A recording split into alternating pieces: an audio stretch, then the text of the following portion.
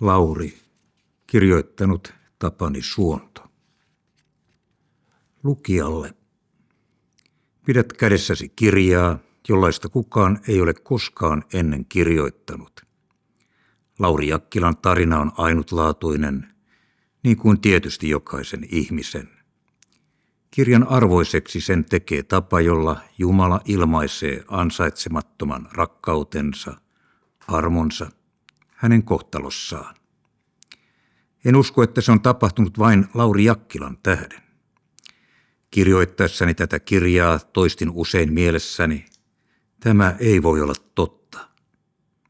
Olen kuitenkin seurannut Laurin elämää ajoittain hyvin läheltä.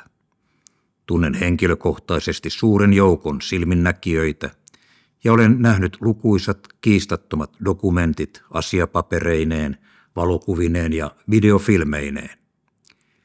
Ilman tätä kaikkea en olisi uskaltanut tätä kirjaa kirjoittaa, sillä ilman suurta ja arvovaltaista todistajien joukkoa ei kukaan tätä tarinaa uskoisi. Vaikka kirjan keskeisten tapahtumien todenperäisyys on kiistaton, en ole kirjoittanut kirjaa yksityiskohtia myöten, pelkkiä faktoja tuijottaen. Olen käyttänyt kirjailijana vapautta ja kuvannut Laurin elämää, niin kuin hän on itse sen kokenut ja minulle kertonut. Espoossa elokuussa 1998 Tapani Suonto. Hän tomusta nostaa alhaisen, korottaa loasta köyhän, asettaaksensa hänet ruhtinasten rinnalle. Luku 1. Ulkona satoi vettä. Kolea puuskainen tuuli puhalteli aavalta Pyongyangin lentokentältä ja heilutteli sateenvarjoja Pohjois-Korean valtion virkailijoiden käsissä. He ohjasivat juuri maahan saapunutta suomalaista valtuuskuntaa Pyongyangin lentoterminaalin VIP-tiloista kohti pihalla odottavia valtion edustusautoja. Ensimmäisen auton ovi avattiin valtuuskuntaa johtavalle Lauri Jakkilalle. Lauri istui mustan Mersun takapenkille. Pohjois-Korean valtion protokollapäällikkö hymyili hänelle ystävällisesti auton ovella, valvoessaan samalla, että maahan saapunut valtiovieras pääsee turvallisesti ja ongelmitta hänelle varattuun edustusautoon. Lauri ei ollut vielä täysin tajunnut, missä hän oli ja mitä hänen elämässään oli tapahtumassa.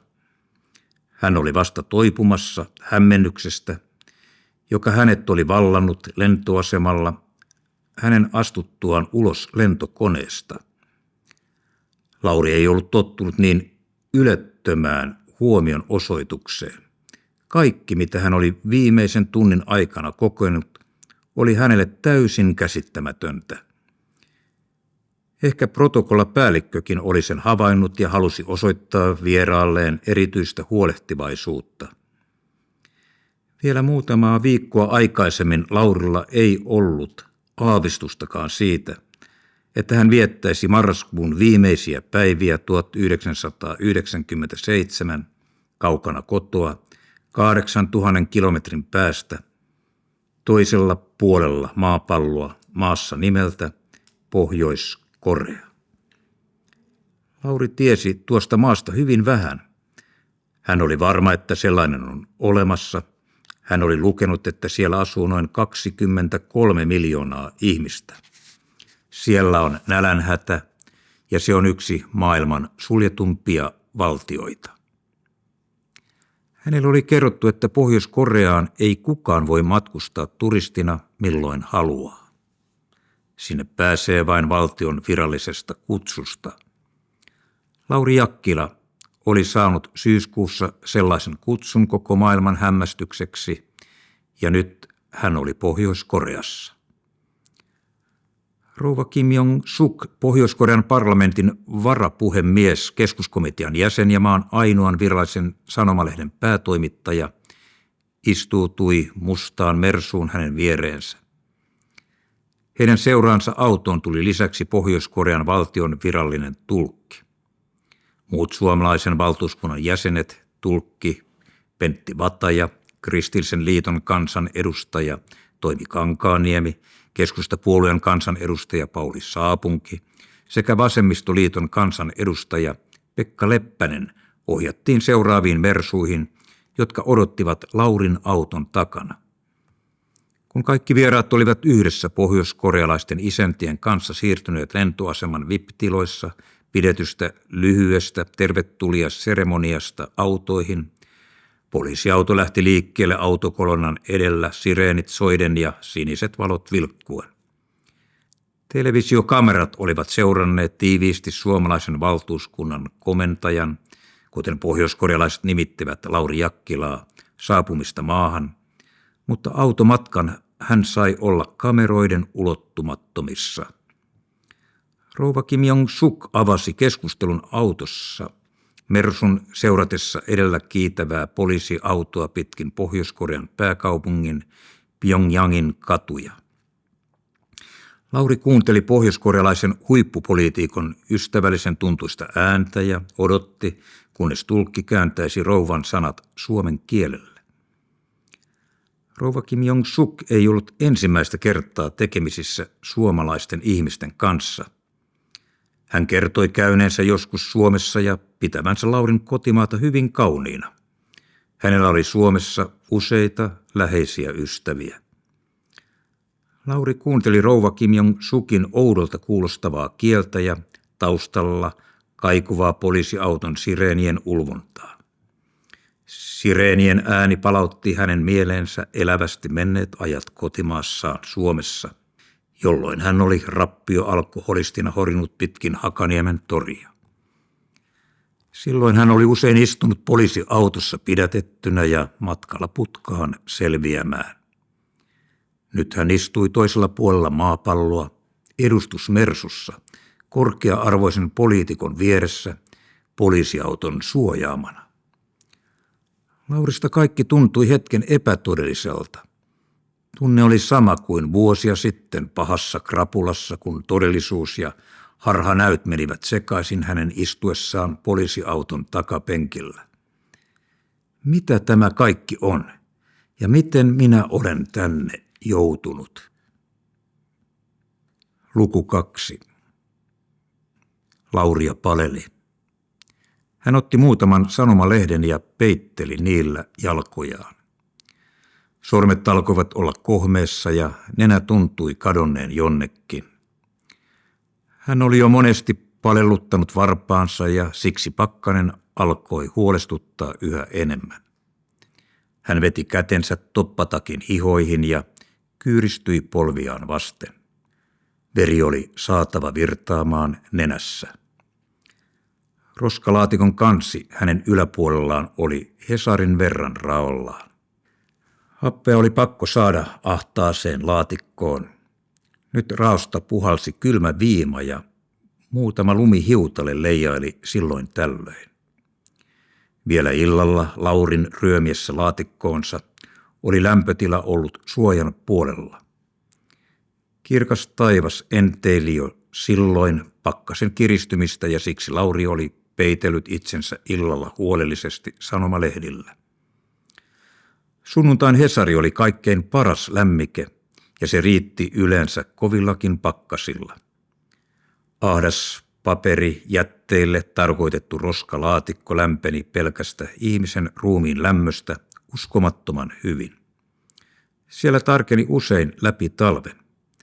Piti vain huolehtia siitä, että sanomalehti oli peitteeksi riittävästi. Monet ystävät olivat menettäneet jalkansa tai kätensä pelkästä huolimattomuudesta. Pahoista paleltumista selvisi vain amputaatiolla. Heihin verrattuna Laurilla oli vielä asiat hyvin. Hän oli selvinnyt 20 vuotta kodittomana rappioalkoholistina ja käveli edelleen omilla jaloillaan. Lauri alkoi vapista. Kylmä hiipi yhä syvemmälle hänen kehoonsa. Kumarassa asennossa alkoivat jäsenet puutua ja veri kiersi huonommin. Lauri kokeili rukkasella nenänsä. Tunto oli palannut. Hän painautui huojentuneena roskalaatikon seinustaa vasten ja oikaisi itseään hieman.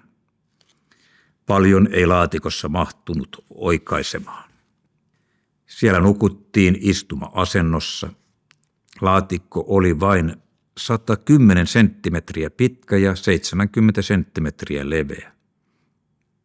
Sikeän unen siellä pääsi vain kovassa humalassa. Laurin elämässä humalatila oli ollut pysyvä jo 20 vuotta, eikä hänen ollut tarvinnut unettomuudesta kärsiä. Vain kovilla pakkasilla uni muuttui katkonaiseksi. Tänä yönä häntä ei nukuttanut ollenkaan. Laurin ajatukset harhailivat menneissä. Kun hän joskus nuorena poikana oli Taivalkoskelta lähtenyt omaa onneaan etsimään maailmalle, ei hän ollut arvannut, millaisen tien tulisi kulkemaan. Siihen aikaan monet lähtivät työtä hakemaan Ruotsin puolelta.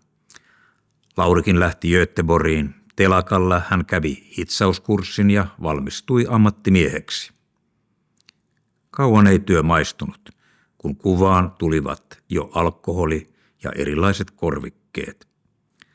Lauri vaihtoi maisemaa ja muutti Eskilstunaan Asser Stenmannin lukkotehtaalle hitsaajaksi. Sekään ei auttanut ja kierteen kiihtyessään siirtyi lopulta Tukholmaan. Aivan kaupungin keskustasta kanaalin rannalta alkoi tuskainen asunnottoman alkoholistin tie. Kosketus elämän todellisuuteen katosi vähitellen ja aika alkoi vieriä eteenpäin jatkuvassa päihtyneen mielen sumussa. Aina ei tiennyt, oliko yö vai päivä, kesä vai talvi. 1970-luvun alussa Lauri muutti takaisin Suomeen ja yritti vielä kerran palata normaaliin elämään. Hän meni Nastolaan upolle töihin ja päätti taistella kaikin sielun voimin viinan himoa vastaan. 2 kuukautta hän jaksoi, mutta sitten voimat loppuivat. Hän alistui kohtaloonsa ja hävitti elämän tuskansa jatkuvaan juopumukseen. Helsingistä tuli hänen kotikaupunkinsa. Metsistä, rappukäytävistä, siltojen alusista ja roskalaatikoista tuli hänen kotinsa. Hakaniemen torin laidalla Sörnäisten rantatien 3-5 sijaitseva roskalaatikko oli ollut hänen reviiriään jo vuosia. Lauri vapisi yhä enemmän. Ulkona täytyi olla pakkasta jo 20 astetta, sillä harvoin laatikossa oli näin kylmä edes sydän talvella, ja nyt hän oli vasta lokakuu, vai oliko? Hän päätti ottaa vähän tenua lämmikkeeksi ja kaivoi pullon taskustaan. Sormet olivat niin jäässä, ettei korkista tahtonut saada otetta. Viimein pullo aukesi Laurin kirotessa ja hän tyhjensi rippeet suuhunsa. Tenu lämmitti vatsassa ja sai veren kiertämään. Ikävä kyllä, se oli viimeinen ryyppy. Loppuyö piti selvitä kuivin suin. Lauria väsytti. Ei vain siksi, että hän oli valvonut tuntikausia, häntä väsytti koko elämä. Loputon harhailu kaupungin kaduilla, lojuminen siltojen alla ja porttikäytävissä. Kylmät työt roskalaatikossa ja ainainen juoksu tenupullojen haussa. Kun juoma joskus loppui kesken ja pää alkoi selvitä alkoholin sumusta, elämän mielettömyys kaatui murskaavana hänen päälleen. Niinä hetkinä hän kaipasi vain yhtä asiaa, kuolemaa. Sitä hän oli etsinyt lukuisia kertoja ja maannut sairaalassa kuoleman kielissä. Vatsahuhtelulla hänet oli pelastettu Meilahden sairaalan ensiavussa niin monta kertaa, että hän oli hyvä tuttu jo henkilökunnalle. Tuskin kukaan jaksoi enää laskea hänen itsemurhayrityksiään. On siinä mies, kun ei saa itseltään edes henkeä pois, kirosi Lauri roskalaatikossa, ajatuksen yhä selkiintyessä. Itsetuho alkoi vallata taas mielen. Se oli merkillinen voima. Joskus hän oli seissyt Hakaniemen sillalla ja kuunnellut vain sisimmässään kahden voiman taistelua. Hyppää, hyppää, huusi joku hänen sekavassa mielessään, ja vaikka hän ponnisteli vastaan, haluten vielä elää, oli askel vienyt eteenpäin kohti kuolemaa. Niinä hetkin hän tajusi, kuinka hänen sumuista mieltään heittelivät voimat, jotka eivät olleet hänen hallittavissaan. Roskalaatikon viereen pysähtyi auto. Helsingin Sanomien jakelija oli liikkeellä. Aamu oli sarastamassa. Valvominen ja pään selviäminen pakkasessa oli tehnyt Laurin mielen entistä tuskaisemmaksi. Hän päätti lähteä kävelemään. Lauri kurottautui kohti roskalaatikon luukkua ja yritti kädellään työntää sitä auki. Kohmeinen ja kangistunut käsi ei noussut kyllin ylös ja kansi paukahti takaisin. Hänen oli mahdotonta ojentaa itseään pystyyn. Olo tuntui heikolta. Ulos oli kuitenkin päästävä, tai hän paleltuisi lopulta kopperoonsa. Hän kääntyi ahtaassa laatikossa sivuttain ja nojasi koko painollaan laatikon kylkeä vasten. Vähän huojuttamalla hän sai laatikon liikkeeseen ja lopulta se rojahti kyljelleen kovalla ryminällä. Lauri konttasi avoimesta luukusta ulos, oikaisi hitaasti itsensä ja haukotteli syvään. Pakkanen nipisteli hänen kasvojaan. Yön aikana oli satanut pieni kerros lunta ja tuuli pyöritti sitä pitkin kerrostalon pihaa. Lauri tarttui roskalaatikon laidasta kiinni ja nosti sen pystyyn, veti vanhan karvahatun korvilleen ja lähti laahustamaan kohti Hakaniemen toria. Suuta kuivasi ja oli saatava ensimmäisenä juotavaa. Hakaniemen torin laidalla oli vesiposti, jonka äärellä Lauri oli jo vuosia nauttinut aamukahvinsa, kulauksen raikasta vettä. Hakaniemen tori oli vielä hiljainen hänen nojatessaan väsyneenä vesipostin kylmää hanaa vasten. Maisema oli muuttunut yön aikana ja hämärä tori oli valkoisen ensilumen peittämä. Lauri katseli autiota toria pitkään hiljaa. Mieleen palautuivat lapsuuden muistot. Lauri oli talven lapsi. Nuorena hän tiesi, että jos hän elämässään joskus jotain suurta saavuttaisi, se tapahtuisi talvella. Aina ensiluman sataessa Taivalkosken lakeuksille hän oli sydän pamppaiden kaivannut sukset esiin. Hän oli mäkihyppääjä ja mestari koko kylällä. Kaikki tiesivät, että Jakkilan Lauri voisi hypätä joskus vaikka olympiakultaa. Hän voitti piirimestaruuskilpailut vuosi toisensa jälkeen ja lähestyi nuoresta iästään huolimatta maan huippuja. Isä oli hänestä ylpeä. Meidän pojasta tulee vielä kuuluisa, oli isä joskus miettinyt katsellessaan poikansa palkintokaappia. Lauri ei pelännyt hypätä. Mikään mäki ei ollut hänelle liian suuri. Kovassa lumipyryssäkin hän oli syöksynyt pää kylmänä ränniin, vaikka ei ollut nähnyt eteensä kuin muutaman metrin. Ilmalento niillä keleillä vaati poikkeuksellista kylmäpäisyyttä. Maan lähestymistä ei voinut nähdä. Se piti aavistaa. Kovissa tuiskuissa kokeiltiin, kuka oli mies. Lauri tuli alas kaikilla keleillä. Joskus pystyssä, joskus pyörien koko alastulomäen sukset solmussa. Harjoituksissa hän oli tullut alaspää edellä kuin uima hyppääjä, mutta sekään ei miestä pysäyttänyt.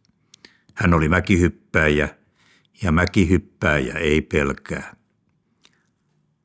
Laurin mieleen nousi talvinen päivä Rukatunturilla. Hyppyrimään huipulta avautui henkeä salpaava maisema vaaroineen ja erämaa metsineen. Aurinko paistoi pilven lomasta Laurin valmistautuessa elämänsä hyppyyn. Silloinkin tuuli puhalsi kevyitä lumihiutaleita vasten kasvoja hänen odottaessaan hyppyvuoroaan. Edellinen hyppäjä lähti liukuun ja hävisi pian alastulorinteen notkelmaan. Hetkeen häntä ei näkynyt ollenkaan, kunnes hän lopulta ilmestyi pienenä hahmona vastapäisen rinteen kääntöpaikalle. Sinne oli pitkä matka. Ihminen näytti alastulo rinteen päässä vain pieneltä muurahaisalta. Vaikka matka oli pitkä, se vei aikaa vain 15 sekuntia. Laurille näytettiin lähtömerkkiä. Hän painoi itsensä kyyryyn ja laski sukset liukuun. Nopeus kiihtyi hetkessä ja pian hän oli hyppyrin nokalla. Ponnistus osui kohdalleen ja Lauri nojasi täydellä painollaan vasten tuulta. Se oli upea tunne. Ilma kantoi häntä kuin kotkaa siivillä. Hän tunsi lentämänsä pidemmälle kuin koskaan. Mäen kriittinen piste alkoi lähestyä, kun sukset koskettivat maata. Se oli Laurin elämän pisin hyppy. Hän tiesi sen jo ennen mittamiehiä. 98 metriä rukalla lähenteli jo mäkiennätystä. Kuinka pitkälle hän vielä lentäisikään? Lauri lähti astelemaan pitkin autiota Hakaniemen toria. Itse syytös kalvoi mieltä. Viina oli tuhonnut nuoren miehen haaveet. Hänestä ei koskaan tullut mestaria, kuten Tapio Räisäsestä ja monista muista hänen ystävistään. Yksinäisen miehen jalanjäljet painuivat koskemattomaan ensilumeen. Hän suuntasi kohti Hakaniemen siltaa, jonka alle hän oli jättänyt ystävänsä illalla tenupulloineen. Ehkä jollain olisi tarjota ryyppy. Sillan alla oli hiljaista. Vain pari miestä kyhjötti apaattisina sillan syvennyksessä. Sinne ei tuuli sopinut ja maakin oli vielä kuiva. Muut miehet olivat lähteneet hakemaan lämpimämpää suojaa rappukäytävistä ja roskalaatikoista. Tenun avulla oli yö selvitty sillankin alla.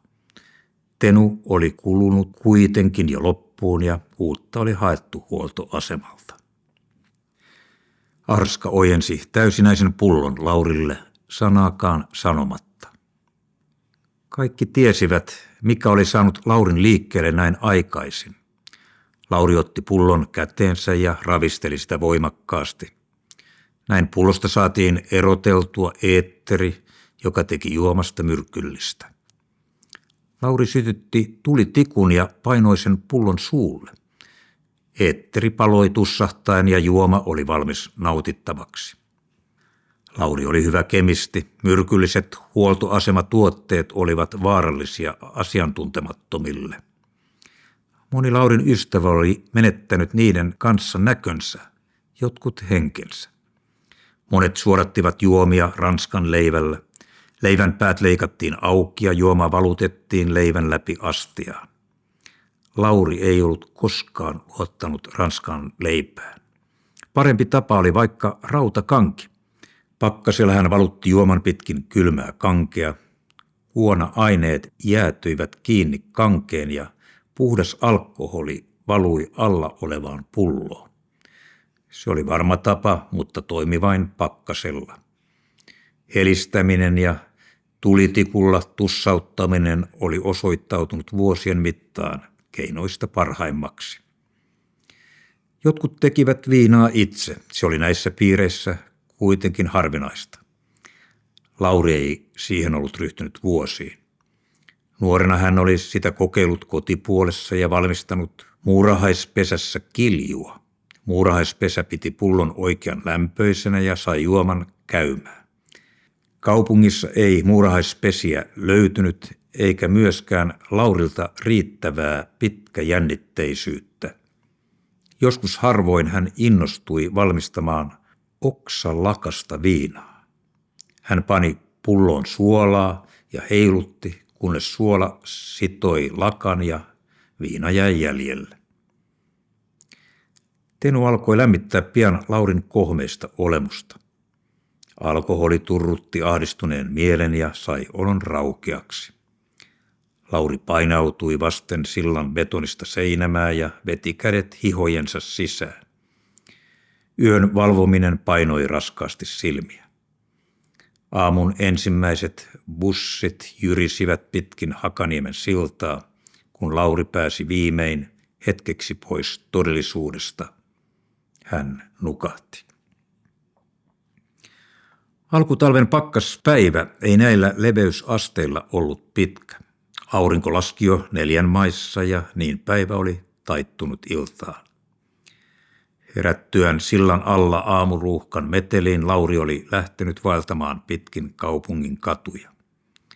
Kävelemällä hän pysyi lämpimänä.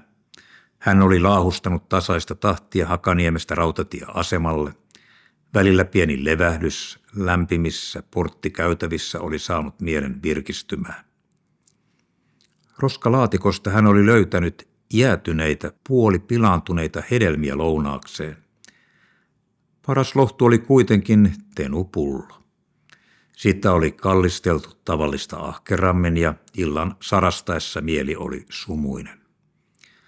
Lauri oli palannut auringon laskiessa kotinurkilleen Hakaniemen torille, sillä pian olisi nukkumaan menon aika. Hän nojasi metroaseman oven pieleen ja kaivoi hihastaan viimeistä pulloa.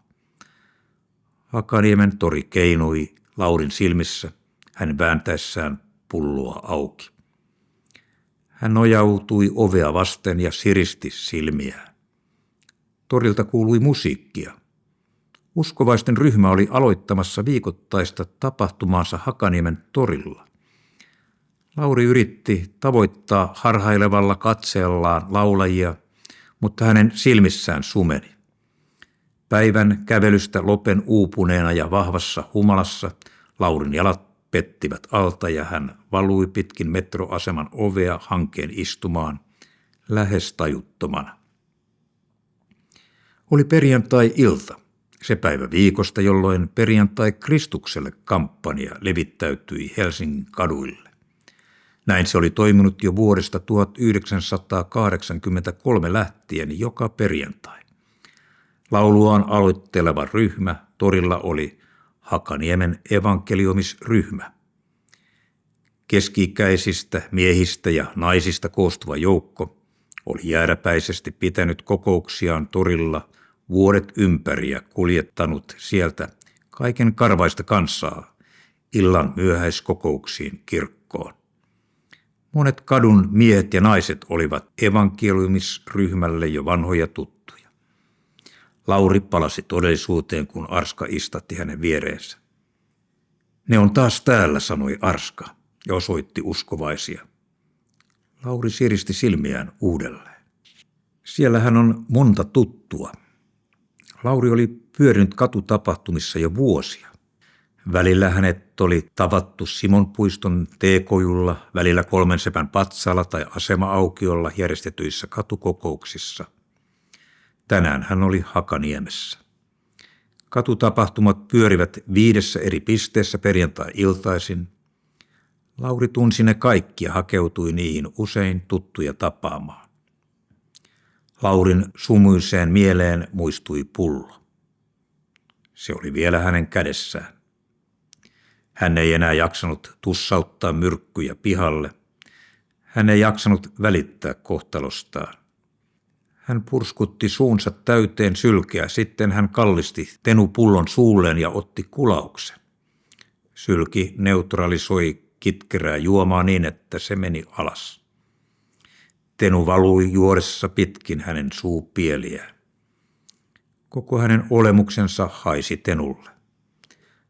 Hän ei ollut peseytynyt moneen kuukauteen, mutta tenun käry peitti alleen kaiken muun lemun. Lauri häpesi itseään tällaisena. Siksi hän ei koskaan kulkenut ihmisten ilmoilla muuten kuin kovassa humalassa. Nyt hän oli sellaisessa sumussa. Hän ponnisti ylös hangesta ja lähti horjuen astumaan kohti uskovaisten ryhmää. Hänellä oli heille asiaa. Laulakaa se, Lauri takelteli. Hänen ajatuksensa katkeili. Alkoholismin aiheuttamat vauriot olivat jo vakavia. Hän oli ollut 10 kertaa hoidossa Hesperiassa juoppohulluuden tähden ja taas alkoi sekavuus vallata mieltä. Laulakaa se, älä lähde nyt pois, sai Lauri viimein suustaan. Evankeliumisryhmä oli tottunut miesten toiveisiin ja pian tuttu laulu alkoi kaikua torilla. Lauri kuunteli laulua huojuen paikallaan. Hänen seisova katsensa tuijotti jonnekin kaukaisuuteen. Hän vajosi omiin maailmoihinsa. Hengelliset laulut olivat hänelle tuttuja jo lapsuudesta.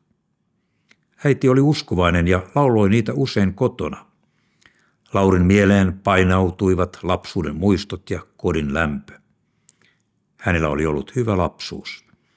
Koti Taivalkoskella oli ollut tavallista varakkaampi, eikä mitään ollut puuttunut.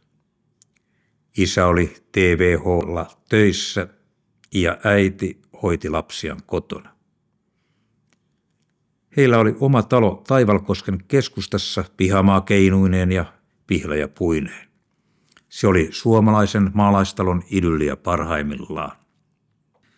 Kesäisin Lauri sai ajella isoisän hevosilla pitkin kyliä. Hän oli ylpeä saadessaan seistä rattailla ja käskeä laukkia raviin. Kaverit katselivat kateellisina, kun Lauria vietiin. Äiti iloitsi lapsistaan. Hän rakasti heitä ja toivoi lastensa menestyvän elämässään. Siksi hän rukoili heidän puolestaan usein. Hän halusi varjella heidät kaikelta pahalta. Sitten tuli se surullinen päivä. Lauri oli ottanut elämänsä ensimmäisen ryypyn ja palasi kotiin humalassa. Se oli äidille hirveä järkytys. Lauri ei silloin ymmärtänyt, miksi se niin tavatonta oli. Enhän minä kuitenkaan vielä mikään alkoholisti ole. Enää. Äiti kärsi paljon Laurin juomisesta. Hän ei kuitenkaan hellittänyt rukousta. Vuodesta toiseen hän kantoi lastaan rukoillen Jumalan eteen. Hän uskoi, että vielä kerran Jumala vapauttaa Laurin. Tänäänkin jossain kaukana äiti rukoilee minun puolestani, ajatteli Lauri. Hän olisi halunnut tuottaa äidilleen sen ilon, että äiti näkee hänet vielä kerran muuttuneena. Se ei vain koskaan onnistunut. Ei vaikka kuinka hän yritti. Hän oli ollut hoidossa lukuisia kertoja, sairaaloissa, alkoholistiparantoloissa ja erilaisissa hoitokodeissa. Monet muut olivat saaneet avun, mutta Laurin kärsimys vain jatkui. Laulu loppui torilla. Evankeliumisryhmä kokosi tavaransa autoon. He kutsuivat ympärillä pyöriviä ihmisiä mukaan kello 21 alkavaan herätyskokoukseen vanhaan kirkkoon ja tarjosivat ilmaista kyytiä. Muutamat ohikulkijat lähtivät mukaan. Kyytiin lähti myös pari torilla pyörinyttä holistia.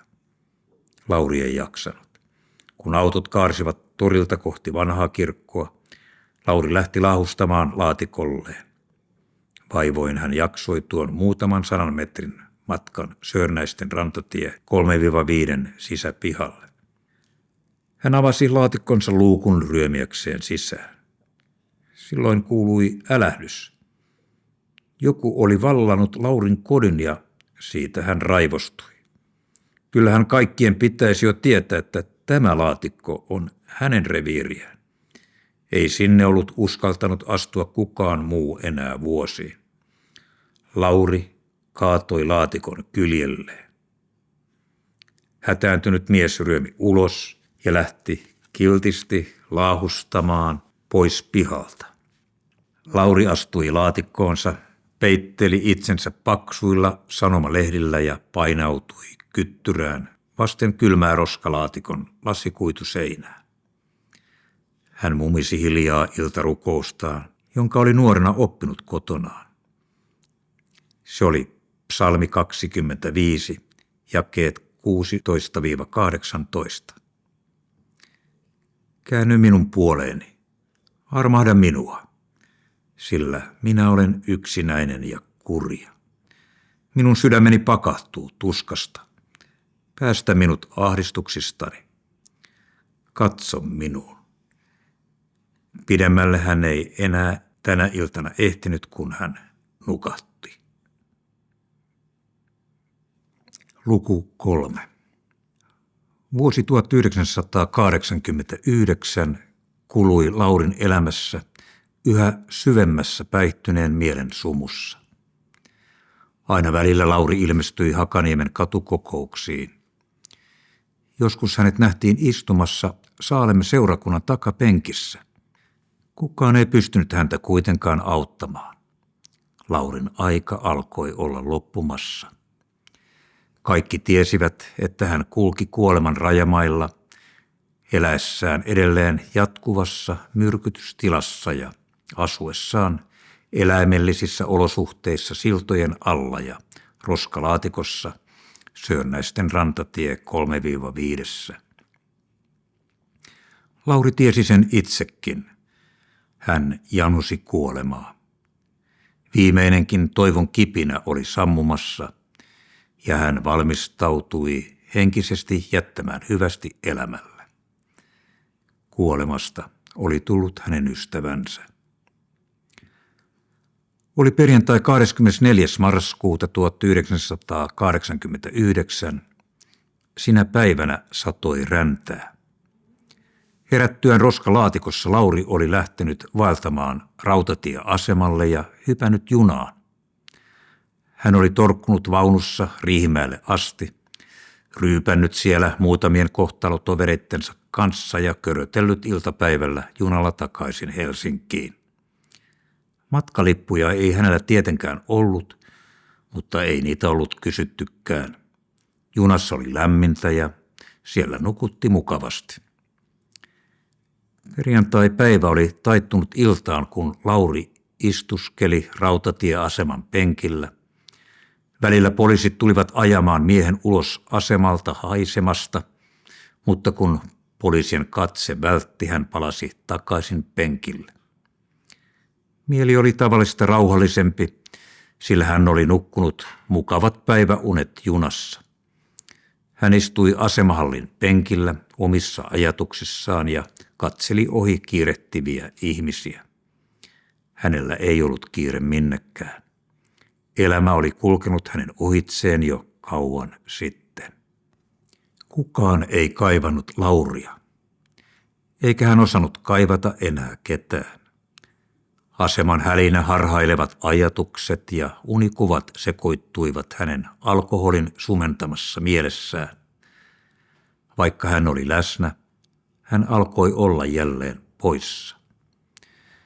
Yhtäkkiä ihmisvilinästä lähestyi häntä nuori mies. Hän astui Laurin eteen ja ojensi hänelle pientä lappusta. Lauri havahtui hätkähtäen todellisuuteen. Mies sanoi arasti: "Lähde tänään perjantai Kristukselle iltaan."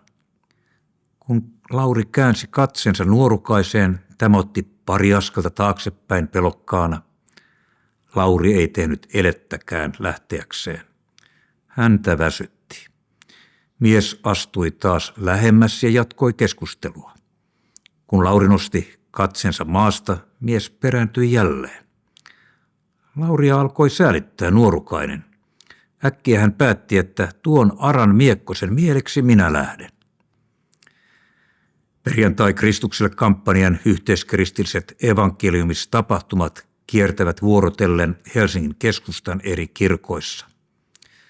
Ne alkavat rukouskokouksella alkuillasta, jonka jälkeen kristityt levittäytyvät eri tehtäviin kaduille. Osa järjestää erilaisia katukokouksia, osa lähtee autoilla alkoholistien leireihin, metsiin ja siltojen alle kohtaamaan kaikkein syvimpään rappioon vajonneita lähimmäisiään. Osa kiertää nuorisojengeissä, asematunneleissa ja kaduilla kutsumassa kansaa kirkkoon. Laurin luokse tullut nuori mies oli yksi heistä.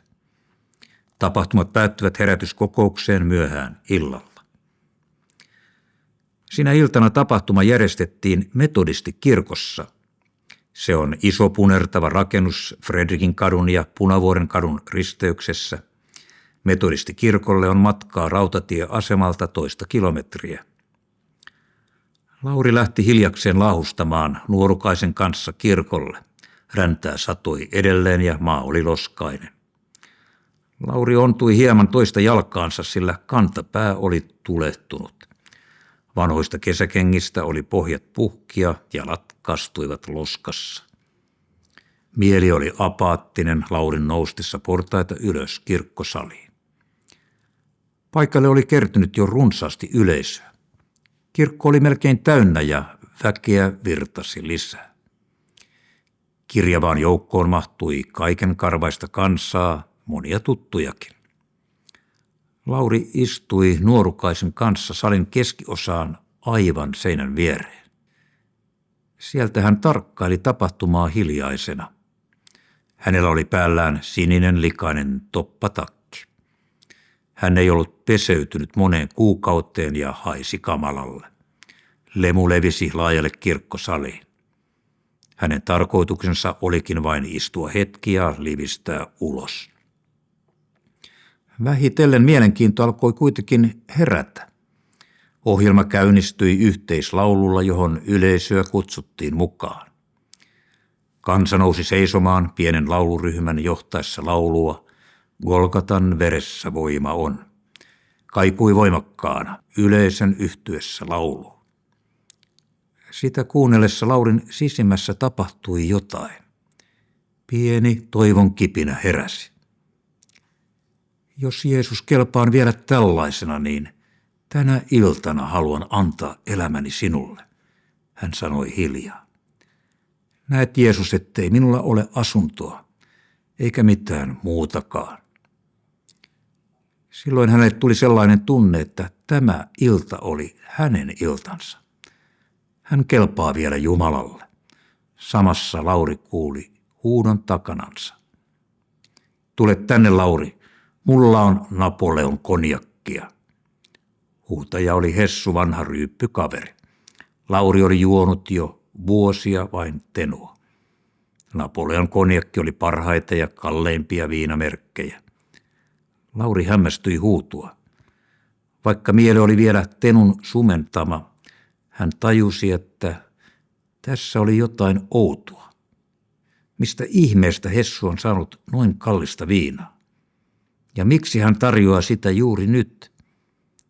Lauri alkoi tajuta, että hänen sielustaan käytiin taistelua. Lauri huusi Hessulle takaisin kirkko kaikuen. En mä nyt lähde. Laulun loputtua uudet esiintyjät olivat astuneet lavalle. Ilta vieri nopeasti Laurin vain odottaessa, että pääsisi alttarille siunattavaksi. Hän ei ollut ensimmäistä kertaa hengellisessä tilaisuudessa ja tiesi kyllä, että jossain vaiheessa ihmisiä kutsutaan esiin. Lopulta tuli päätöspuheen aika. Lauri yritti tarkkaavaisesti kuunnella, mitä puhuja haluaisi sanoa. Tänä iltana sinullakin, joka istut siellä penkissä, on uusi mahdollisuus. Sinunkin elämäsi voi muuttua, kun annat elämäsi Kristukselle. Silloin Lauri lähti. Hän polvistui ensimmäisten joukossa salin etuosassa olevalle alttarille. Joku mies laski kätensä hänen harteilleen ja rukoili hänen puolestaan. Lauri pyysi kaikkia syntejään anteeksi ja rukoili, että Jeesus tulisi hänenkin elämäänsä. Rukouksen loputtua Lauri kertoi miehelle, ettei hänellä ole asuntoa ja koko elämä oli muutenkin sekaisin. Mies vakuutti, että kyllä kaikki nyt järjestyy. Jumala on luvannut pitää huolta jokaisesta omastaan. Hän pyysi Lauria odottamaan etupenkissä hetkisen. Lauri nousi alttarilta ja istuutui penkille. Silloin hän hämmästyi käsiään. Ne olivat aivan punaiset. Vieressä istuva mies kertoi, että hänen naamansakin oli punainen. Samassa Lauri tajusi, ettei hän ollut enää humalassa. Hän nousi ylös ja käveli hämmentyneenä illassa puhuneen miehen luo, joka oli juuri rukoilemassa alttarilla. Nyt kerrot minulle, mihin ne viinat lähti. Kuulehan, Jeesus otti ne viinat pois, kun sinä annoit elämäsi Jeesukselle. Mistä reiästä ne viinat tuli ulos? Näytä minulle se reikä. Ei ne ainakaan suusta ole tullut ulos. Ei siihen mitään reikää tarvita, kun Jumala ottaa humalat pois. Se lähtee ilman reikiä. Lauri oli aivan sanaton. Ei hän koskaan ollut kokenut tällaista. Yhtäkkiä hän oli selvin päin. Siihen päättyi Laurin elämän viimeinen humala. Lauri palasi takaisin penkkiin istumaan. Mustaan nahkatakkiin sonnustautunut ystävällisen tuntuinen viiksikäs mies tuli Laurin kanssa keskustelemaan. Saatuaan kuulla Laurin asuntotilanteesta hän lupasi Laurille, että tämä pääsisi eräälle hoitokodille viikon lopuksi. Mies oli Ensio Korhonen, joka vastasi siihen aikaan Perjantai Kristukselle -kampanjan vastaanottokodin toiminnasta. Kuultuaan yöpaikasta Laurista alkoi tuntua siltä, että elämässä voisi sittenkin käydä vielä hyvin. Vähitellen sielun hoito päättyi alttarilla ja Lauri lähti yhdessä Ension ja muutamien muiden miesten kanssa köröttelemään vanhalla pikkubussilla entisellä poliisiautolla kohti Perjantai-kotia. Oli keskiyö marraskuun 25. päivä ja ulkona satoi edelleen räntää. Lauri istui autossa mietteissään, kun se lähti kulkemaan ulos kaupungista pitkin länsiväylää kohti Espoota. Ei hänellä mitään tällaisia suunnitelmia ollut hänen saapuessaan metodistikirkolle. Nyt hän istui vieraassa autossa vieraiden ihmisten kanssa matkalla johonkin outoon ja vieraaseen paikkaan. Kaiken lisäksi hänen päänsä oli vesiselvä, ja sitä hän ei vieläkään pystynyt käsittämään. Minne ne viinat oli hävinneet? Jotakin kummallista oli hänelle tapahtunut. Yhtäkkiä kaikki oli muuttunut ja nyt hän istui tässä entisessä poliisiautossa matkalla johonkin tuntemattomaan. Oli hän aikaisemminkin istunut poliisiautossa, mutta aina matkalla putkaan. Tämä matka oli erilainen. Vaikka kaikki oli outoa ja uutta, hän ei katunut lähtöään mukaan. Hänellä ei ollut enää mitään menetettävää. Tätäkö se on, kun ihminen tulee uskoon, hän mietti mielessään. Lauri havahtui ajatuksistaan, kun auto kaarsi Soukanlahden tieltä bussipysäkille, kulki hetken pitkin jalkakäytävää ja sukelsi yllättäen kapealle pimeälle kujalle. Katuvalot päättyivät siihen. Räntäsateen valkaisema tie hohti auton valokeiloissa kirkkaan valkoisena ja koskemattomana. Vain yksinäinen jänis oli jättänyt jälkensä illalla sataneeseen lumeen. Suurten lehtipuiden rungot ja oksat kaartuivat hämärinä heidän yläpuolellaan. Pian auton valokeiloihin ilmestyi laituri ja kellertävä kaislikko. Kauempana kimalteli musta lainehtiva meri. Auto pysähtyi meren rantaan. Mihin ihmeeseen minua nyt viedään, mietti Lauri auton valojen sammuessa. Yön hämärässä häämötti metsikko ja mäen päällä pieni rakennus, josta kajasti valoa. Lauria oli viety lukemattomia kertoja hänen elämänsä aikana sairaaloihin ja alkoholistiparantoloihin. Jotain samanlaista hän oli odottanut kohtaavansa tälläkin reissulla. Suuret kivitalot valastuine pihoineen ja valkotakkisine henkilökuntineen. Nyt hän seisoi Ension ja juopuneen pienen ukkojoukon kanssa sysimustassa yössä meren rannalla. Perjantaikodin mäki oli räntäsateessa liukas ja Ensio ilmoitti, että loppumatka oli käveltävä. Noustessaan hämärää mäkeä ylös, Lauri toipui hämmennyksestään ja rukoili mielessään. Lyö minulta, Jumala, vaikka jalka poikki, etten pääse täältä mihinkään kaljakuppilaan. Astuessaan mäen päällä sijaitsevan talon ovesta sisään häntä vastaan lehahti kahvin tuoksu. Pienessä oleskeluhuoneessa oli lämmintä ja kodikasta. Kakluuni uunissa oven vieressä paloi tuli. Keittiön pöytään oli katettu voileipiä ja kahvikupit. Lauri ei ehtinyt paljon ympärilleen katsoa, kun Ensio pyysi uusia tulokkaita kahvipöytään. Vieraille oli aina tapana tarjota kuppi kahvia ja pari voileipää ennen nukkumaan menoa. Voileivät hävisivät pöydästä nälkäisiin suihin nopeasti. Heti kun kahvit oli juotu, Ensio vei miehet majoitusrakennukseen ja osoitti jokaiselle oman vuoteen. Vuorokausi oli jo vaihtunut ja vapaaehtoiset päivystäjätkin halusivat lepäämään. Lauri pääsi nukkumaan puhtaiden lakanoiden väliin lämpimään nurkkahuoneeseen. Peitteekseen hän sai huovan. Vaikka vanhasta TVL:n parakista kunnostettu majoitusrakennus ei loistanut ylellisyyttään, se oli roskalaatikoista nouseville miehille luksusta. Perjantai-koti on työkeskus, joka perustettiin asunnottomien alkoholistien ja narkomaanien auttamiseksi, kun heitä alkoi tulla Perjantai Kristukselle -kampanjan tilaisuuksiin. Vapaaehtoisin voimin ja varoin toimivassa keskuksessa on hoidettu asunnottomia miehiä viikonlopun yli, jonka jälkeen heidät on ohjattu kristillisiin hoitokoteihin pitempiaikaiseen hoitoon. Osa potilaista on lähetetty myös sairaalaan. Osa on lähtenyt oma-aloitteisesti vankilaan tai takaisin kadulle. Joukkoon on mahtunut murhamiehiä, pankkirosvoja ja juoppohulluuden riivaamia ihmisraunioita. Vuosien aikana Perjantai-kodilla on hoidettu kodittomia alkoholisteja ja narkomaaneja sadoittain. Kun Lauri tuli sinne, hän oli vain yksi monista. Ensiosta näytti siltä, että hänelle oli tapahtunut jotain perjantai-illassa. Pian nähtäisiin, oliko se todellista. Asunnottomat alkoholistit olivat mestareita huiputtamaan hyväntahtoisia uskovaisia.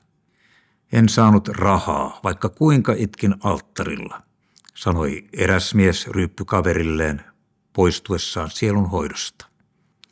Tällaiset miehet eivät kauan vieraana viipyneet. Monen vei viinan himo jo seuraavana aamuna. Kuinka kävisi Laurin? Lauri ei ollut peseytynyt moneen kuukauteen, ei myöskään riisuutunut. Kun hän keskellä yötä veti sukkia jalastaan majoitusrakennuksessa, hän huomasi, että kipeän jalan sukka oli tarttunut kiinni ihoon. Kantapää oli ollut pahasti hiertynyt jo pitkään ja ruvennut lopulta märkimään. Nyt sukka oli kiinni märkineessä ja kuivuneessa ihossa. Kun Lauri veti sukkaa jalasta, liha irtosi jännettä myöten mukana. Tulehtunut nilkka tuli entistä kipeämmäksi. Keskellä yötä ei asialle voinut tehdä mitään ja Lauri ryömi vuoteeseensa. Jalkaa särki kuitenkin niin, että oli vaikea saada unta. Yöllä Lauri heräsi. Hänen piti lähteä WC:hen. Kun hän nousi ylös, hän ei pystynyt astumaan kipeällä jalalla. Se petti alta. Vessan oli kuitenkin päästävä. Lopulta oli pakko lähteä liikkeelle. Lauri lähti konttaamaan muutaman 10 metrin matkan liiterille, jossa sijaitsi ulkohuone. Räntäsateen pehmittämä maa tuntui hyytävältä hänen polmiensa alla.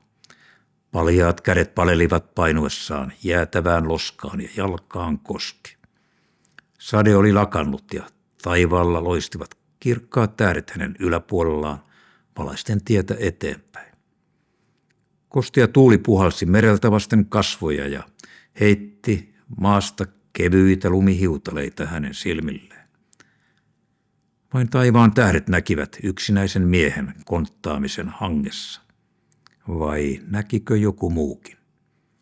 Lauri oli rukoillut mäkeä noustessaan, että lyö Jumala vaikka jalka poikki, mutta älä päästä minua täältä kaljakuppilaan.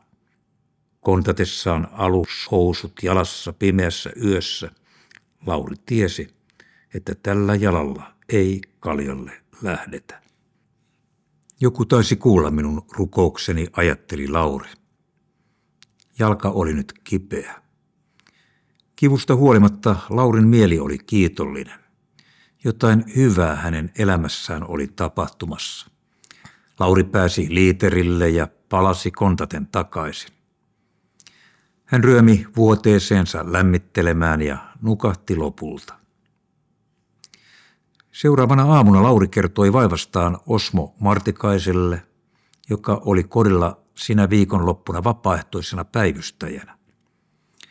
Osmo oli elämää kokenut vanhempi mies, joka oli saanut sydämelleen nämä onnettomat ihmisrauniot. Hän kertoi Laurille, että lääkäriin jalan kanssa päästäisiin vasta maanantaina. Siksi kaapista etsittiin A-salvaa, jota yhdessä siveltiin kipeään jalkaan. Se oli juuri sitä salvaa, jota ei missään tapauksessa olisi saanut käyttää tulehdukseen. Salva kuori ihoa ja kipu vain kasvoi. Pian virhe huomattiin ja etsittiin parempaa rohtoa. Jalkaansa Lauri sai kodilta pehmeät aamutossut, joilla hän jolkutti pitkin pihoja. Niillä kehtasi kulkea metsän siimeksessä sijaitsevalla perjantai-kodilla, mutta pitemmälle ei tehnyt mieli. Lauantai-päivä valkeni pilvisenä Espoonlahdessa. Lauri loikoili sängyssään kipeän jalkansa kanssa lähes puoleen päivään. Kipu jalassa alkoi menettää merkitystään samaa tahtia kuin tutina ruumiissa ja särky päässä kasvoivat. Vaikka hänen humalansa oli haihtunut edellisenä iltana metodistikirkossa yhtäkkiä, eivät vierotusoireet olleet kadonneet. Viimeisenkin alkoholin poistuessa kehosta koko ruumis reagoi voimakkaasti vuosia kestäneen, lähes jatkuvan päihdetilan katkaisemiseen. Hän tärisi niin, että tuntui kuin olisi ajanut Mukulakivi-katua polkupyörällä ilman kumeja. Päässä jyskytti vihlova kipu tasaiseen tahtiin ja vatsassa kiersi. Nämä tärisevät, kalpeat miehet olivat tavallista arkea perjantai-kodilla. Vakavampiin vierotusoireisiin, kuten kramppeihin, saatiin lääkäriltä hyvissä ajoin tarvittava lääkitys. Suurin osa oireista meni ohi kuitenkin vain pelkällä levolla ja kärsivällisyydellä. Huumevieroitukseen verrattuna alkoholistin oireet olivat vielä lieviä. Vaikka Laurin olo oli hirveä ja jatkuisi vielä muutaman päivän, hän näytti voivan olosuhteisiin nähden kohtalaisen hyvin. Vaikeimmat tapaukset eivät päässeet seuraavana päivänä edes sängystä ylös. Kello lähestyi puolta päivää, kun Sanna Tikka tuli hakemaan miehiä ruokasaliin syömään. Sanna oli yksi 3 tytöstä, jotka viikonloppuisin valmistivat kodilla miehille ruokaa. Tarjan ja Helenan kanssa he tulivat joka lauantai-aamu tekemään viikonlopun ateria. Tällä kertaa miehiä oli kodilla hoidossa 5. Kaikki olivat jo niin hyvässä kunnossa, että kykenivät syömään. Kun päivystäjät ja muu henkilökuntakin istui pöytään, oli pieni ruokasali täynnä. Lauri tunsi olonsa joukossa kotoisaksi. Vapaaehtoinen henkilökunta suhtautuu miehiin lämpimästi ja kunnioittavasti. Nämä ovat mukavia ihmisiä, ajatteli Lauri kuunnellessaan iloista keskustelua ja nieleskellessään varovasti ruokaa möyrivään vatsaansa. Tutina teki syömisen hankalaksi. Alkoholin haiduttua päästä hän alkoi vähitellen haistaa myös oman likaisuutensa. Lämmin sauna tuntuisi nyt mukavalta. Saako täällä saunoa, kysäisi Lauri. Tytöt kertoivat, että sauna löytyy mättään alta entisestä maakellarista. He lupasivat auttaa Lauria veden kannossa kaivolta. Niin päätettiin yhdessä ruokailun jälkeen lämmittää sauna. Perjantai-kodin sauna on rakennettu vanhaan betonista valettuun maakellariin. Pihalle päin saunasta kertovat vain nurmikosta nousevat 2 peltistä piippua. Betoninen maakellari on eristetty ja vuorattu paneelilla. Kiuas ja pata ovat aivan oven vieressä ja lauteet vasten takaseinää. Sauna ei ole kovin korkea ja siellä istutaan aivan katon rajassa. Kun saunan lämmittää kuumaksi, sieltä saa pitkät ja tuliset löylyt. Täisaunaksi se on mitä parhain. Lauri pinosi halkoja kiukaan tulipesään tyttöjen kantaessa ämpäreillä vettä kaivolta. Veden kantoon hän oli liian heikko, eikä jalka kestänyt kävelyä. Se työ jäi naisten harteille. Lauri poltti monta pesällistä halkoja kiukaassa, jotta löylyä varmasti riittää. Kun sauna oli valmis, hän riisui likaiset vaatteet yltään ja astui löylyyn. Muut miehet eivät vielä innostuneet saunasta ja Lauri sai istuutua lauteille aivan yksin. Lauri saunoi sydämensä kyllyydestä. Hän istui ylimmällä lauteella aivan katon rajassa ja heitti löylyä. Samalla hän hoiteli kipeää jalkaansa pesuvadissa. Välillä hän otti ison muovisen saavin jalkojensa väliin ja käteensä pari halkoa. Hän lauloi lapsuudessaan oppimiaan hengellisiä lauluja sielunsa pohjasta. Ja kun ei muuta soitinta löytynyt, hän säästi itseään haloilla. Niillä hän rummutti ylös alaisin olevaa saavia laulujen tahdessa. Lauri oli yksin saunassa ja piti huolen siitä, ettei kukaan näkisi hänen koomista esitystään. Pitäisivät minua vielä hulluna. Hän iloitsi kuin pieni poika siitä rauhasta ja vapaudesta, jonka hän oli viimein löytänyt. Saavi hajosi käyttökelvottomaksi. Se oli kuitenkin pieni hinta siitä ilosta, että tuo onneton, elämänsä kadottanut ihminen oli löytänyt uuden sävelen. Lauri lauloi kiitosta siitä ihmeestä, mikä häntä oli kohdannut. Välillä hän vilvoitteli saunan pukuhuoneessa ja luki kynttilän valossa perjantai-kodilta saamaansa uutta raamattua. Hän lopetti saunomisen vasta myöhään illalla, mutta lämmitti saunan uudelleen jo seuraavana aamuna. Hän kylpi 3 viikon ajan joka päivä 10 tuntia. Hän nautti kuumasta saunasta. Hän nautti siitä, että sai olla puhdas. Hän kylpi kaikki ne kylvyt, jotka olivat jääneet väliin hänen eläessään vuosia roskalaatikossa, Söörnäisten rantatie 3-5. Ensio alkoi jo lopulta huolestua, että Lauri polttaa koko vuoden halot. Tulipahan miehestä ainakin puhdas, sanoi Ensio Laurille jälkeenpäin. Uutta saavia ei Laurille annettu. Rikkinäinen sai kelvata rummuksi loppuajaksi. Elämä perjantai-kodilla oli myös hauskaa. Siellä osattiin nauraa elämälle ja omille kommelluksillekin. Koti oli nähnyt elämää laidasta laitaan ja sen väki osasi iloita silloin, kun oli ilon aika. Surua oli nähty näiden seinien sisällä riittävästi. Lauri vietti toista päivää majoitusparakin nurkkahuoneessa, kun seinän takaa kuului jysähdys. Hän meni ovelle vilkkaisemaan, mitä tapahtui. Kirves törrötti pystyssä ulkoseinässä. Jukka, joka oli tullut perjantai-kodille hoitoon samaan aikaan Laurin kanssa, oli saanut juoppohulluuskohtauksen. Hän seisoi pihalla harhaileva katse silmissään.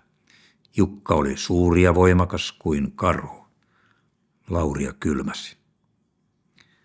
Tuon miehen kanssa minä en enää uskalla asua samassa talossa. Lauri pyysi lupaa saada muuttaa päärakennukseen. Ensio ymmärsi tilanteen ja Lauri siirrettiin turvaan. Jukan hoito kävi pian mahdottomaksi kodilla ja hänet vietiin poliisien avustuksella psykiatriseen hoitoon. Lauri vietti ensimmäistä yötään perjantai-kodin päärakennuksessa Jukan saatua juoppohulluuskohtauksen. Hänellä oli perattu vuoden oleskelutilan sohvalla. Lauri lepäili pimeässä takkahuoneessa ja mietiskeli viime päivien kokemuksiaan. Elämässä oli tapahtunut niin paljon uutta ja erikoista vain muutamassa päivässä. Mitä kaikkea tästä vielä seuraisikaan? Usko elämään ja usko Jumalaan oli kasvanut hänen sisimmässään päivä päivältä. Hän nukahti levollisena ja luottavaisena. Keskellä yötä Lauri heräsi. Aivan kuin joku olisi koskettanut häntä herättääkseen hänet. Lauri nousi sysimustassa huoneessa istumaan. Yhtäkkiä hänen eteensä huoneeseen ilmestyi outo valo. Valossa hän näki raamatun, jonka päällä luki Pyhä Raamattu. Sen jälkeen raamattu avattiin apostolien tekojen 6. luvun kohdalta ja hänelle näytettiin jakeita 8-10. Katsellessaan raamattua Lauri kuuli äänen, joka sanoi hänelle: Tämä Jumalan sanan kohta on annettu sinulle tulevaisuutta varten. Pian valo hävisi ja Huone oli jälleen sysimusta. Lauri laskeutui takaisin pitkälleen. Hän ei tiennyt, mitä ajatella kokemuksestaan. Hänhän oli ollut selvin päin vasta muutaman päivän. Harhanäyt ja pikkuukot kuuluvat usein alkoholistien selviämiseen. Lauri päätti nukkua yön yli ja tutkia saamansa Raamatun jakeen aamulla. Heti herättyään seuraavana aamuna Lauri kaivoi Raamatun takkahuoneen hyllystä. Hän etsi apostolien teot ja siitä kyseiset jakeet. Ja Stefanus täynnä armoa ja voimaa teki suuria ihmeitä ja tunnustekoja kansassa. Niin nousi muutamia niin kutsutusta libertiinien ja kyreneläisten ja aleksandrialaisten synagogasta sekä niiden joukosta, jotka olivat Kilikiasta ja Aasiasta väittelemään Stefanuksen kanssa, mutta he eivät kyenneet pitämään puoliaan sitä viisautta ja henkeä vastaan, jolla hän puhui. Lauri sulki Raamatun. Hän oli hämmentynyt kokemastaan. Hän ei jaksanut uskoa, että Jumala olisi hänelle puhunut tällä tavalla. Mutta mitä se kaikki oli? Jos se olit sinä, Jeesus, niin vahvista minulle jollakin tavalla. Lauri rukoili hiljaa. Seuraavana yönä Lauri herätettiin uudelleen. Sama valo laskeutui huoneeseen hänen eteensä. Sama raamattu ja sama teksti. Silloin Lauri alkoi ajatella, että ehkä se oli sittenkin Jumala, joka hänelle puhui. Lauri kertoi kokemuksestaan Ensiolle. Hän suhtautui tarinaan rauhallisesti. Perjantai-kodilla oli kuultu ja nähty kaikenlaista. Monilla psyykkinen tasapaino oli selviämisvaiheessa alkanut hetkellisesti horjua. Mutta joskus Jumala myös puhui ihmiselle, sillä hänelle kaikki on mahdollista. Ensiollekin Jumala oli joskus ilmoittanut asioita, jotka myöhemmin toteutuivat. Ei se ainakaan 3 vuoteen toteudu, rauhoitti Ensio Lauria. Perjantai-kodilta vierailtiin säännöllisesti hengellisissä tilaisuuksissa eri seurakunnissa. Laurikin lähti mukaan, kun lähdettiin Helsingin vapaa-seurakuntaan. Kirkon edessä Lauria vastaan tuli yllättäen vanha ryyppykaveri. Lauri kertoi ystävälleen innoissaan, kuinka hän oli tullut uskoon ja kaikki oli muuttunut. Mistä sinä sen tiedät, että olet tullut uskoon, kysyi Jussi Laurilta pienessä humalassa. Lauria suututti miehen kommentti. Lauri oli väkivahva mies, entinen huippu-urheilija, jota ryyppykaverit olivat oppineet kunnioittamaan. Hän tarttui pientä Jussia kurkusta kiinni. No kyllähän minä uskon, sanoi Jussi hätääntyneenä. Hän luuli, että Lauri oli mennyt sekaisin. Lähdetkö kanssani tuonne kokoukseen, kysyi Lauri Jussilta. No kyllähän minä lähden. Jussi tuli mukaan vapaakirkkoon. Tilaisuuden lopussa Lauri kääntyi jälleen Jussin puoleen. Lähdetkö kanssani, Jussi, tuonne eteen rukoiltavaksi? Kyllähän minä lähden.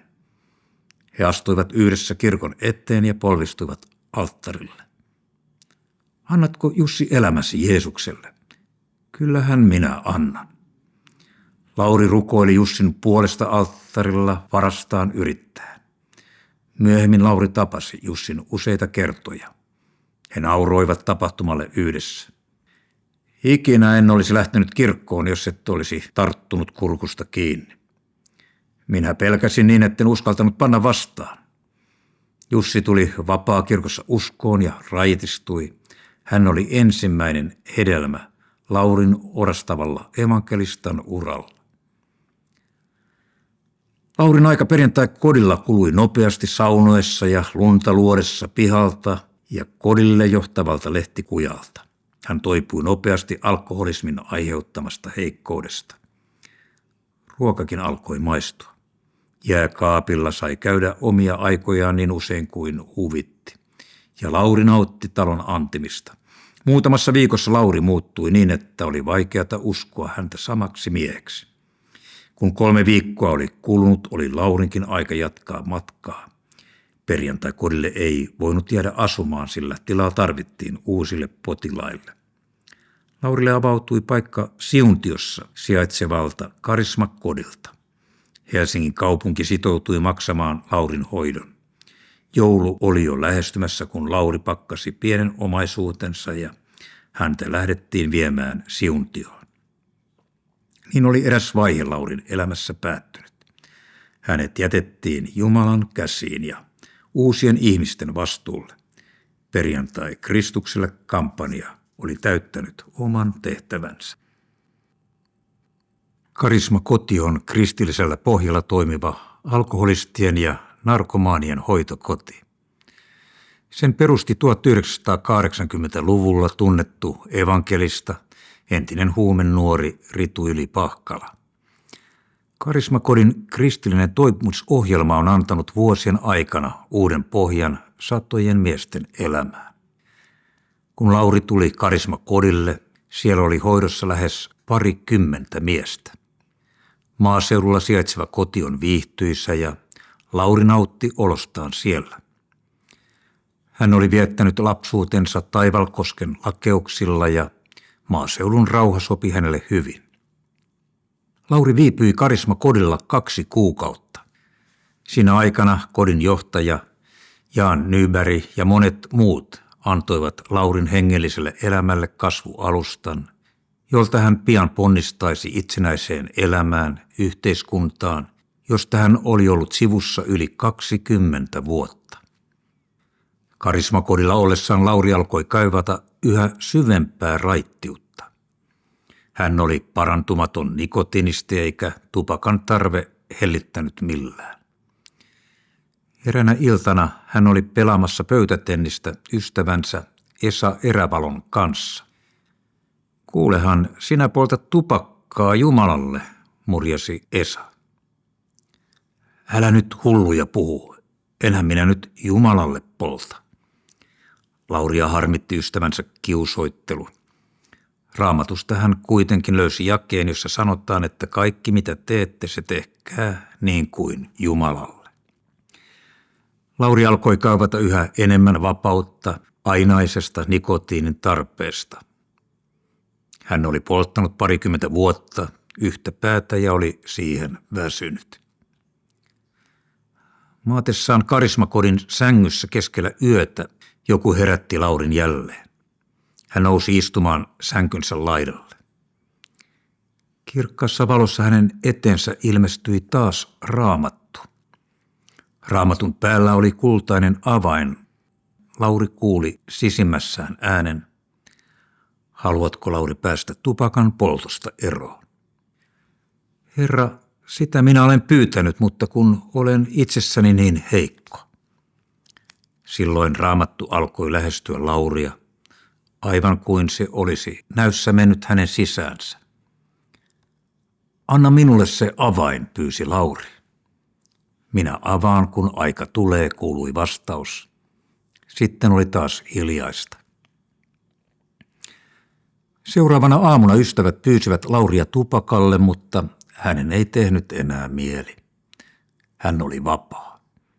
Jotakin merkillistä oli tapahtunut Laurille yöllä, mutta siitä hän ei kertonut kenellekään. Joulu lähestyi ja sen aisti myös Karisma-kodilla. Osa miehistä halusi viettää joulunsa siellä, mutta muutamat lähtivät lomalle sukulaistensa luo. Lauri jäi Karisma-kodille. Jouluun valmistauduttiin siellä perinteisellä hartaudella, sillä olihan joulu tärkeä kristillinen juhla. Kuusi hankittiin omasta metsästä koristamaan kodin oleskeluhuonetta. Jouluruuat kuuluivat myös ohjelmaan. Ne valmistettiin yhteisvoimin etukäteen joulun pyhiksi. Myös joulusauna ja yhteinen jouluohjelma kuuluivat Karisma-kodin perinteeseen. Laurille joulu oli erilainen kuin kertaakaan aikaisemmin. 20 vuoteen hän ei ollut voinut näin hyvin jouluna. Lohtua ei tarvinnut hakea elämän ankeuteen enää viinasta.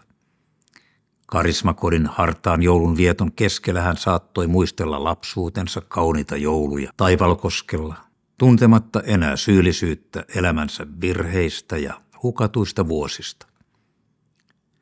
Joulu ei enää ollut vain traditio haikeine lapsuuden muistoineen, vaan vapahtajan syntymäjuhla, jota hän saattoi viettää nyt sydämestään. Joulu oli saanut uuden sisällön. Lapsuuden joulu oli ollut Taivalkoskella suuri ja koskettava juhla. Uskova äiti oli tehnyt aina kaikkinsa tarjotakseen lapsilleen ikimuistoisen juhlan. Joululahjoja oli ollut kuusen alla odottamassa valtava vuori aattoillan lähestyessä ja joulupöydässä tarjolla kaikki perinteiset jouluruuat. Se oli ollut heidän kodissaan perhetapahtuma, jota oli vietetty aina yhdessä siihen asti, kunnes Laurin tie vei maailmalle. Muita jouluja Lauri ei halunnut muistellakaan. Lapsuuden juhlien rinnallakin tämä joulu oli kuitenkin erilainen. Vasta nyt hän ymmärsi, kuka tuo joulun Herra on. Hän tunsi päivän sankarin ja se antoi uuden sisällön koko juhlaan. Jeesus ei ollut enää vapahtaja vain joululauluissa tai kauniissa postikorteissa, vaan Laurin omassa sydämessä. Lyhyt katse peiliin kertoi, miten voimallinen on joulun Herra, kun hän saa tulla ihmisen sydämeen asumaan. Ulkoista muutosta suurempi oli vielä se muutos, joka oli tapahtunut hänen sisimmässään. Sitä muutosta ei voinut tietää kukaan toinen kuin Lauri itse. Viettäessään joulua yhdessä karismakodin miesten kanssa Lauri alkoi ymmärtää, että hänen lapsuudessaan kokemansa joulurauha oli tullut hänen sydämeensä pysyäkseen. Se joulun tunnelma ja harmonia, jota joskus lapsena oli saanut kokea Taivalkoskella oman perheen keskellä, oli nyt hänen sisimmässään joka päivä. Se oli suurempi ihme kuin kaikki ulkoinen muutos, mitä jotkut hänen ystävänsä hänessä näkivät. Laurin sisimpään oli tullut viimeinkin rauha. Päivät vierivät luonnon helmassa sijaitsevalla karismakodilla nopeasti. Maaseudulla varttunut kansanmies viihtyi siellä hyvin ja vahvistui päivä päivältä. Pian tuli helmikuu 1990. Lauri oli viipynyt Siuntiossa yli 2 kuukautta. Vähitellen hänen sisimpäänsä oli vahvistunut sellainen tunne, kuin häntä varten olisi varattuna jokin tehtävä Helsingissä. Jan, karismakodin johtaja, tarjosi Laurille mahdollisuutta viipyä kodilla vielä pidempään, mutta Lauri ei malttanut jäädä. Hän halusi nähdä, mikä häntä Helsingissä odottaa. Luku 4. Oli kirpeä helmikuinen pakkaspäivä vuonna 1990. Karismakodin ovi oli sulkeutunut viimeisen kerran Laurin takana, hänen hyvästeltyään muut potilaat ja kodin henkilökunnan. Hän oli lähtenyt kokeilemaan omia siipiään ja saapui nyt yksinään Helsinkiin. Koleat tuulet Helsingin talvisilla kaduilla olivat Laurille tuttuja. Hän oli elämässään tottunut kestämään kylmää eikä pakkasviima häntä hätkähdyttänyt. Muutamassa kuukaudessa hän oli toipunut ja tervehtynyt niin, että askelkin tuntui kevyemmältä hänen kulkiessaan pienen kassinsa kanssa kohti rautatieasemaa. Näitä katuja hän oli vaellellut vuosikaudet jatkuvassa tenun sumussa. Keskustan nurkat olivat harvalle ihmiselle yhtä tutut kuin Laurille. Tuntui oudolta kävellä siellä selvin päin ja yhtä siistinä kuin kaikki muutkin. Kukaan ei katsonut hänen peräänsä. Eivät edes poliisit huomioineet häntä. Laurista oli tullut tasavertainen Suomen kansalainen. Hänestä tuntui siltä, kuin hän olisi herännyt pitkästä painajaisesta. 20 vuotta oli kadonnut elämästä jonnekin usvaan. Lauri kulki verkkaiseen tahtiin linja-autoasemalta kohti Mannerheimin tietä. Ajatukset risteilivät menneissä vuosissa ja viime kuukausien tapahtumissa hänen astuessaan Mannerheimin tien yli. Ohittaessaan Sokoksen tavarataloa Laurin valtasi outo pelko. Mitä jos kaikki hyvä, mitä hän oli kokenut, ei sittenkään ollut todellista? Nyt katsellessaan tutun kotikaupunkinsa kulmia, Lauri alkoi vasta sisäistää, mikä muutos hänen elämässään oli tapahtunut. Hänhän oli aivan eri ihminen kuin muutamaa kuukautta aikaisemmin. Voiko tällaista tapahtua? Kestääkö tämä kaikki, kun hän palaa hoitokotien turvallisesta ympäristöstä elämän kovaan arkeen? Vai romahtaako kaikki? Ja hän on jälleen samassa jamassa kuin viimeiset 20 vuotta. Näin Laurille oli käynyt tähän mennessä aina hänen palattuaan alkoholistiparantoloista tai sairaaloista. Ajatus tuntui pelottavalta, mutta Lauri sulki sen pois mielestään. Kun olen selvinnyt tähän asti, kyllä minä selviän, huomisestakin. Lauri avasi rautatieaseman oven ja astui sisään. Hallin hälinä ja tuoksut olivat hänelle kovin tuttuja. Siellä hän oli kuluttanut lukemattomia kylmiä pakkaspäiviä norkoillen, milloin penkeillä, milloin aseman nurkkauksissa. Siellä Lauri oli joskus yrittänyt trokata viinaakin, mutta se ei häneltä ollut kauan sujunut. Hän oli ollut liian kova juoppo pystyäkseen liikemieheksi. Lauri oli juonut viinat itse ennen kuin oli ehtinyt myydä ne muille. Tältä asemalta hän oli lähtenyt marraskuisena talvi-iltana laahustamaan kohti metodistikirkkoa. Hän oli lähtenyt siksi, että se nuorukainen näytti niin säälittävältä. Silloin Lauri ei ymmärtänyt, miten säälittävä hän itse oli. Ei hän myöskään aavistanut, että lenkistä tulisi näin pitkä. Hänen piti vain käydä istahtamassa hetki metodistikirkossa ja sitten livistää ulos. Toisin kuitenkin kävi. Siitä lähtien, kun Lauri oli tullut metodistikirkolle, kaikki oli hänen elämässään järjestetty hänen puolestaan. Lauri oli itse saanut olla huoletta ja vain vastaanottaa saamansa avun. Nyt kaikki oli muuttunut. Tästä eteenpäin hänen täytyisi selvitä yksin, missä hän asuisi, miten hän tulisi toimeen ja mitä hän loppuelämällään tekisi. Nämä olivat suuria kysymyksiä Laurin pienessä maailmassa.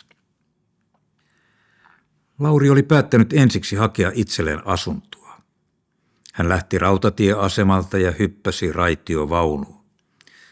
Hän suunnisti pienen kassinsa kanssa kohti sosiaalihuoltoa ja Alppikatua, missä sijaitsi pelastusarmeijan asuntola. Paikka oli Laurille tuttu.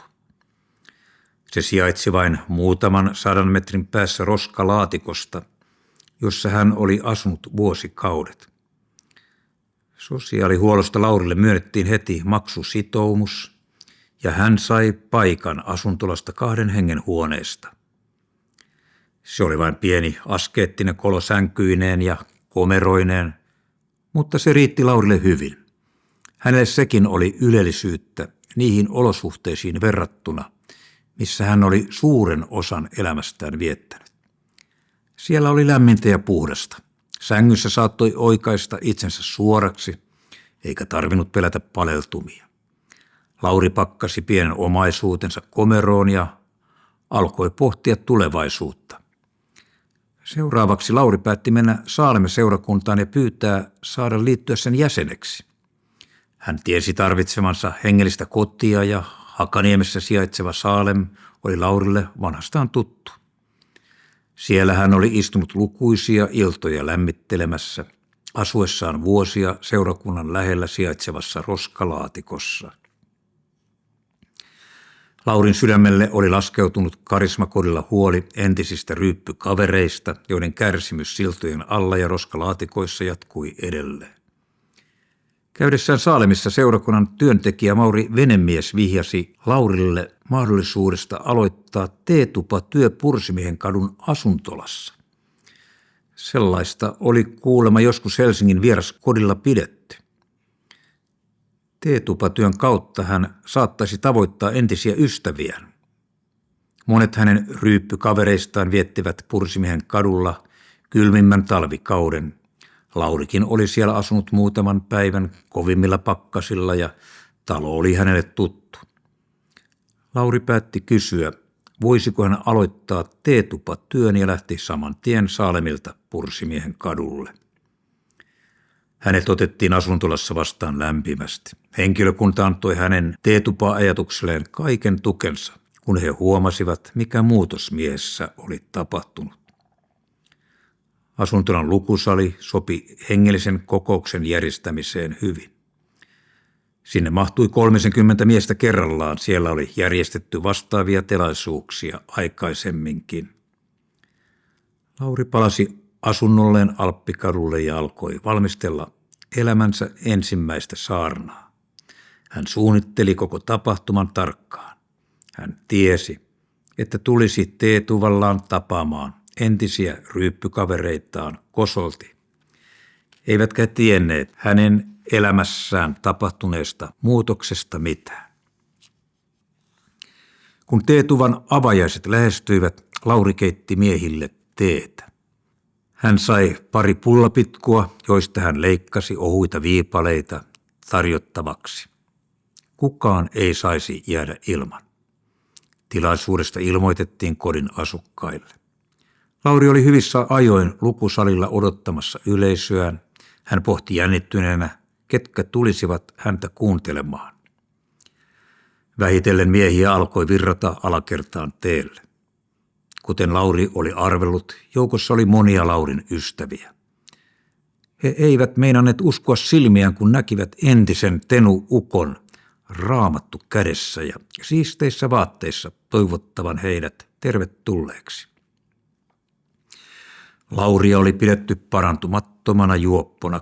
Kaikki tiesivät, että siihen Hakaniemen roskalaatikkoon, jossa asui Lauri, ei ollut kenelläkään asiaa. Hän ei lähtisi sieltä edes kulmalla. Moni muu voisi kyllä jättää Tenupiirit taakseen, mutta ei koskaan hän. Nyt tuo mies seisoi terveen näköisenä ja hymyilevänä kuin pyhä koulupoika heidän edessään, raamattu kädessä. Miehet hapuilivat hämmästyksestä sanattomina pöytien ääreen istumaan katse nauliintuneena Lauriin, ikään kuin olisivat nähneet aaveen. Ottakaa pojat tästä teetä ja pullaa. Mä oon tuonut sen ihan teitä varten. Hämmennys katosi pian ja miehet alkoivat kysellä, minne Lauri oli syksyllä kadonnut. Lauri kertasi ystävilleen innokkaana viime kuukausien tapahtumia, sitten hän otti raamattunsa ja luki sieltä pari jaetta. Rykäisi kerran ja aloitti elämänsä ensimmäisen saarnan. Se ei ollut pitkä, mutta sitäkin puhuttelevampi. Kaikki tajusivat, että Jakkilan Lauri on nyt tosissaan. Osaahan se saarnata, joku örisi pöydässä hiljaa kuunnellessaan Lauria. Puheensa jälkeen Lauri pyysi, että saisi rukoilla ystäviensä puolesta. Moni oli kosketettu Laurin kertomuksesta. Helsingin Vieraskodin lukusalissa nähtiin liikuttava hetki, kun Lauri laski kätensä vanhojen ystäviensä harteille ja siunasi heitä. Lauri rukoili yksi kerrallaan heidän puolestaan. Jeesus, sinä näet vanhan ystäväni tässä edessäsi. Kiitos, että olet kuollut hänenkin syntiensä tähden Golgatalla. Anna hänenkin syntinsä anteeksi ja ota hänet omaksesi. Auta häntä hänen vaikeuksissaan, niin kuin olet auttanut minuakin. Miehet yhtyivät Laurin rukouksen koko sydämestään. He tiesivät, että nyt rukoilee mies, joka tietää, mistä kärsimyksestä he tulevat.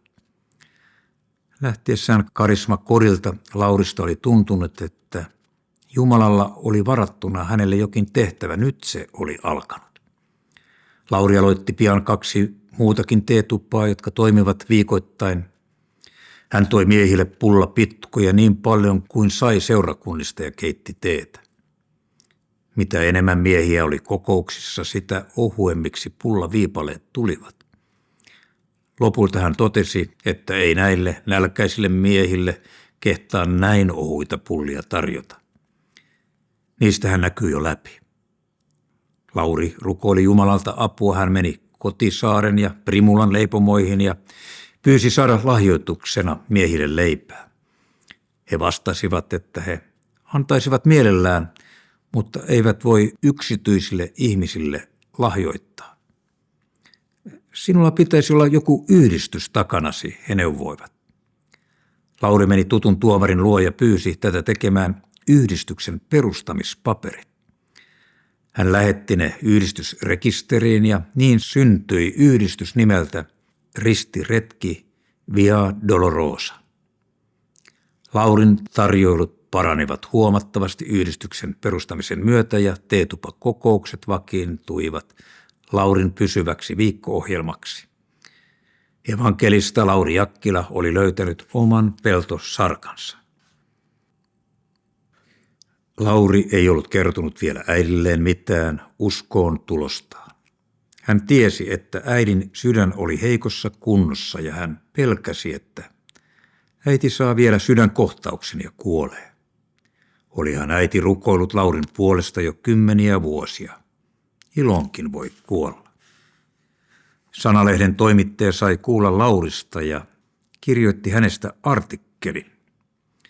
Taivalkosken kirkkoherra luki lehden ja huomasi sieltä kirjoituksen Lauri Jakkilasta. Hän tunsi hyvin Laurin äidin ja meni hänen luokseen lehti mukanaan. Sinun pojastasi on juttu Sanalehdessä, kertoi kirkkoherra äidille. No mitä pahaa se poika nyt on tehnyt, vastasi äiti. Ei se pahaa ole tehnyt tällä kertaa. Lauri on tullut uskoon. Äiti hämmästyi kuulemaansa. Hän luki heti lehdestä Laurin tarinan. Sydän ei pysähtynyt. Uutinen oli hänelle valtava riemu vuosikymmenien odotuksen jälkeen. Jumala oli luvannut äidille vuosia aikaisemmin, että hän tulee vielä näkemään ennen kuolemaansa Laurin pelastuvan. Se lupaus oli nyt toteutunut. Äidin rukoukset oli kuultu. Lauri meni tapaamaan pian äitiään Taivalkoskelle. Äiti asui edelleen vanhassa kotitalossa Taivalkosken keskustassa, Laurin veljen Ollin ja hänen perheensä kanssa. Laurin isä oli jo kuollut. Lapsuuden koti erottui jo kaukaa Laurin lähestyessä Taivalkosken keskustaa. Maisemat toivat mieleen elävästi kauniit muistot niistä onnellisista nuoruuden vuosista, jolloin Laurin sydän sykki elämän halua ja uskoa nuoren miehen voimaan ja menestykseen elämässä. Näillä kaduilla hän oli lapsena hoputtanut isoisän laukkihevosta raviin ja tuntenut olevansa oikea mies. Näitä katuja hän oli kulkenut sukset olalla lukemattomia kertoja Hyppyrimäelle harjoituksiin ja kilpailuihin. Täällä hänet aikanaan kaikki tunsivat. Olihan hän paikkakunnan paras mäkihyppääjä ja piirimestari useita kertoja myös yhdistetyssä. Kotitalo ei ollut muuttunut miksikään sitten lapsuusvuosien. Lauri oli käynyt siellä aikaisemminkin kotoa lähdettyään, mutta nyt hän katseli kaikkia uusin silmin. Tutkaillessaan pihapiiriä keinuineen ja pihleä puineen hänestä tuntui kuin hän ei olisi koskaan poissa ollutkaan. Vain pihan autius ja hiljaisuus kertoivat vierineistä vuosista. Isä ja sisko olivat poissa ja jossain talon hiljaisuudessa odotti äiti poikaansa kotiin. Lauri katseli kotitaloa mietteissään. Tämä talo oli ollut äidin rukoushuone 20 vuotta. Kaikki nuo Laurin kärsimyksen vuodet oli äiti rukoillut uskoen vuoden varmasti, että vielä kerran Lauri muuttuu. Vaikka Lauri oli maannut henkihievereissä sairaalassa itsemurhayrityksen ja myrkytystilojen jälkeen, ei äidin usko ollut horjunut.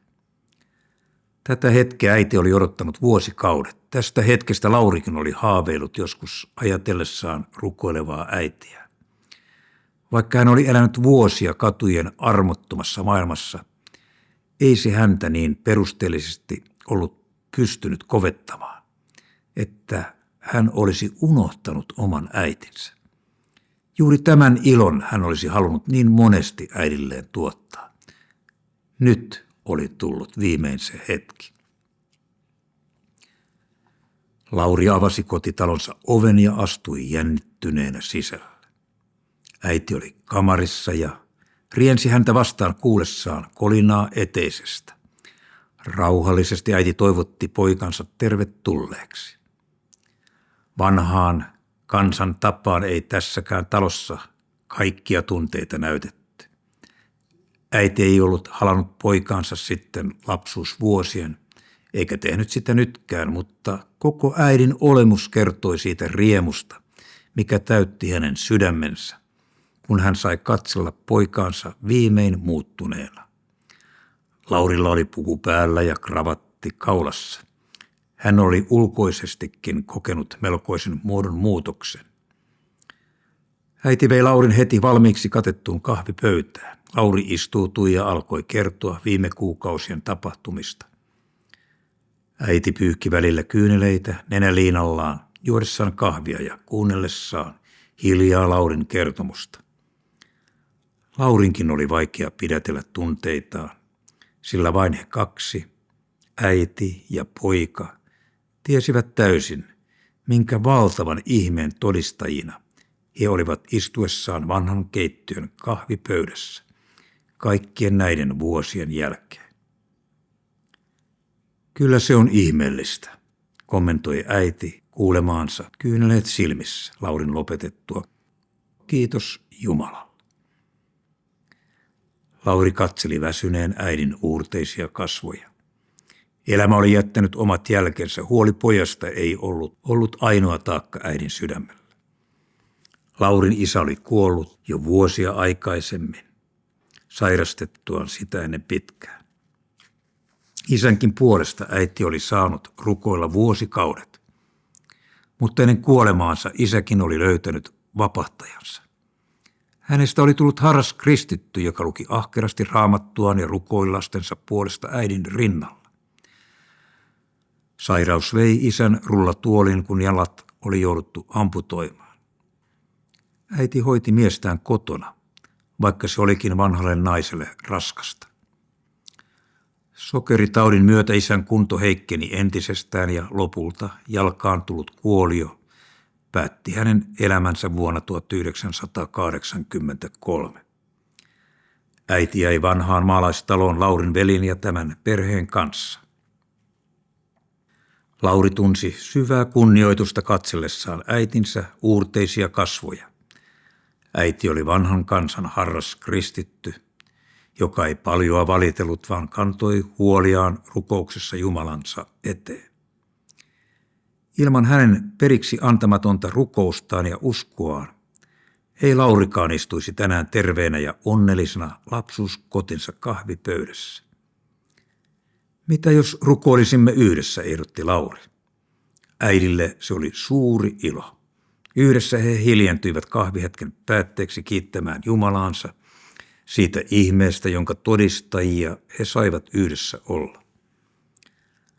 Lauri viipyi äitinsä luona muutaman päivän. Uudet tehtävät odottivat ja Lauri jätti äidin Taivalkoskelle jatkamaan esirukoilijan tehtäväänsä. Hänen pojastaan oli tullut evankelista ja hän tiesi, että tuo työ tarvitsi paljon rukousta tuekseen. Äidin esirukoilijan tehtävä päättyi 2 vuotta myöhemmin. Kesällä 1992 Laurille tuli viesti, että äiti oli saanut sydänkohtauksen. Lauri päätti lähteä katsomaan äitiään heti seuraavana päivänä. Yöllä sydänkohtaus oli uusiutunut ja hänen sydämensä halkesi. Lauri ei ehtinyt enää tavata äitiä. Lääkäri kertoi myöhemmin Laurille äidin viimeisistä hetkistä. Toivoisin, että minäkin voisin lähteä täältä samalla tavalla. Äitisi kasvoilla lepäsi niin syvä rauha hänen kuollessaan. Mitään kipuja ei ollut. Laurin uskollisin esirukoilija hänen oma äitinsä, Impi Liisa Jakkila, siirtyi ajasta ikuisuuteen 28.8.1992. Lauri oli mukana muiden omaisten kanssa Taivalkosken kirkkomaalla kantamassa äidin arkkua hänen viimeiseen lepoonsa. Äidin pitkä ja raskas tie oli viimein päättynyt.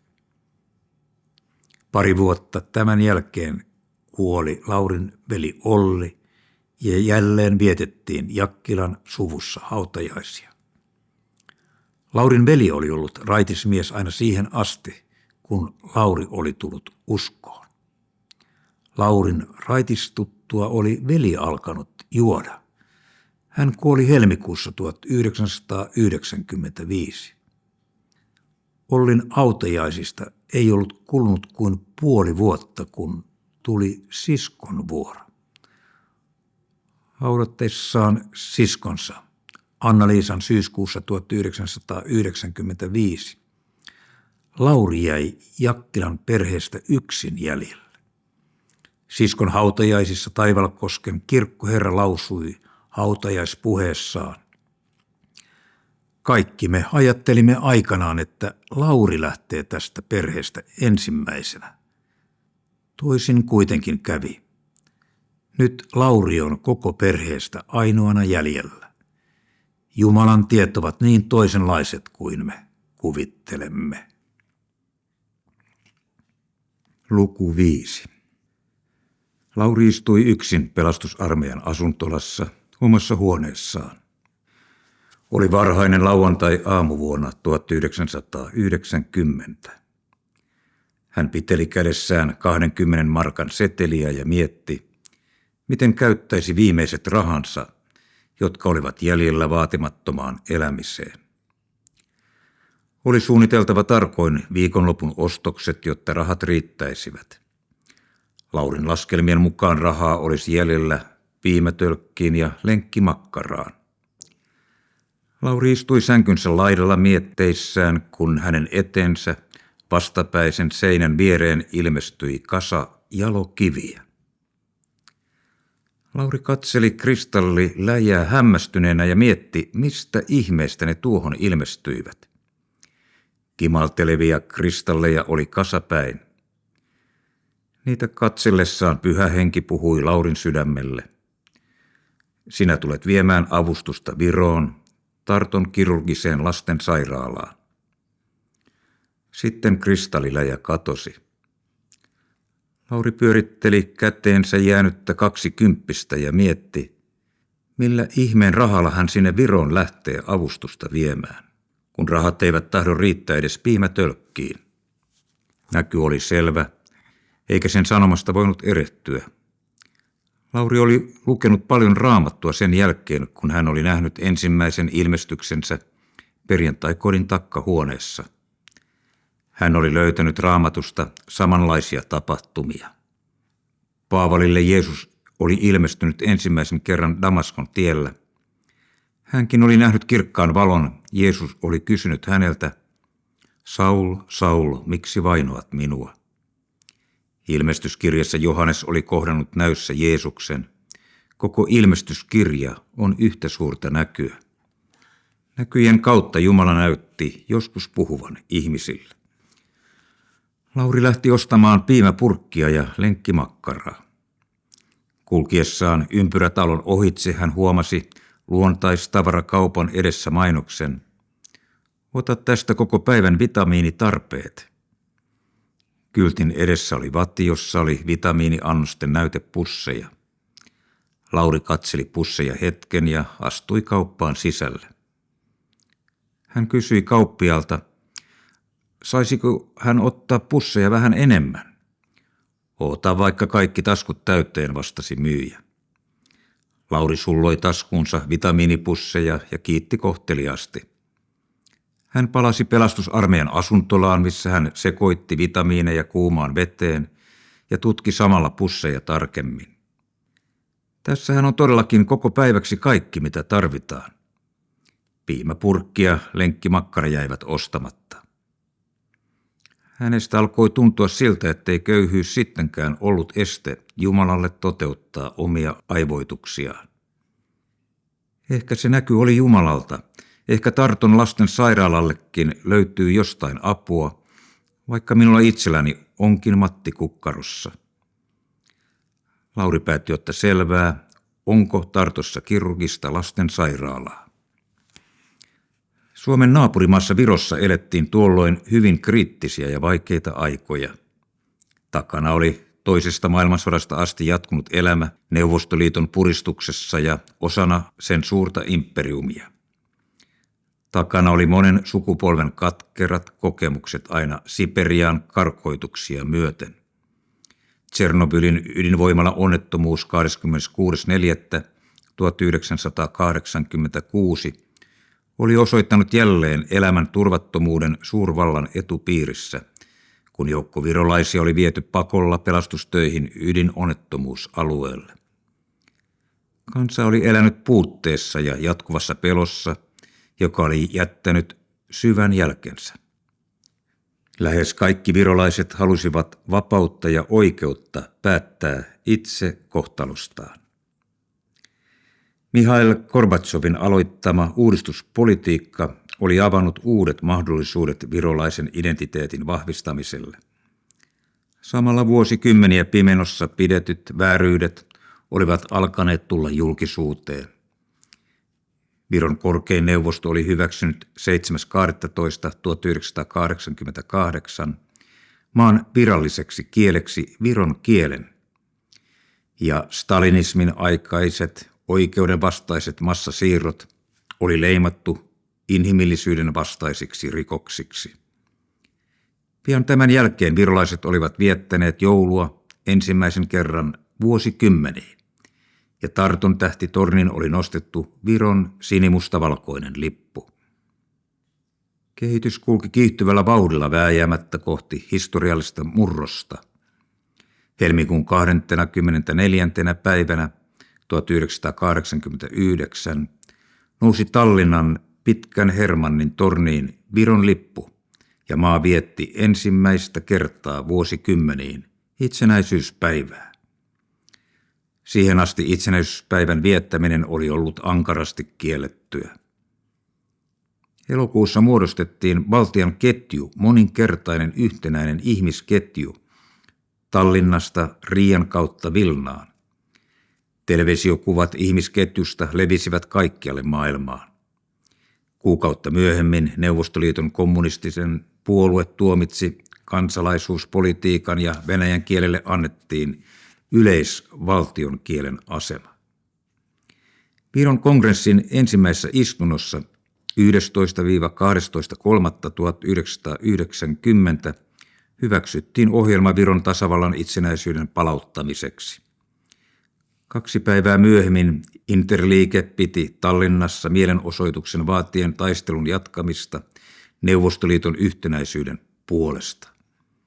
Tapahtumat etenivät yhä kiihtyvällä vauhdilla ja vain muutama päivää myöhemmin Viron kommunistinen puolue jakaantui kahtia.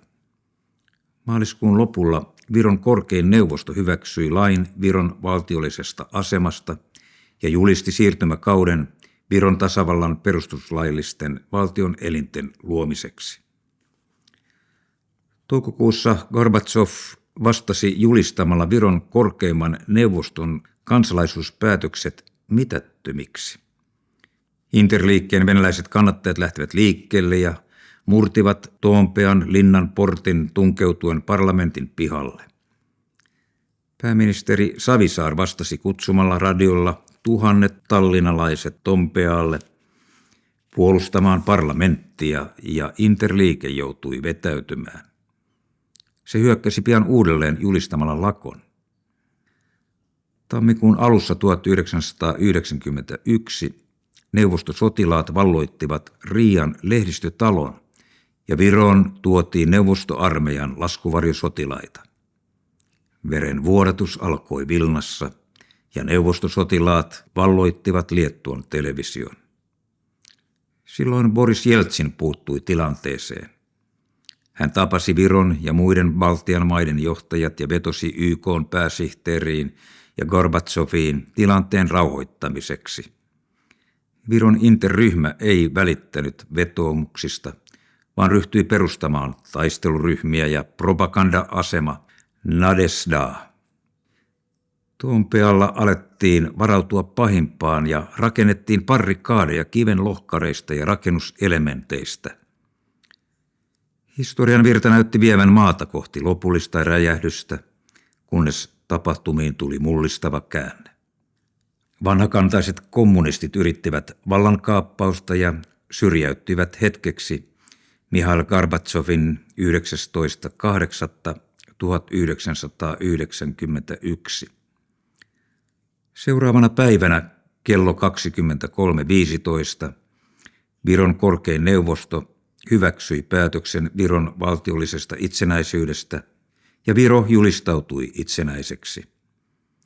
Neuvostoliitto vastasi lähettämällä venäläiset maahanlaskujoukot Pihkovasta Tallinnaan normalisoimaan tilannetta. Vapaaehtoisjoukkojen ryhmityttyä puolustamaan radio- ja televisiorakennuksia venäläiset joukot luopuivat TV-tornin valloituksesta. Ensimmäisenä länsimaana Islanti tunnusti Viron itsenäisyyden 22.8.1991. Syyskuun 17. päivänä 1991 Viro hyväksyttiin YK:n jäseneksi. Noina kriittisinä murroksen vuosina sairaanhoito oli suurissa vaikeuksissa Virossa. Puutetta oli melkein kaikesta. Monet lääkkeet olivat loppuneet ja se merkitsi potilaille suurta kärsimystä. Pistusneuloja jouduttiin käyttämään yhä uudelleen, koska kertakäyttöneuloja ei ollut. Neulat vain käsiteltiin kuumassa höyryssä ja käytettiin jälleen. Nukutusaineista oli niin suuri pula, että välillä jouduttiin tekemään leikkauksia ilman narkoosia. Monia länsimaissa yleisesti käytettyjä laitteita ei löytynyt sairaaloista ollenkaan. Siksi henkilökunta kantoi suurta huolta potilaistaan ja etsi apua hätään. Kun Lauri sai näyn avun toimittamisesta Tarton kirurgiselle lasten sairaalalle, Interliikkeen kannattajat olivat juuri murtaneet Toompean linnan portit ja piirittäneet parlamenttitalon. Pääministeri Savisaar oli kutsunut kansaa puolustamaan parlamenttia ja poliittinen tilanne oli hyvin räjähdysherkkä. Maassa jännitettiin Neuvostoliiton reaktioita kasvaviin itsenäisyyspyrkimyksiin ja varauduttiin entistä vaikeampiin aikoihin. Kaikki tiesivät, että tulevat päivät ja vuodet eivät luvanneet helpompaa elämää. Kaikki tiesivät myös sen, että Viron kansan oli kuljettava oma tiensä yksin. Mikään valtio ei heitä tulisi auttamaan, jos tilanne räjähtäisi väkivaltaiseksi. Ainoa, joka heitä saattaisi auttaa, oli Jumala. Siksi kirkoissa rukoiltiin paljon isänmaan puolesta. Kun Lauri oli tehnyt päätöksen seurata näkyään ja lähteä Viroon, hän sai juuri sen verran rahaa, että kykeni ostamaan laivalipun Tallinnaan. Tarttoon asti eivät rahat riittäneet. Hän matkusti kansipaikalla 4 tunnin laivamatkan. Laivan ravintolan seisovat pöydät saivat jäädä väliin. Ne oli tarkoitettu varakkaimmille. Muutaman tunnin laivamatka kului Laurin ihmetellessä, minne häntä nyt oltiin viemässä. Tallinnaan saavuttuaan hän etsi puhelinkioskin ja soitti Tarton lasten sairaalaan. Mitään selittelemättä hän ilmoitti, että Jumala on käskenyt häntä auttamaan Tarton kirurgista lasten sairaalaa. Puhelun otti vastaan lasten kirurgi Karin Varik. Laurin hämmästykseksi Karin suhtautui heti häneen vakavasti, vaikka ei tuntenutkaan Lauria. Lauri pyysi Karin Varikia tulemaan Tallinnaan häntä tapaamaan. Karin lähti. Hän otti mukaansa lastenkirurgi Ragnar Löivukenen. He sopivat tapaavansa Laurin Tallinnan lastensairaalan kokoustiloissa. Tartolaiset kirurgit eivät olleet koskaan kuulleet Laurista aikaisemmin. Heillä ei ollut aavistustakaan siitä, mikä mies on Lauri Jakkila. Kaikki oli lähtenyt liikkeelle vain lyhyestä puhelinkeskustelusta. Mies, jota he menivät tapaamaan, olisi voinut yhtä hyvin olla omia juoniaan punoava mafian gangsteri kuin taivaasta lähetetty hyvän tahdon lähettiläs. Yleensä tällaiset henkilöt edustivat kuitenkin jotain laajaa humanitaarista työtä tekevää hyväntekeväisyysjärjestöä. Lääkärit olivat Lauria vastassa lastensairaalan kokoustiloissa, kun Lauri saapui sovittuna aikana sairaalaan. He eivät tienneet, että tapaamiseen johtaneet seikat olivat heidän vieraalleen Laurille vielä suurempi mysteerio ja hämmästyksen aihe kuin heille itselleen. Lauri oli vasta rappiostaan toipuva rutiköyhä kansanmies, joka oli alkanut uskoa Jumalaan. Sen totuuden tiesi kuitenkin vain Lauri Jakkila. Laurin hämmästykseksi lääkärit näyttivät arkivaatteissaan hänen silmissään hyvin tavallisilta ihmisiltä. Karin Varik oli hieman iäkkäämpi, mutta Ragnar Löivukene vaikutti enemmänkin nuorelta opiskelijapojalta kuin virkaa tekevältä kirurgilta. Ikänsä puolesta hän olisi voinut olla hyvinkin Laurin oma poika. Lauri esitteli itsensä lyhyesti lääkäreille ja meni suoraan asiaan. Hän kertoi heille, miten Jumala oli hänelle puhunut. Sitten hän lupasi muitta mutkitta toimittaa Tarttoon mahdollisimman pian vaatteita, lääkkeitä, sairaalatarvikkeita ja kaikkea muuta apua. Tarttolaiset kirurgit kuuntelivat Lauria hämmästyneenä. Suomalaisen ystävän lupaama apu oli heille enemmän kuin tervetullut. He eivät tienneet, että Laurilla ei ollut muuta omaisuutta kuin paluulippu Suomeen. He eivät myöskään sitä, että Laurilla ei ollut aavistustakaan, miten hän lunastaisi lupauksensa.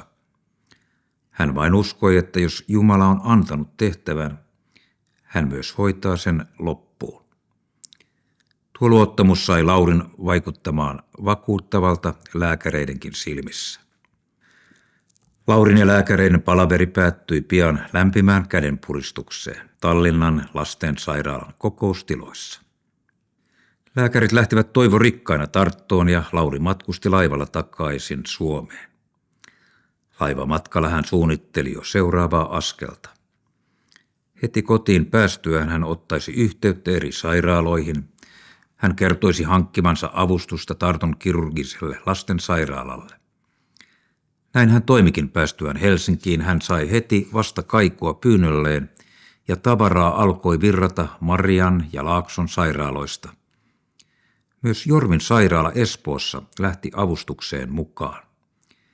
Ja pian oli koossa suuret määrät sidetarpeita, ruiskuja ja neuloja sekä sänkyjä, happikaappeja, verensekoittimia ja muita laitteita.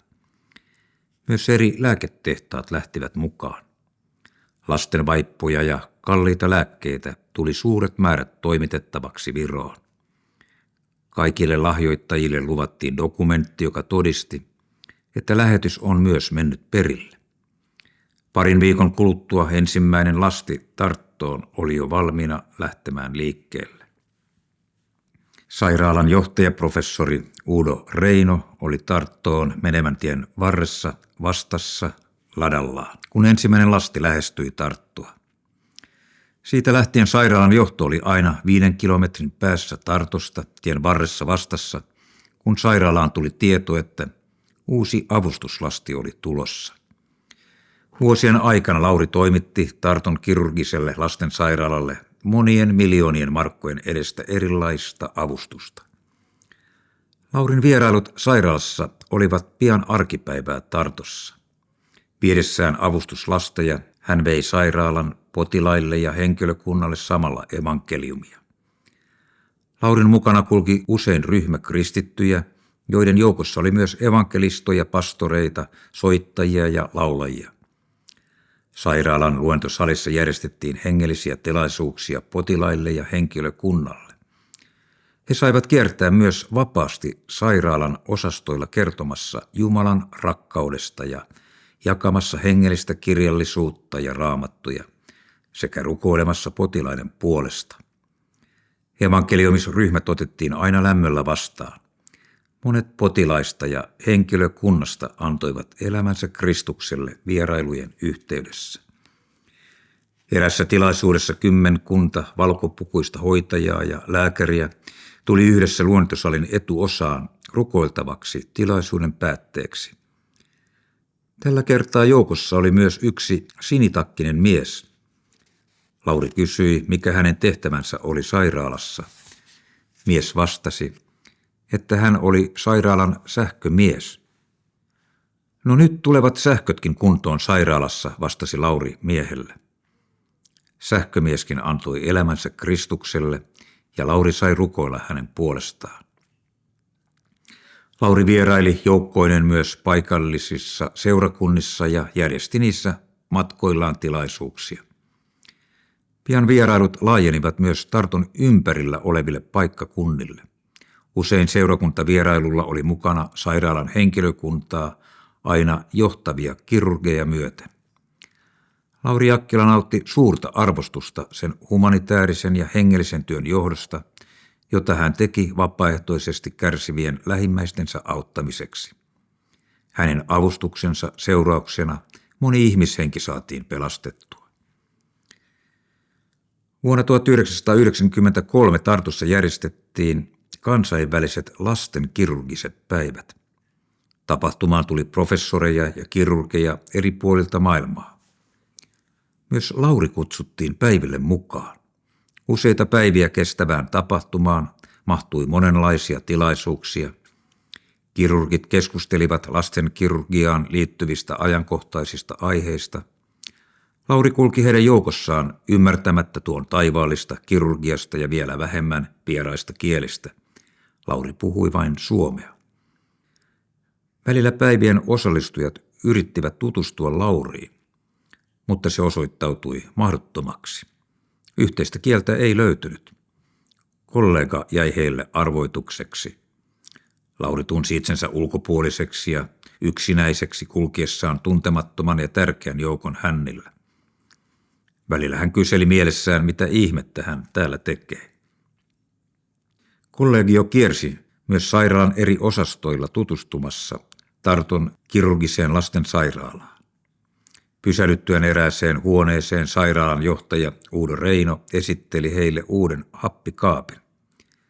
Kaapissa makasi keskuslapsi, joka oli löydetty hylättynä Tarton poliisiaseman portailta ja tuotu sairaalaan. Happikaappi oli pelastanut lapsen hengen. Kerrottuaan lapsen tarinan Uudo Reino osoitti Lauria ja kertoi professoreille ja kirurgeille, että Lauri Jakkilan johtama avustusjärjestö oli tuonut happikaapin sairaalaan. Lauri pysähtyi katsomaan happikaapissa makaavaa heiveröistä keskosta. Nähdessään, kuinka lapsen sydän sykki tasaista tahtia, hänen maatessaan turvallisesti Laurin tuomassa happikaapissa, Laurin valtasi häkellyttävä ilo. Jumala oli hänen kauttaan pelastanut tuon pienen viattoman lapsen hengen. Lauri unohti hetkeksi kaikki arvokkaat professorit ja kirurgit ympärillään, hypähti ilmaan ja puhkesi ylistämään suureen ääneen Jumalaa. Professori Uudo Reino, joka oli Eestin lastenkirurgisen yhdistyksen presidentti ja osaa sujuvasti suomea, yritti hillitä Lauria. Ole nyt hiljaa, Lauri, kuuletko? Ryhmä lähti vaitonaisena jatkamaan kierrostaan sairaalan osastoilla. Lauri huomasi jääneensä entistä yksinäisemmäksi. Kaikki kirurgit pitivät hänen etäisyyttä. Kukaan ei enää yrittänytkään ottaa kontaktia. He osasivat tehdä Laurin käytöksestä vain yhden johtopäätöksen. Yhdellä kollegoistamme on tainnut olla liikaa stressiä viime aikoina. Kierros sairaalan osastoilla päättyi kahvitarjoiluun. Kun Lauri huomasi erehdyksensä, hän mietti, miten voisi sen korjata.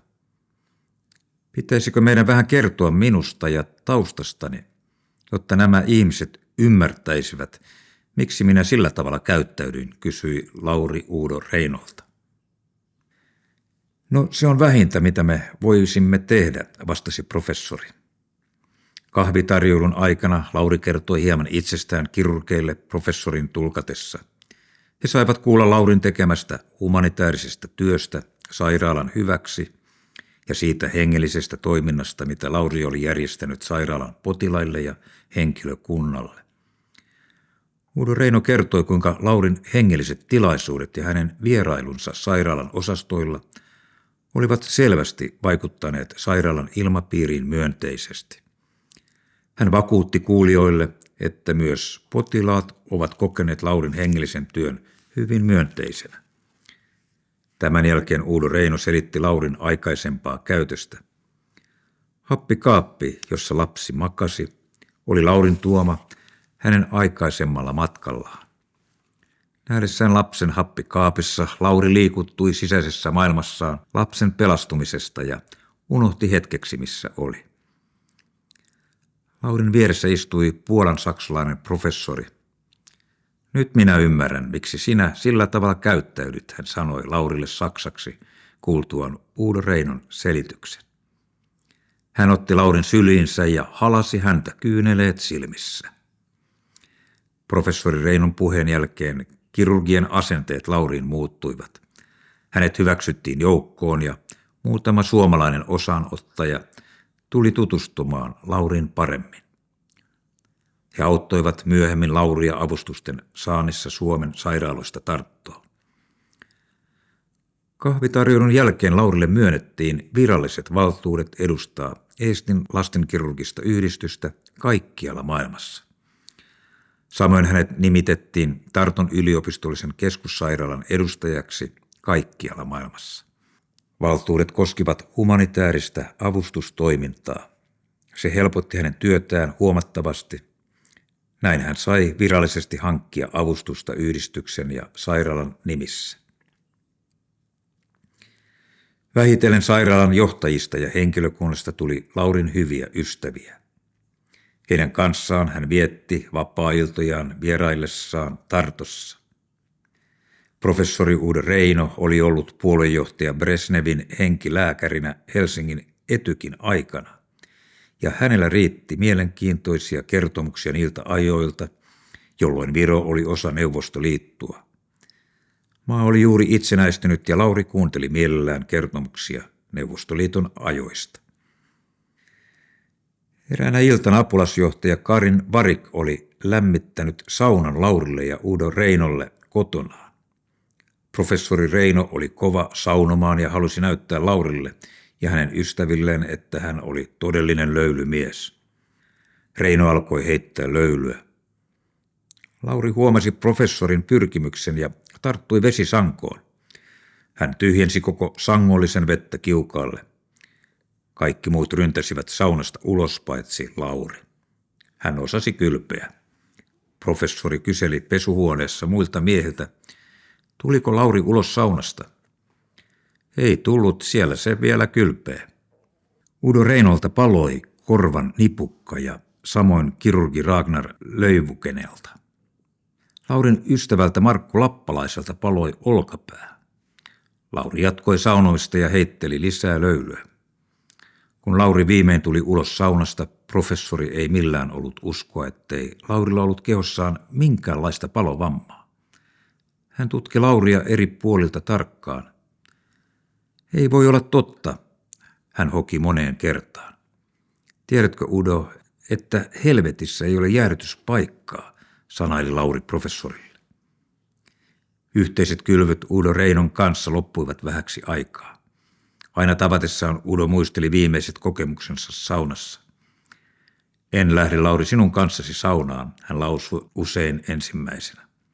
Lopulta Uudo Reino rohkaisi mielensä ja astui Laurin kanssa saunan puolelle, mutta istui silloinkin alalauteella.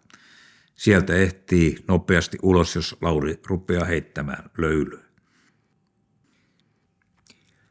Vuonna 1992 lähti Perjantai Kristukselle -kampanjasta 40 henkeä Tarttoon Laurin kanssa.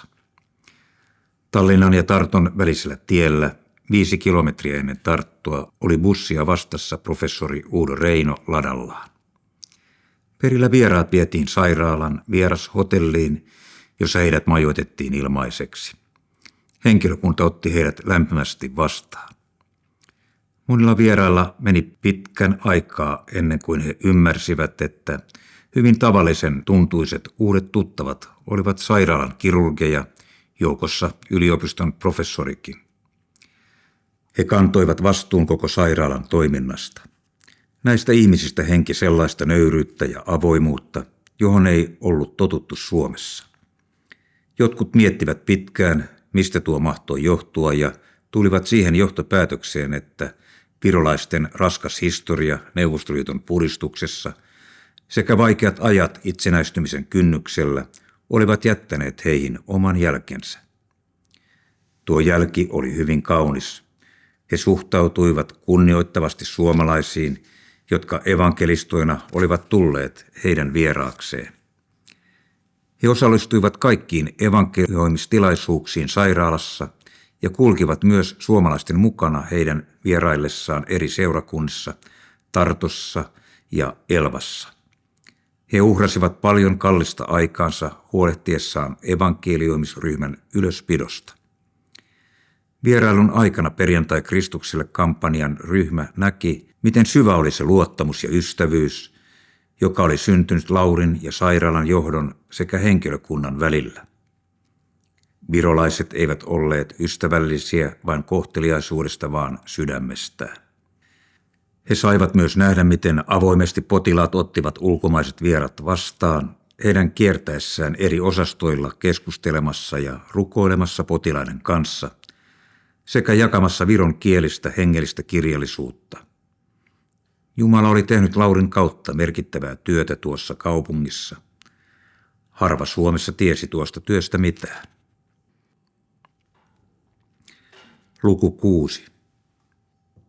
Oli toukokuu 1990. Kevät oli jo pitkällä ja ilmassa väreili orastavan kesän henki. Maa oli sulanut roudasta ja ensimmäiset kukat avasivat nuppujaan loistaen kirkkauttaan harmaan ja pölyisen kaupungin kukkapenkeissä. Silmut puistojen koivikoissa olivat puhkeamassa lehteen ja puut hohtivat kellan vihreinä. Aurinko paistoi siniseltä taivaalta ja sai elämänhalun sykkimään monen talvimasennusta poteneen kaupunkilaisen sydämissä. Pohjolan valoisa kesä teki jälleen tuloaan pimeän talven jälkeen ja jokainen suomalainen osasi siitä iloita. Laurille aurinko tuntui paistavan vielä kirkkaammin kuin kenellekään toiselle. Hänen masennuksensa oli kestänyt 20 vuotta ja päättynyt vasta puoli vuotta aikaisemmin. Tämä oli ensimmäinen kevät mies muistiin, kun Lauri ei valmistautunut muuttamaan Hakaniemen roskalaatikosta kesälaitumille, rannoille tai kaupunkia ympäröiviin metsiin. Lauri käveli pitkin Alppikatua mieli-iloisena. Hän oli lähtenyt liikkeelle pelastusarmeijan asuntolasta haukatakseen raitista ilmaa. Hakaniemen maisemat olivat piirtyneet hänen mieleensä vaikeina alkoholismin vuosina, ja nyt kulkiessaan samoilla nurkilla hän ei voinut olla vuodattamatta kiitostaan siitä ihmeestä, mitä hänelle oli tapahtunut. Sen jälkeen, kun hän oli tullut Helsingin metodistikirkkoon marraskuun lopulla, ei mikään ollut hänen elämässään entisellään. Hänelle oli tapahtunut muutamassa kuukaudessa niin paljon, että välillä meinasi Lauria ruveta huimaamaan. Kaiken lisäksi viime päivinä Laurin mielessä oli alkanut pyöriä jälleen uudet ajatukset. Aivan kuin Jumala olisi puhunut hänelle jälleen. Aikaisemmat sanat, joita hän oli kuullut Pyhän Hengen sanovan, olivat toteutuneet viimeistä piirtoa myöten. Työ Tarton lasten sairaalan auttamiseksi oli jo käynnistynyt. Vähitellen hän oli alkanut ymmärtää yhä paremmin myös Pyhän Hengen toimintaa ja usko Jumalan yliluonnolliseen vaikutukseen oli vahvistunut. Jumalalle ei todellakaan mikään ole mahdotonta. Kaikki, mitä hän sanoo, sen hän myös tekee. Lauri käveli pitkin Hakaniemen katuja miettien kuumeisesti uutta probleemaansa. Puhuiko Jumala hänelle jälleen? Ja mitä hänen nyt pitäisi tehdä? Hänen sydämelleen oli vahvistumassa tietoisuus siitä, että hänen pitäisi aloittaa hengellinen työ Suomen eduskunnassa. Ajatus tuntui hänestä lähes mielipuoliselta. Mitä hän tekisi eduskunnassa? Lauri päätti, ettei hän puhu asiasta vielä kenellekään. Kesän kynnyksellä vietettiin Helsingissä suurta evankelioimisaktiota jäähallissa. Laurikin oli lupautunut mukaan tapahtumaan. Hän halusi tehdä työtä kotikaupunkinsa hyväksi. Aktion aikana Laurista alkoi tuntua siltä, että hänen täytyisi astua yksi askel nähdäkseen, onko ajatuksessa eduskunnan evankelioimisesta mitään järkeä. Ehkä hänen pitäisi mennä käymään eduskunnassa. Hän päätti puhua varovasti ajatuksistaan tutulle saarnaajalle. Evankeliumisaktion yhtenä vetäjänä oli Sion seurakunnan työntekijä Ville Savolainen. Lauri ajeli Villen kanssa tämän autossa Helsingin keskustassa ja mietti, mitä Ville mahtaa sanoa, kun kuulee hänen ajatuksensa. Hän päätti kokeilla. Lähtisikö Ville mukaan eduskuntaan? Siellä pitäisi aloittaa hengelliset kokoukset. En minä tällä kertaa, mutta voin minä viedä sinut sinne, vastasi Ville. Saarnaaja jätti Laurin eduskuntatalon eteen ja jatkoi matkaa hieman ihmeissään. Laurille Villen vastaus ei ollut yllätys. Hän arvasi, että tämä tie hänen oli kuljettava yksin. Lauri käveli eduskuntatalon eteen ja katseli jylhää rakennusta portaiden juurelta. Suuret pilarit nousivat jykevinä kohti sinitaivasta. Rakennus seisoi mahtavana, järkkymättömänä monumenttina kalliolla hänen yläpuolellaan ja sai pienen ihmisen tuntemaan itsensä vieläkin pienemmäksi. Se julisti esivallan auktoriteettia ja muuttumattomuutta omalla olemuksellaan. Tuon esivallan kanssa Lauri oli joutunut tekemisiin aikaisemmin lukemattomia kertoja poliisin retuuttaessa häntä pois Hakaniemen torilta haisemasta. Tuon esivallan mahdin hän oli kokenut kuullessaan putkan oven kolahtavan kiinni takanaan. Siellä hämärän sellin laverilla hän oli maannut lukemattomia kertoja ahdistuneena katsellen kivisiä seiniä. Siellä ihminen tunsi itsensä yksinäistäkin yksinäisemmäksi. Hiljaisuuden rikkoi vain käytävältä kuuluva meteli esivallan raahatessa kadun miehiä putkaan selviämään. Lohtua ei saanut edes tenupullosta. Oli vain pakko maata ja antaa ajatuksen pikkuhiljaa kirkastua alkoholin haihtuessa. Niinä tappavan hitaasti valuvina tunteina elämä kaatui murskaavana hänen päälleen, kun olemassaolon mielettömyys alkoi kirkastua humalan haihtuessa. Silloin hän tiesi, että Suomessa on esivalta, joka oli hänet punninnut ja arvottomaksi havainnut. Tuon esivallan mahdin hän oli kokenut useita kertoja myös silloin, kun hän oli herännyt itsemurhayritystensä jälkeen sairaalassa. Hän oli kuullut lääkärin lakonisesti toteavan, että hoitoon Hesperian sairaalaan on lähdettävä joko vapaaehtoisesti tai pakolla. Silloin oli suostuttava elämään ja paranemaan, vaikka juuri oli etsinyt kuolemaa vain päästäkseen pois. Esivalta oli määrännyt hänet toipumaan ja elämään.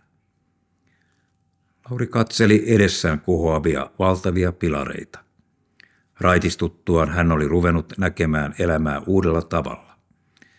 Jossain sisällä mahtavan rakennuksen suurissa saleissa istui vain joukko pieniä ihmisiä. Vallastaan ja asemastaan huolimatta he olivat yhtä pieniä kuin kaikki muutkin ja tarvitsivat Jeesusta Kristusta. Siksi Laurin pitäisi mennä nyt sinne, vai pitäisikö? Laurin valtasi epäusko. Hän pohti, voiko tämä olla sittenkään totta. Sanoitko sinä Jumala todella minulle, että minun pitää mennä nyt tuonne sisälle, rukoili Lauri sydämessään. Hän lähti hitaasti kiipeämään eduskuntatalon portaita, mutta pysähtyi portaiden välitasanteelle. Eihän minulla ole Jumala minkäänlaista koulutuspohjaakaan koko hommaan. Ja minähän olen entinen rappioalkoholisti. Käännytä minut nyt takaisin, jos tämä ei ole sinusta. Laurin mieleen palasivat välähdyksen omaisesti ne hetket lapsuudesta, jolloin häntä vietiin pääsykokeisiin Taivalkosken vanhalle oppikoululle. Lauri oli käynyt vain kansakoulun. Opettaja oli yrittänyt Laurin vanhempia painostaa panemaan poikansa oppikouluun, huomattuaan miten loistava muisti hänellä oli. Lauri ei ollut ehtinyt harrastuksiltaan paljoa läksykirjojaan avata, mutta oli menestynyt kokeissa, koska oli kuunnellut tunnilla, mitä opettaja oli sanonut. Opettajan kehotuksesta Laurin vanhemmat veivät poikansa oppikoulun pääsykokeisiin. Matkalla kokeisiin Lauri teki suunnitelman. Hän päätti lyödä leikiksi koko pääsykokeet. Hän ei halunnut oppikouluun, vaan urheilemaan. Hän uskoi, että mäkihypyssä oli hänen tulevaisuutensa. Siksi hän päätti heittäytyä täysin tyhmäksi pääsykokeissa ja vältti kuin välttikin näin joutumasta oppikouluun. Nyt sitä kielitaitoa ja yleissivistystä olisi tarvittu, ajatteli Lauri seistessään eduskuntatalon portaiden välitasanteella. Tällä koulutuspohjalla ja alkoholistin menneisyydellä ei hänen logiikkansa mukaan ollut mitään asiaa eduskuntaan. Laurin rukoillessa hänen sydämelleen laskeutui kuitenkin entistä suurempi varmuus, että suunta oli oikea. Hän lähti hitaasti kiipeämään ylöspäin. Eduskuntatalon edessä hän pysähtyi jälleen. Epäusko valtasi taas mielen hänen katsellessaan eduskuntatalon valtavia ovia. Hän laski kätensä oven kahvalle, mutta rukoili samalla sydämessään vielä kerran. Nyt Jumala, jos tämä ei ole sinusta, niin käännytä minut takaisin. Lauri astui sisälle taloon. Hän katseli ensimmäistä kertaa tuon rakennuksen sisäpuolelle. Eteisaula avautui jylhänä hänen edessään. Pari vahtimestaria seisoskeli rauhallisen näköisinä aulassa. He kiinnittivät heti katseensa Lauriin hänen astuessaan sisälle. Nyt ei voinut enää perääntyä.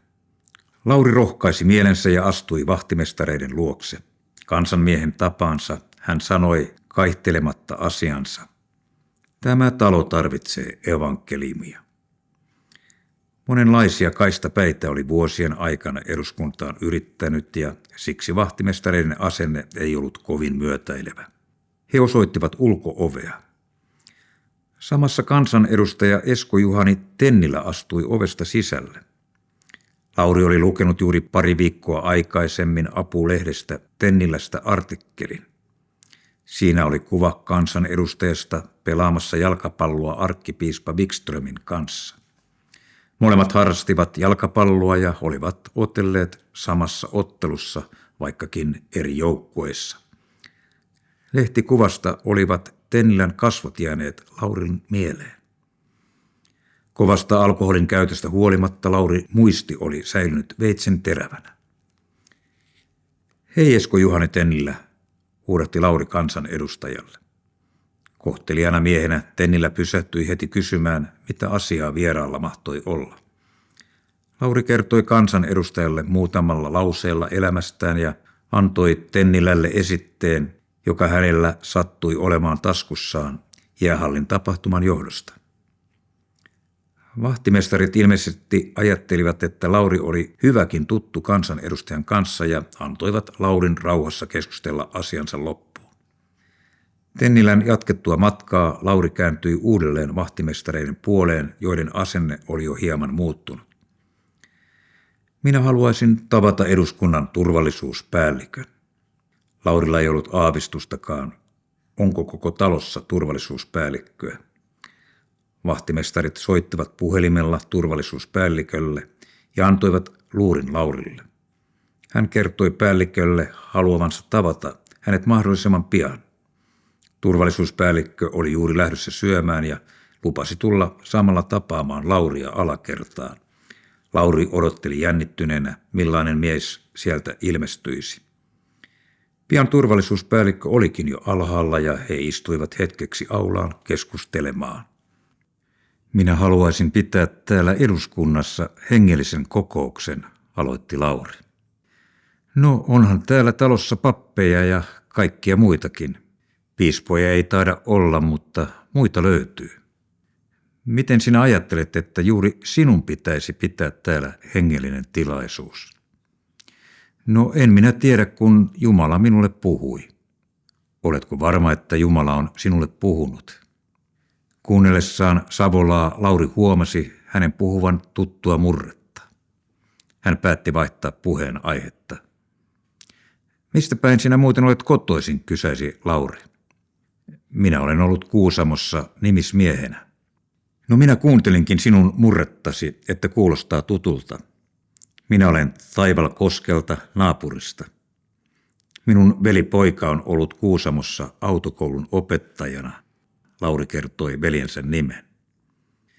Juu, kyllä minä miehen tunnen, vastasi turvallisuuspäällikkö. Yhteys turvallisuuspäällikön kanssa alkoi syntyä. Hän pyysi Lauria soittamaan iltapäivällä uudelleen ja lupasi tutkia, voisiko Lauri pitää hengellisen tilaisuuden eduskunnassa. Lauri soitti sovittuna aikana ja sai kuulla, että lupa on myönnetty. Hän saisi pitää hengellisen tilaisuuden eduskunnan edustustiloissa kansanedustajille seuraavana torstaina. Lauri kiitti kohteliaasti ja sulki puhelimen. Lauri lähti heti tapaamaan tuttujaan Salm-seurakunnan toimistolle Hakaniemeen. Hän tarvitsi eduskunnan tilaisuuteen mukaan muitakin. Ei hän sinne yksin uskaltaisi mennä. Hän kertoi asiasta ensimmäisenä eteen tulleelle seurakunnan työntekijälle, Mauri Venemiehelle. Kuule Mauri, nyt pidetään eduskunnassa hengellinen tilaisuus. Lähdetkö mukaan? Lauri katsoi Mauria kysyvästi ja odotti, miten hän asiaan reagoisi. Mikä tilaisuus, kysyi Mauri hämmästyneenä ja tuijotti Lauria tutkivasti. Saalemissa oli totuttu kohtaamaan monenlaisia ylihengellisiä vaeltajia, jotka mielikuvituksessaan saivat päähänsä mitä uskomattomampia ideoita. Heidän kelkkaansa ei saanut suinpäin heittäytyä. He tarvitsivat opetusta ja sielunhoitoa päästäkseen tasapainoon. Minulla on eduskunnassa tilat käytettävissä hengellistä kokousta varten. Älä valehtele. Kyllä on. Lähdetkö sinne mukaan? Kyllähän minä voin lähteä, lupautui Mauri selvittyään hämmästyksestä ja vakuututtuaan, että Lauri on edelleen terveyden kirjoissa. Mukaan lupautui myös saarnaaja Kai Antturi ja Ville Savolainen, joka johti toukokuun evankelioimisaktiota. Saman tien painettiin tilaisuudesta mainokset kansanedustajia varten ja Lauri toimitti ne eduskuntaan jakeluun. Torstai-aamu valkeni aurinkoisena. Lauri oli pystyssä heti aamutuimaan. Ovet olivat avautuneet hänelle eduskuntaan ja nyt hän näkisi, mitä se kaikki merkitsee. Hän oli entistä vakuuttuneempi, että Jumala oli hänelle puhunut ja lähettänyt hänet kansanedustajien luokse. Mutta hänellä ei ollut aavistustakaan, miten asia tulisi etenemään ja mitä tästä kaikesta seuraisi. Hän vain uskoi, että Jumalan johdatuksessa ollaan. Lauri oli eduskunnassa hyvissä ajoin ystäviensä kanssa. He odottivat eduskunnan edustustiloissa jännittyneenä, tuleeko ainoatakaan kansanedustajaa heitä kuuntelemaan. Heille kaikille tilanne oli uusi ja tuntematon. Edustustilat ovat se foorumi, jossa kansanedustajat ottavat vastaan erilaisia delegaatioita kansan keskeltä. Televisiossa näytetyt erilaisten adressien luovutukset ovat tapahtuneet yleensä juuri noissa tiloissa. Harvoin siellä on järjestetty hengellistä tilaisuutta vartavasten kansanedustajille. Vähitellen vieraita alkoi kerääntyä saliin. He näyttivät Laurista aivan tavallisilta ihmisiltä, joiden kanssa pystyi keskustelemaan mistä tahansa. Monet kyselivätkin sisään tullessaan heti uteliaina, mistä kokouksessa oli kysymys. Tilaisuuden käynnistyessä paikalle oli saapunut toistakymmentä kansanedustajaa. Lauri kertoi heille kansanomaisella tavallaan omasta elämästään ja siitä, miten Jumala oli hänen kohtalonsa muuttanut. Hän tiesi, että se oli hänen tehtävänsä tänään. Saarnaaja Mauri Venemies jatkoi Laurin jälkeen omalla tarinallaan. Kun kansan edustajia virtasi vielä lisää, Lauri ja Mauri kertoivat tarinansa vielä toisen kerran. Lopuksi saarnaaja Kai Antturi piti pienen hengellisen puheen kokouksen päätteeksi. Kansanedustajia oli tullut paikalle lopulta 18. Heitä oli lähes kaikista puolueista, vasemmistosta oikeistoon. Vastaanotto oli hyvin myönteinen ja ystävällinen. Tilaisuuden aikana Laurille syntyi tärkeitä suhteita moniin kansanedustajiin, joiden kanssa hän seuraavina vuosina tulisi vielä työskentelemään paljon. Tilaisuuden lopussa kansanedustajat toivotettiin tervetulleeksi jäähallissa järjestettävään kokoussarjaan. He kiittivät kokouksesta ja kutsusta kohteliaasti ja poistuivat. Niin Laurin ensimmäinen hengellinen kokous eduskunnassa oli päättynyt. Siitä alkoi Laurin vuosia jatkuva toiminta kansanedustajien parissa. Ovet olivat auenneet. Lauri jatkoi hengellisiä tilaisuuksia eduskunnan edustustiloissa. Yleisöä kokouksissa oli 10–20.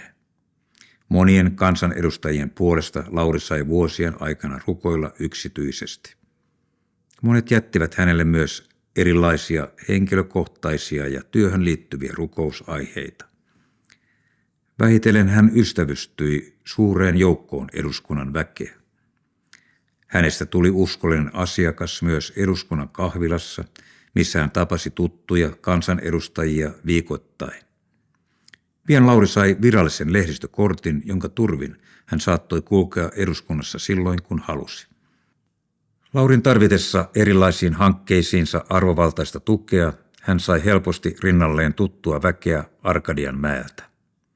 Hänen kelkkaansa uskalsivat lähteä edustajat laidasta laitaan, aina kommunisteja myöten.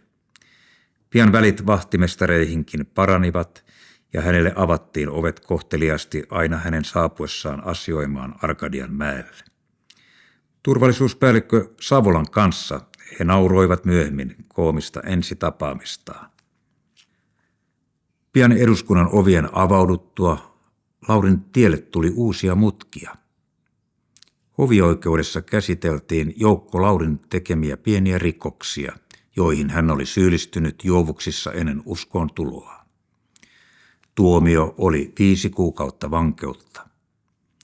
Lauri päätti rukoilla asian puolesta ja sai Jumalalta lupauksen, että hän ei tule joutumaan vankilaan, vaan tulee saamaan rikoksistaan armahduksen. Lauri puhui asiasta avoimesti tutuilleen, joista kaikki eivät uskoneet hänen puheisiinsa lainkaan. Sinä joudut, Lauri, kyllä vankilaan, mutta minä tulen sinua sinne katsomaan. Siellä sinä tulet olemaan todistuksena ja apuna monille muille vangeille, eräs hänen ystävänsä lohdutti Lauria. En minä joudu vankilaan, sillä Jumala on luvannut minulle armahduksen, vastasi Lauri.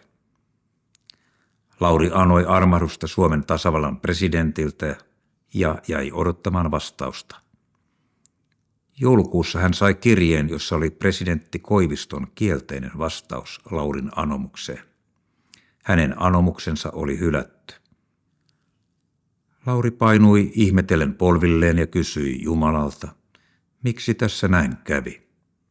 Hän kuuli hiljaisen Pyhän Hengen äänen, lähetä uudelleen armahdusanomus.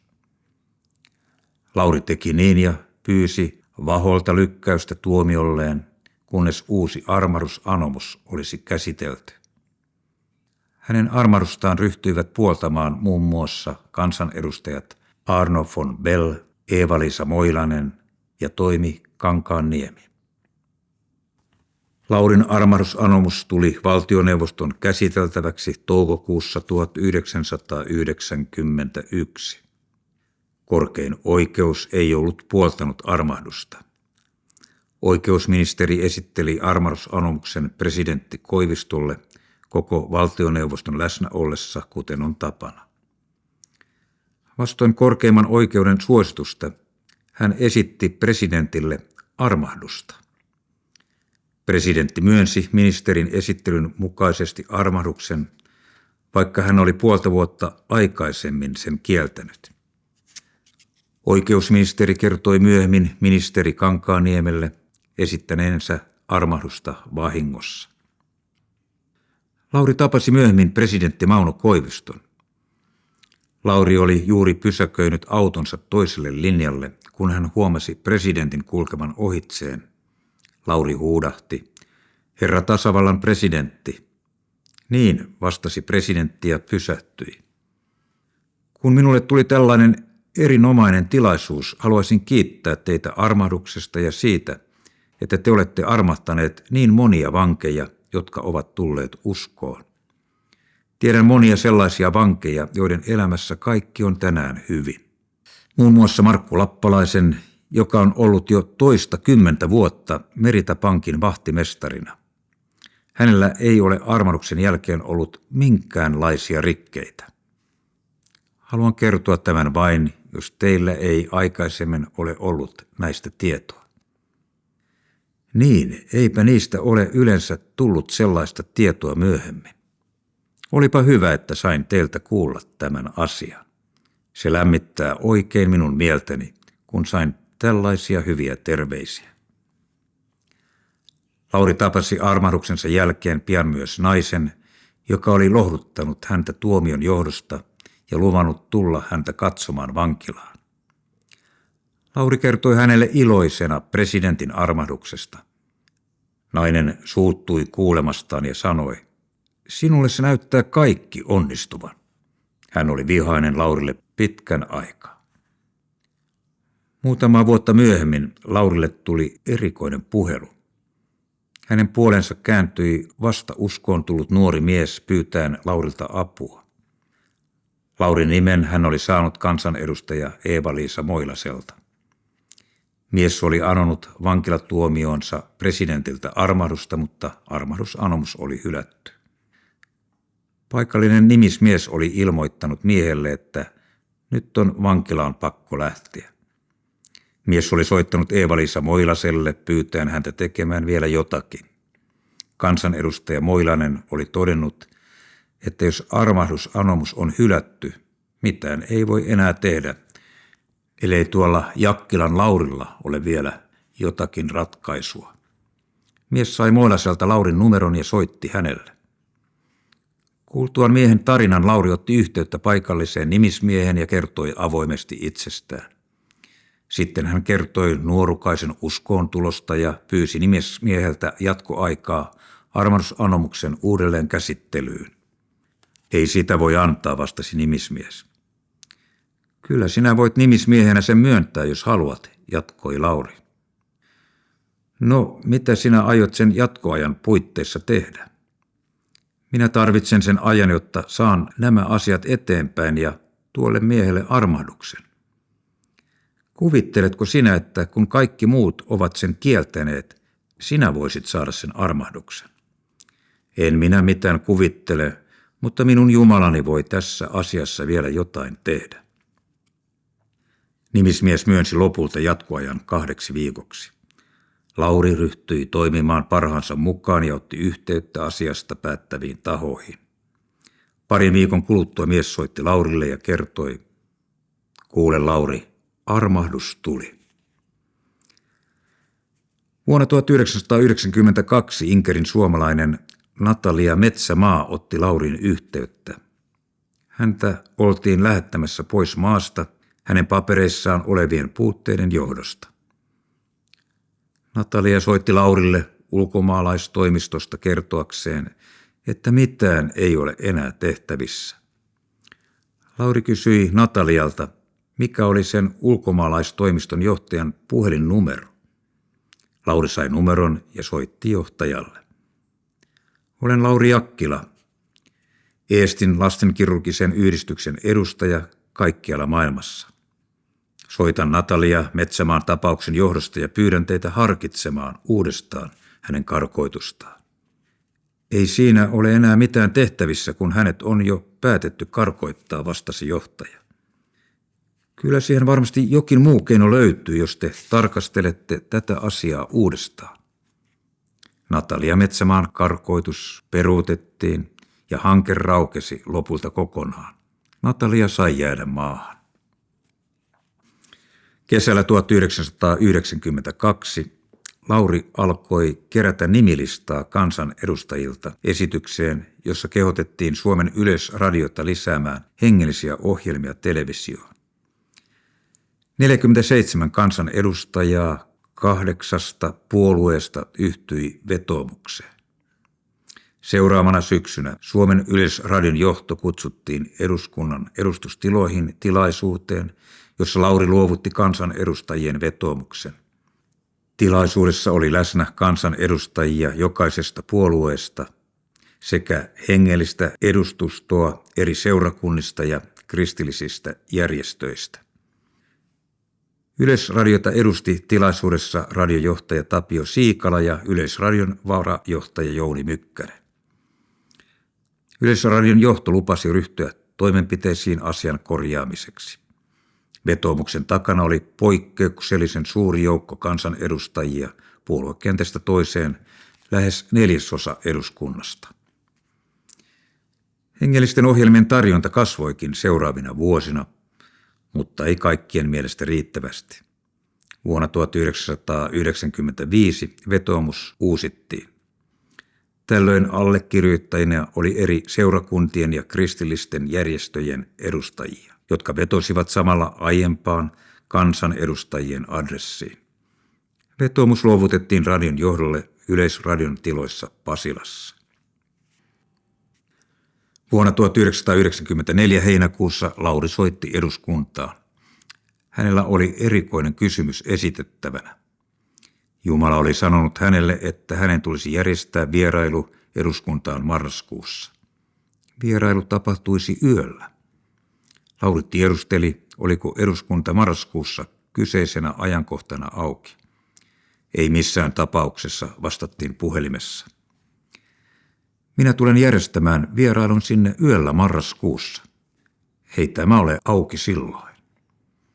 Jumalan ilmoituksen mukaan se on auki, sanoi Lauri lopuksi. Lauri järjesti kokoussarjan hotelli Artturin kokoustiloissa marraskuussa. Hän oli ilmoittanut rohkeasti, että kokouksen ohjelmaan kuuluisi myös vierailu yöllä eduskunnassa, vaikka ei tiennytkään, miten se olisi mahdollista.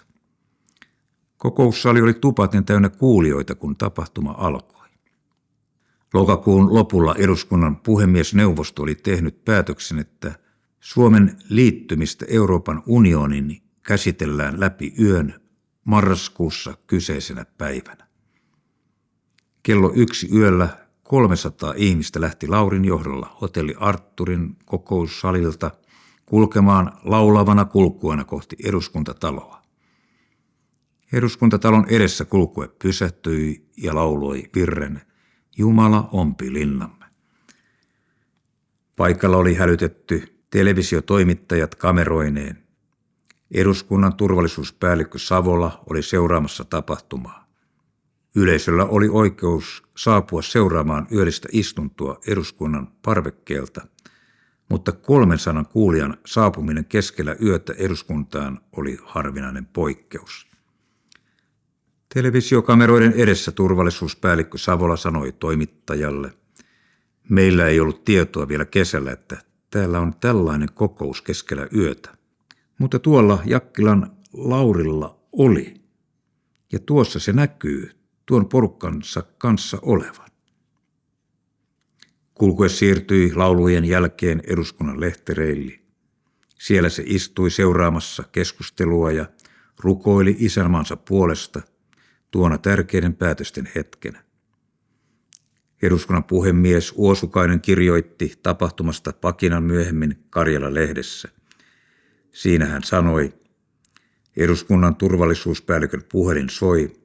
Siellä ilmoitti turvallisuuspäällikkö, että Via Dolorosan kuoro on tulossa parvekkeelle. Kun minä näin, että tuo kuoro tuli, minä ajattelin, että mitään ei voi, jos he innostuvat, kun ei paloruiskuakaan ollut lähellä. Yöllinen kokous eduskunnassa sujui rauhallisesti. Tarkoituskaan ei ollut tulla rettelöimään, vaan rukoilemaan. Sama rukouskulkue toistui vielä seuraavana yönä, kun Suomen tulevaisuudesta tehtiin kauaskantoisia päätöksiä. Laurin eduskuntatyö on ollut vuosien aikana hyvin moninaista ja värikästä. Hän on noussut rohkeasti vastustamaan myös monia näkemiään vääryyksiä. Erilaisten tapahtumien tuoksinnassa hänestä on piirtynyt kansanedustajien mieliin hyvin omintakeinen ja persoonallinen miehen kuva. Kaiken keskellä hänen luottamuksensa ja ystävyyssuhteensa ovat säilyneet ja entisestään vahvistuneet. Luku 7. Eduskunnan kahvilassa oli hiljaista. Lauri istui yksin kahvilan pöydässä ja katseli, kun muutamat toimittajat keskustelivat keskenään päivän politiikan aiheista. He olivat lehtien eduskuntatoimittajia, jotka tekivät päivät työtään Arkadianmäellä. Heidän tehtävänsä oli seurata ja kommentoida lehdissään eduskunnan tapahtumia. He olivat kahvilan vakioasiakkaita. Siellä käytiin poliitikkojen kanssa monet keskustelut, jotka ilmestyivät seuraavina päivinä lehtien palstoille. Kansanedustajat eivät olleet vielä ehtineet kahvilaan ja siksi sali oli toimittajia lukuun ottamatta harvinaisen hiljainen. Eduskunnan kahvilasta oli tullut Laurin kantakuppila. Siellä hän oli tavannut tuttuja kansanedustajia jo pitkään. Katsellessaan autiota salia Laurin ajatukset palasivat jälleen kerran menneeseen. Hän ei pystynyt vieläkään käsittämään, miten hän oli joutunut tänne eduskuntaan. Alkoholismin aiheuttamissa hallusinaatioissa hän oli joskus saattanut nähdä uskomattomiakin asioita, mutta ei koskaan tällaista. Tämä oli todellista, vaikka sitä olikin välillä vaikeata uskoa. Mitä hän vanhat ryyppykaverit sanoisivat, jos näkisivät minut täällä puku päällä ja kravatti kaulassa neuvottelemassa kansanedustajien kanssa, mietti Lauri itsekseen.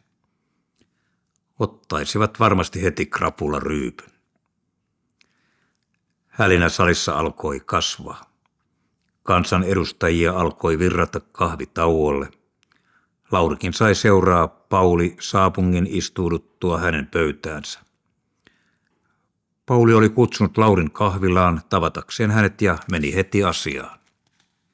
Karjalan tasavallasta on soitettu eduskuntaan ja kyselty, löytyisikö Suomesta sellaista miestä, jolle voitaisiin antaa Karjalan tasavallan valtuudet koordinoida ulkomaista apua Karjalaan, selitti asiansa Saapunki lyhyesti. Voisitko, Lauri, ottaa tehtävän vastuullesi? Lauri oli jo miettinyt asiaa etukäteen ja lupasi yrittää. Saapungin kanssa sovittiin tarkemmin yksityiskohdista. Laurin passista päätettiin lähettää valokopiot Venäjälle ja kun paperit olisivat valmiit, asia etenisi omalla tahdillaan. Lauri pohti kahvikupin ääressä mahdollisuuksiaan Karjalan auttamiseksi, kunnes eduskunnan kello soi. Se kutsui kansanedustajia seuraavaan istuntoon. Laurin palaveri oli päättynyt ja hän jäi odottamaan seuraavaa siirtoa. Saapunki lähti istuntosaliin. Neuvostoliiton romahtaminen ja sitä seuraava Venäjän siirtyminen markkinatalouteen oli koetellut erityisen raskaasti Venäjän Karjalaa. Siellä elettiin suuressa puutteessa ja etsittiin Viron ja monien muiden entisten Neuvostoliiton etupiirialueiden tapaan apua kaikella mahdollisella tavalla.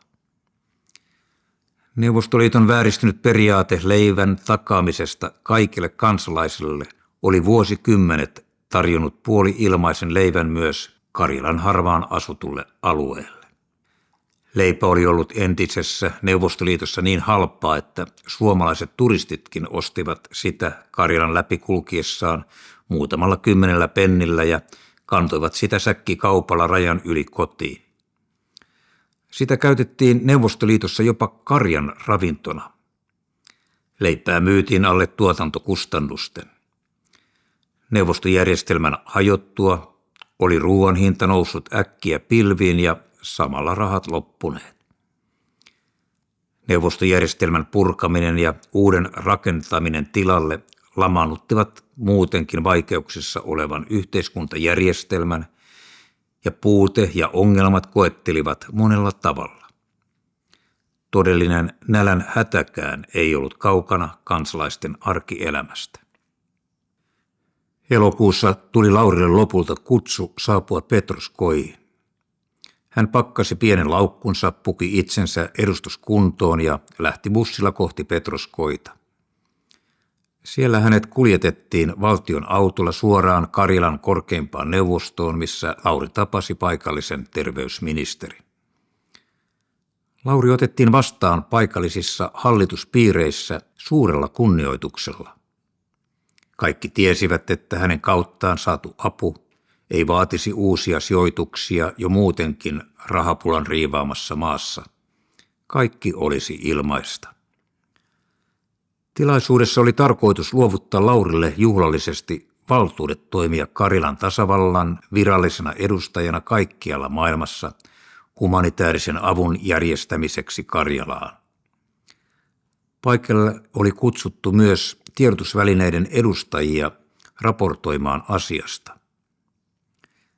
Keskustellessaan terveysministerin kanssa ennen valtuuksien luovuttamista terveysministeri kysäisi Laurilta, minkä alan ihmisiä Lauri on. Lauri mietti, mitä tuohon pitäisi vastata ja tokaisi kansanmiehen tapansa olevansa puliukko. Tulkki käänsi Laurin vastauksen venäjäksi. Tuollainen ammatti oli terveysministerille täysin outo, ja hän pyysi tarkentamaan, mitä puljukko tekee ammatikseen. Lauri pelästyi sanojaan ja koetti korjata asian sanomalla olevansa kemisti.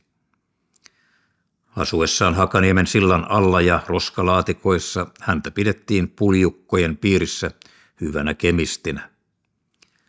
Hän tiesi monet keinot, joilla saattoi tislata tenusta juomakelpoista viinaa. Koska Suomen eduskunta oli virallisesti lähettänyt Laurin Karjalaan, terveysministeri piti kuitenkin itsestään selvänä, että Lauri oli jonkun suuren suomalaisen yrityksen kemistejä.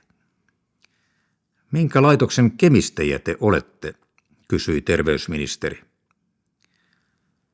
Oikeastaan asia on niin, että vuonna 1989 elämässäni tapahtui muutos.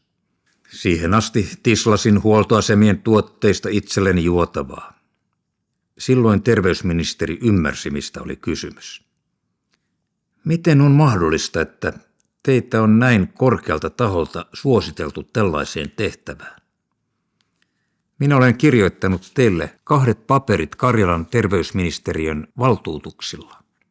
Miten ihmeessä teitä on voitu ehdottaa tähän tehtävään, jos teillä on tuollainen tausta? Terveysministeri ja tulkki olivat molemmat hämmästyksestä typertyneitä. Jumala muutti minun elämäni vuonna 1989, vastasi Lauri. Kun yksilö ihminen ottaa Jumalan vastaan elämäänsä, hän muuttaa tämän elämän. Samoin tapahtuu, jos kokonainen kansakunta turvaa Jumalaansa ja kääntyy hänen puoleensa. Myös Karjala voi nousta vaikeuksistaan, jos ymmärtää pyytää apua Jumalalta. Terveysministeri hämmentyi kuulemastaan. Lauri ei pyöristellyt sanojaan. Hän sanoi asiat niin kuin ajatteli. Laurin sanat näyttivät koskettavan terveysministeriä syvältä. Hän peitteli liikutustaan ja lähti kävelemään huoneen seinustalla olevalle sohvalle. Hän pyysi valokuvaajaa tulemaan paikalle ja salamavalojen räiskyessä hän luovutti lupaamansa valtakirjat Lauri Jakkilalle. Vierailullaan Karjalassa Lauri sai tutustua Petroskoin elämään ja sen nähtävyyksiin. Hänen oppaanaan toimi Karjalan korkeimman neuvoston jäsen Nelle Dnipro-Orova. Laurille kerrottiin Karjalan nykytilanteesta ja monista eri tarpeista. Hän sai kattavan kuvan siitä suuresta puutteesta, minkä keskellä siellä elettiin. Lauri sai tutustua myös kaupungin niin sanottuun 3. klinikkaan, joka vastaa ensiapuklinikkaa Suomessa. Klinikan tiloissa oli baari, johon kuka tahansa petroskoilainen sai tulla juomaan teetä ja kahvia. Siellä oli tarjolla lukemattomia erilaisia teelaatuja, joiden uskottiin vaikuttavan eri sairauksiin, nivelreumasta ja verenpaineesta aina syöpään asti. Lauri kiersi sairaalan osastoilla tutustumassa sen toimintaan ja tarpeisiin. Karjalan tasavalta piti häntä arvokkaana vieraanaan. Lauri oli majoitettuna venäläisen lentokonealan insinöörin luokse. Perheen tytär oli opiskellut joskus suomea ja toimi aina tarvittaessa Laurin tulkkina. Laurille oli varattu oma kamari perheen asunnosta. Häntä pidettiin perheen keskellä kuin läheistä sukulaista. Eräänä iltana Lauri kutsuttiin nauttimaan illallista perheen kanssa.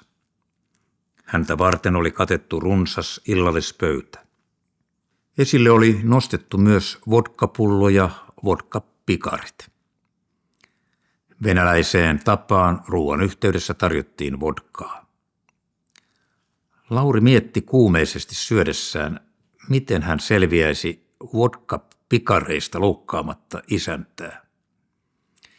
Entisenä alkoholistina hän ei voinut ajatellakaan tarttumista viinaan. Ruokailun aikana perhe intoutui keskustelemaan keskenään venäjäksi ja Lauri jäi hetkeksi sivusta seuraajaksi. Kun isännän huomio vältti, Lauri otti vodkapikarin tyylikkäästi käteensä, nosti sen suutaan kohti, veti samalla vähän housun kaulusta ulospäin ja hurautti vodkan housun kauluksesta alas housuunsa. Sitten hän laski tyhjän pikarin pöydälle. Pian isäntä tarjosi Laurille lisää vodkaa huomattuaan pikarin tyhjentyneen. Lauri kieltäytyi toisesta pikarista kohteliaasti. 1 lasillinen riitti hänelle. Entisenä alkoholistina hän tiesi, että vodka on niin puhdasta viinaa, että se haihtuu housusta pienessä hetkessä ja niin kävi. Lauri selvisi vodkasta loukkaamatta isäntää, mutta housut kastuivat hetkeksi. Laurin vierailu Karjalassa kesti muutaman päivän.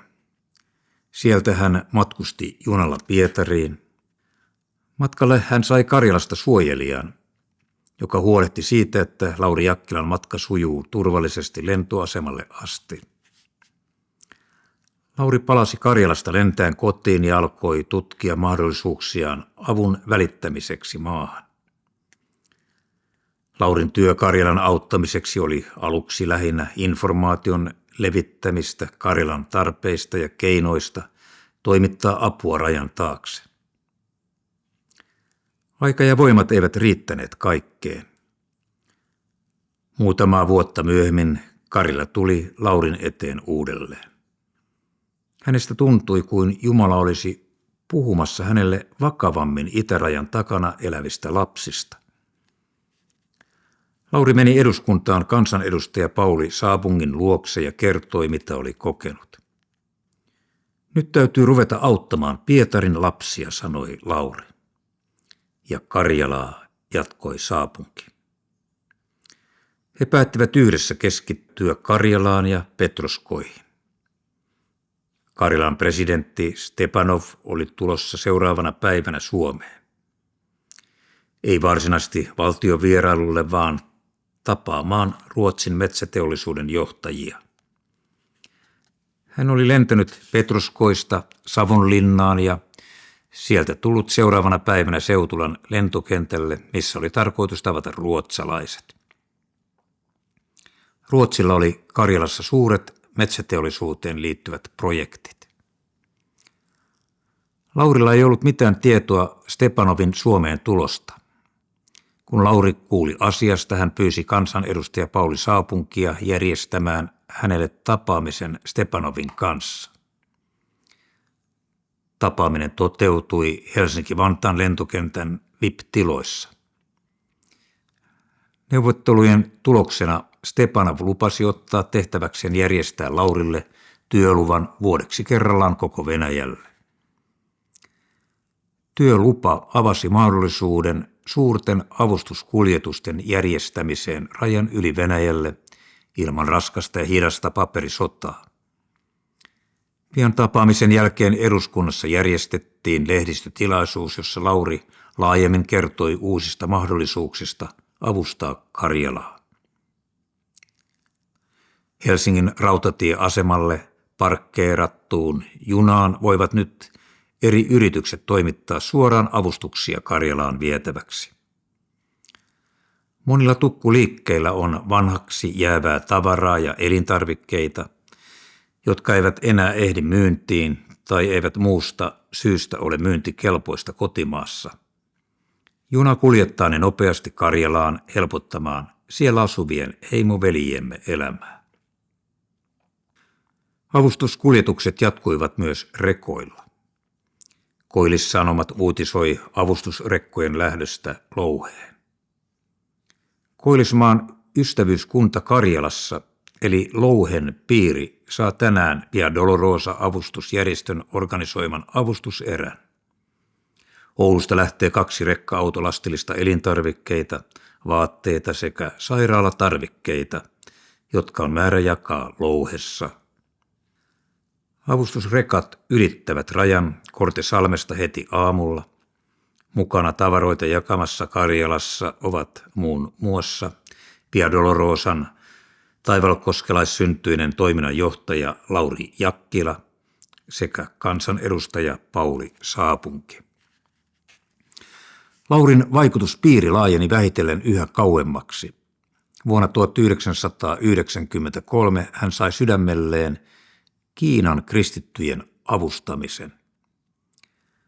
Näky Kiinasta sai odottaa kuitenkin vielä 2 vuotta ennen tien avautumista.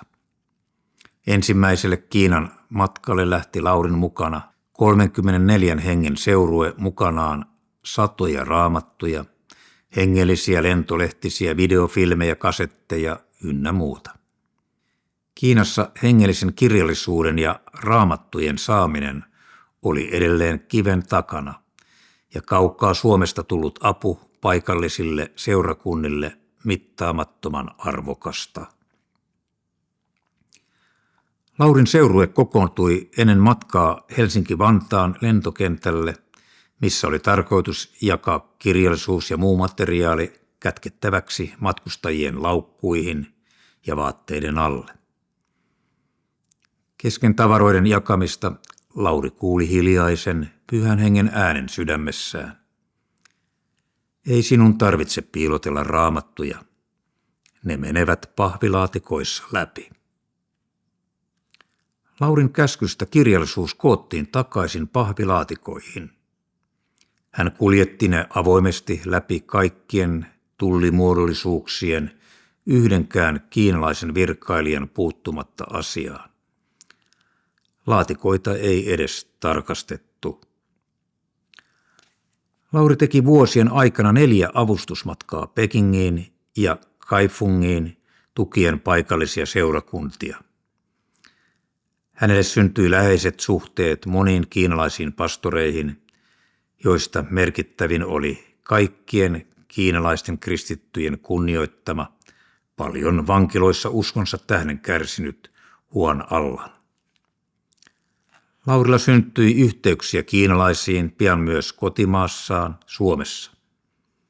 Hän kohtasi sattumalta kiinalaisen miehen, joka istui urheilukadun varressa diplomaattikilvin varustetussa mersussa.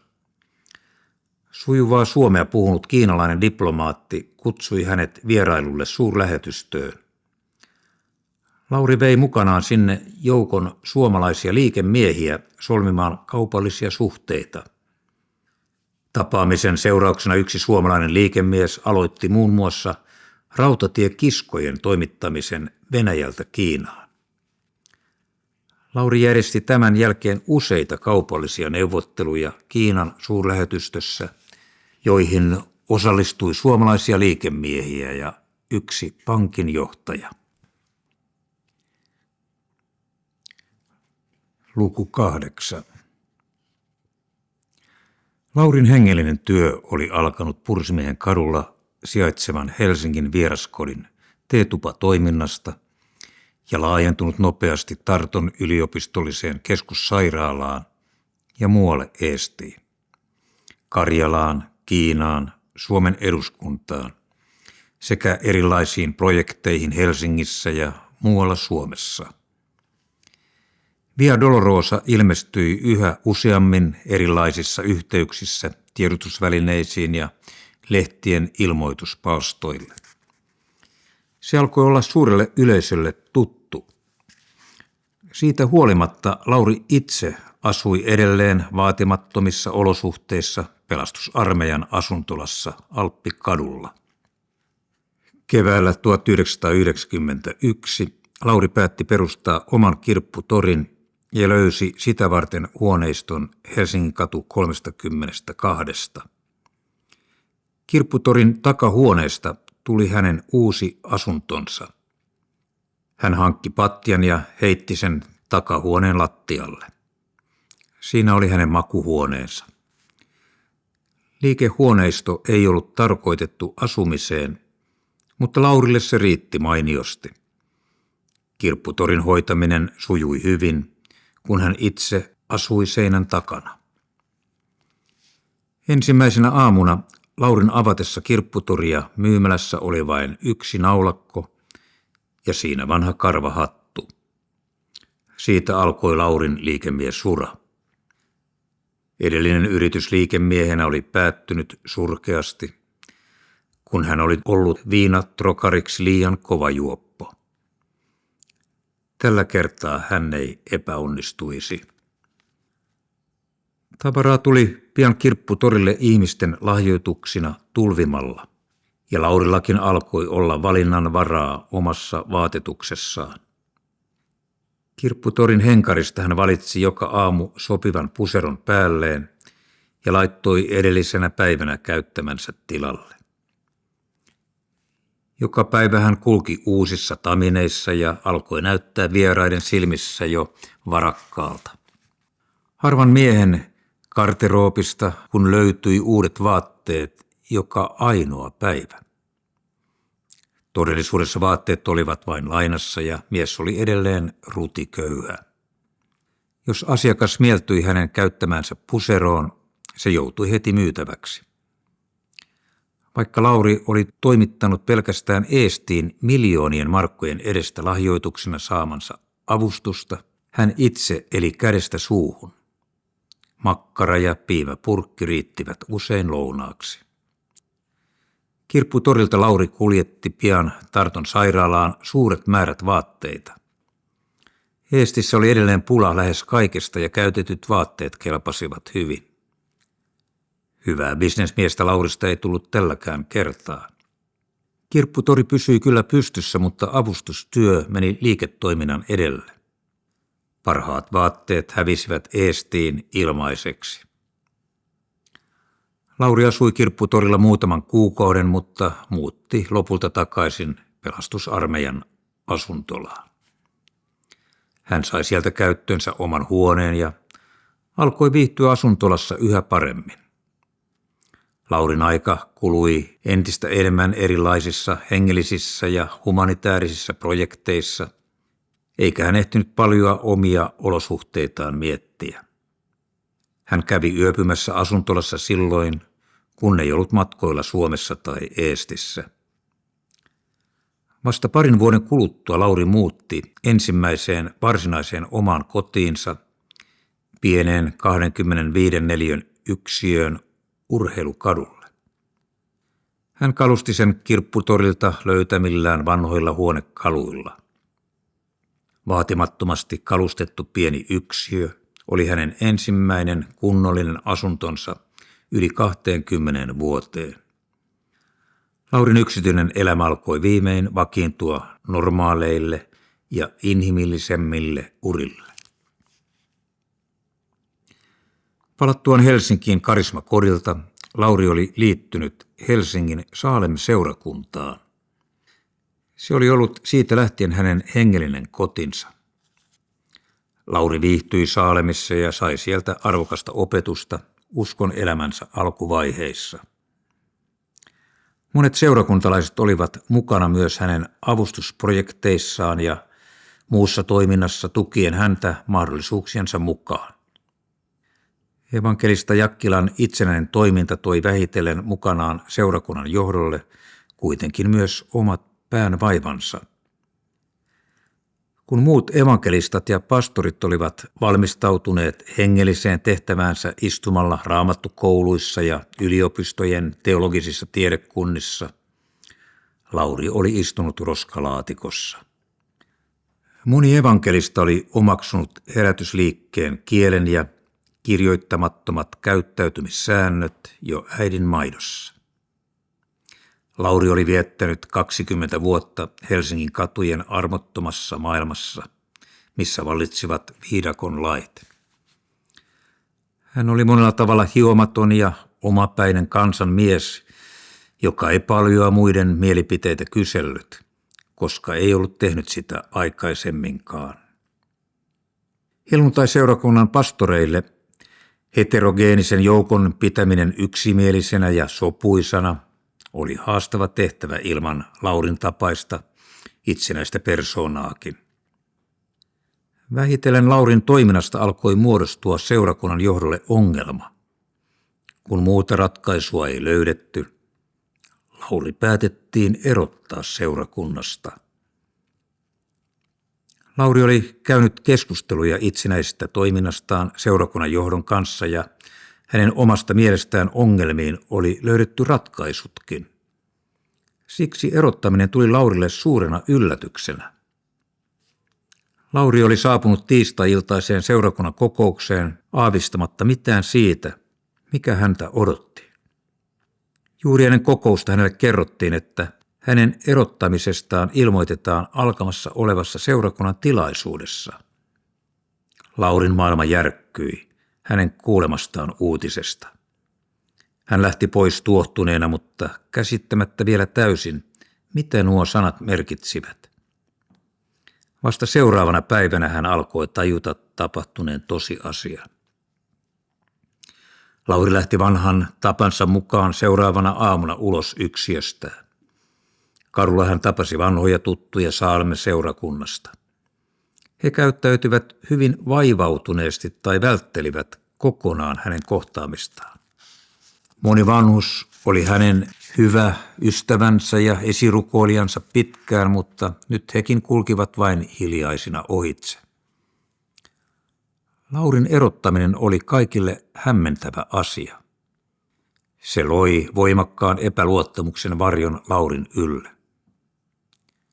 Seurakuntalaiset eivät tienneet, miten Laurin pitäisi nyt suhtautua ja käyttäytyivät sen mukaisesti. Lauri koki kaiken kipeänä hylkäämisenä ja eristäytyi omaan yksiönsä.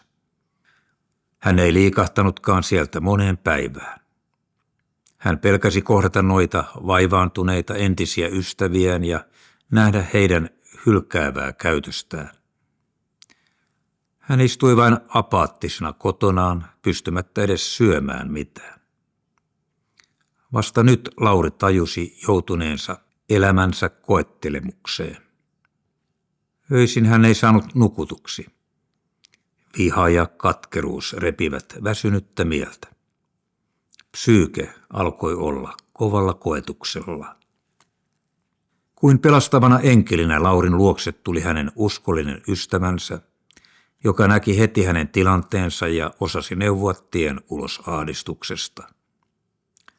Lauri rupesi syömään ja uskaltautui liikkeelle asunnostaan parin viikon piileskelyn jälkeen.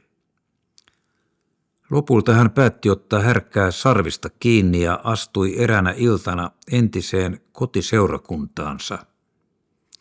Hän istuutui takapenkkiin yleisön joukkoon, kuten ennenkin, ja oli siellä kokouksen loppuun saakka. Se oli Laurille suuri voitto. Hän oli päässyt ihmispelkonsa herraksi ja kykeni elämään taas normaalia elämää. Puoli vuotta myöhemmin Salm-seurakunnasta otettiin Laurin yhteyttä. Seurakunnan johto halusi keskustella Laurin kanssa erottamisesta uudelleen, sillä päätöksestä ei oltu yksimielisiä seurakunnan vanhimmistossa. Ratkaisu oli tehty kesällä pienellä joukolla ja kaikki eivät olleet siihen tyytyväisiä. Yhteiseen kokoontumiseen osallistui seurakunnan johtaja ja useita seurakunnan toiminnasta vastaavia niin sanottuja vanhimmistoveljiä. He kaikki olivat Laurille hyviä tuttuja. Lauri nauhoitti tilaisuuden salaa kasetille, sillä hänellä ei ollut etukäteen aavistustakaan, mitä siellä tultaisiin puhumaan. Hänestä oli tullut hyvin skeptinen. Yhteisessä kokouksessa erottamista käsiteltiin uudelleen ja asiaa pahoiteltiin vilpittömästi. Samalla häneltä pyydettiin lupaa saada poistaa hänen nimensä erotettujen listalta, joka vahvistetaan kerran vuodessa yhdistyksen vuosikokouksessa. Lauri antoi luvan ja niin erottaminen virallisesti peruutettiin. Menneet ristiriidat sovittiin ja unohdettiin. Lauri pääsi vähitellen pettymyksensä ja katkeruutensa yläpuolelle ja kykeni myös antamaan kaiken anteeksi. Lopulta hän alkoi nähdä asioita uudessa valossa. Kun Jumala ei muuten saanut minua ohjattua oikealle tielle, hänen piti vähän tönäistä. Via Dolorosan toiminta oli kasvanut niin suureksi, että sen jatkaminen toisen yhdistyksen sisällä olisi ollut myöhemmin joka tapauksessa mahdotonta. Lauri oli jo ehtinyt liittyä Sion seurakuntaan, mutta jatkoi sieltä pian matkaa evankelis-luterilaiseen kirkkoon. Hän liittyi Kallion seurakuntaan, jossa hänet valittiin myöhemmin kirkkovaltuuston varajäseneksi. Lauri jatkoi avustustyötään ja muuta toimintaansa ristiretki Via Dolorosan nimissä.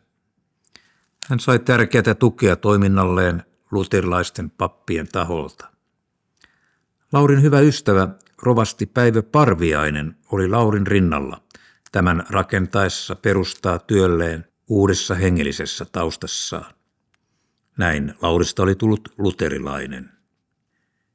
Jouduttuaan eroon Salem-seurakunnasta Lauri alkoi toimia entistä itsenäisemmin perustamansa yhdistyksen ristiretki Via Dolorosan nimissä.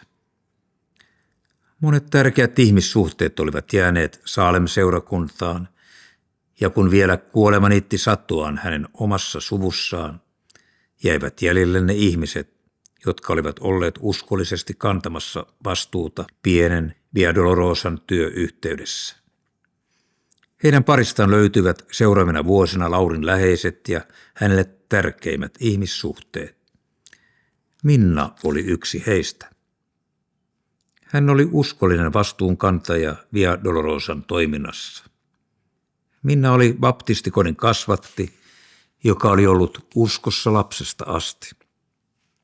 Hän oli ammatiltaan lastentarhan opettaja.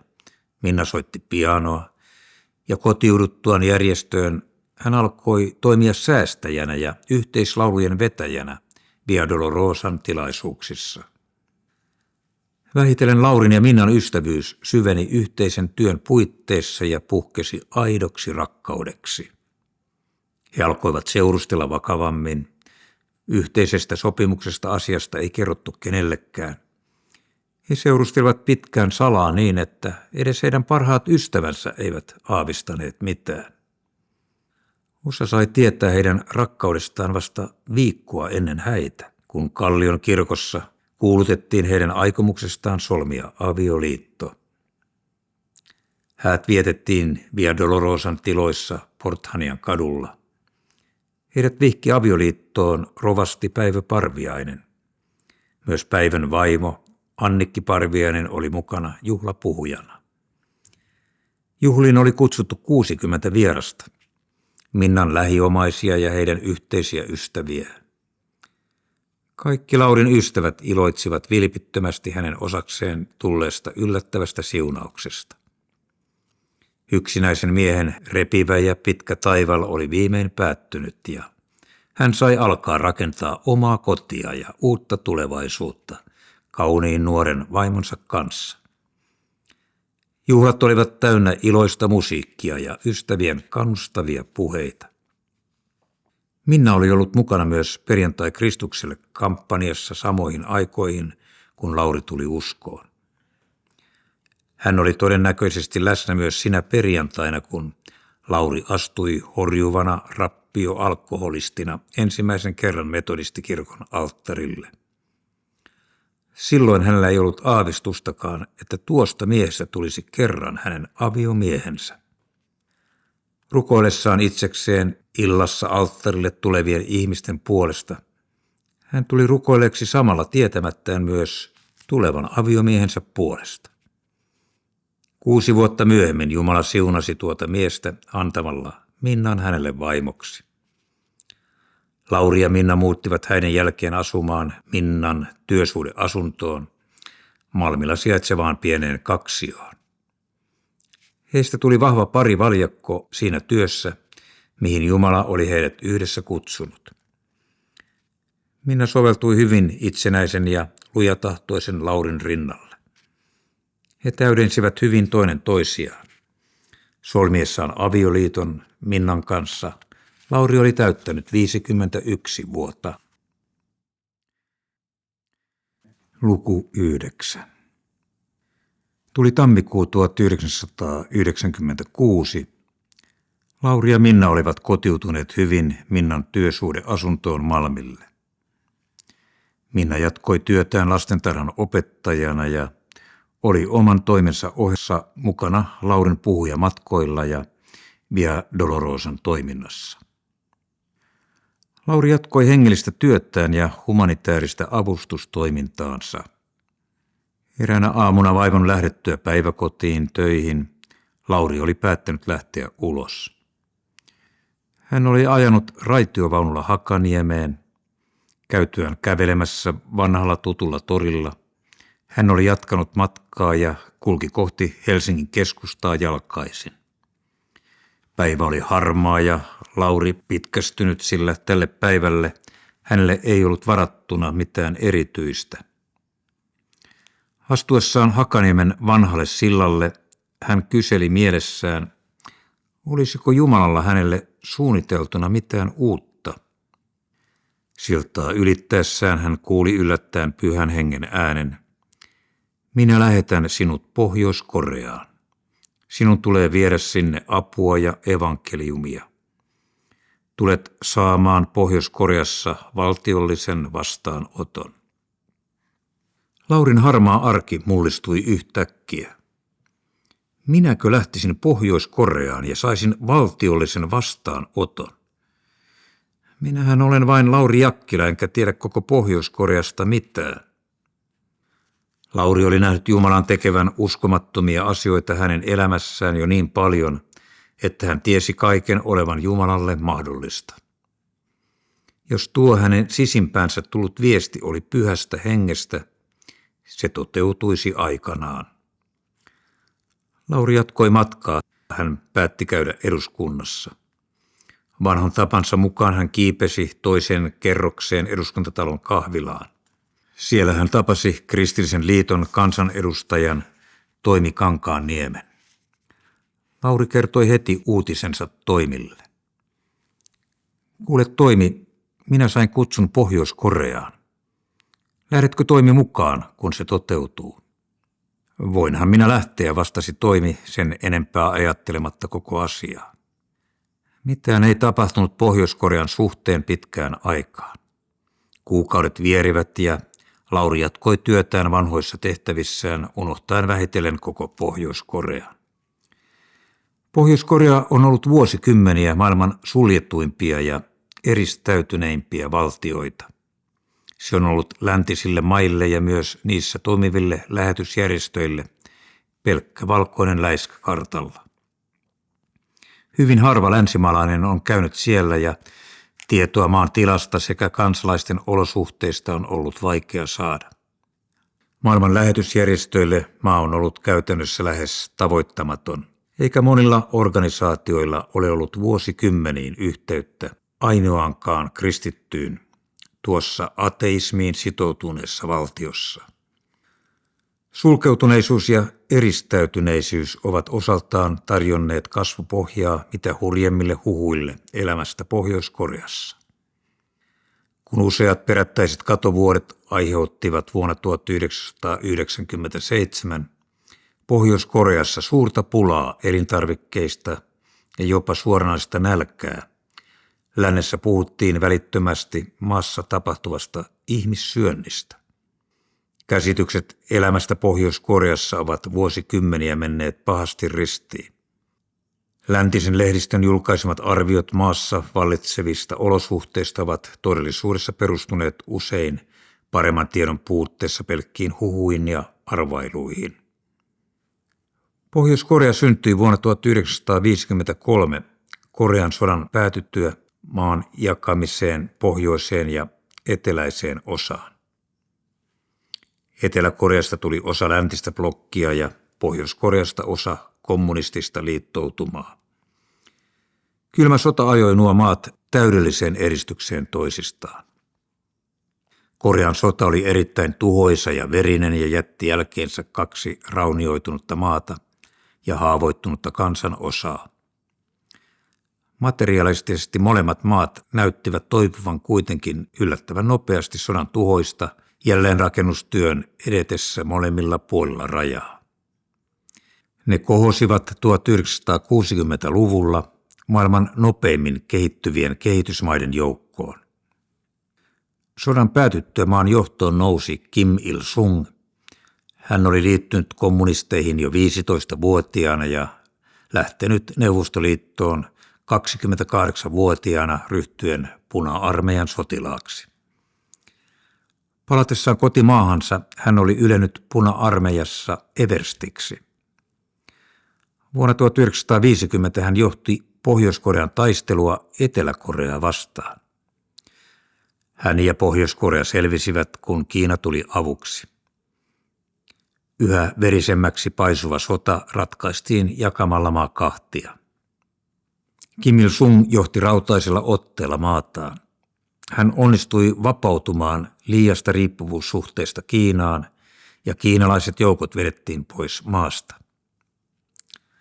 Vastoin Sevin luomaa sosialistisen työjaon periaatetta hän halusi tehdä Pohjois-Koreasta teollisuusmaan, eikä pelkkää maatalousmaata ja raaka-aineiden tuottajaa. Vastalauseena Kim Il-sungin linjalle Neuvostoliitto veti neuvonantajansa pois Pohjois-Koreasta.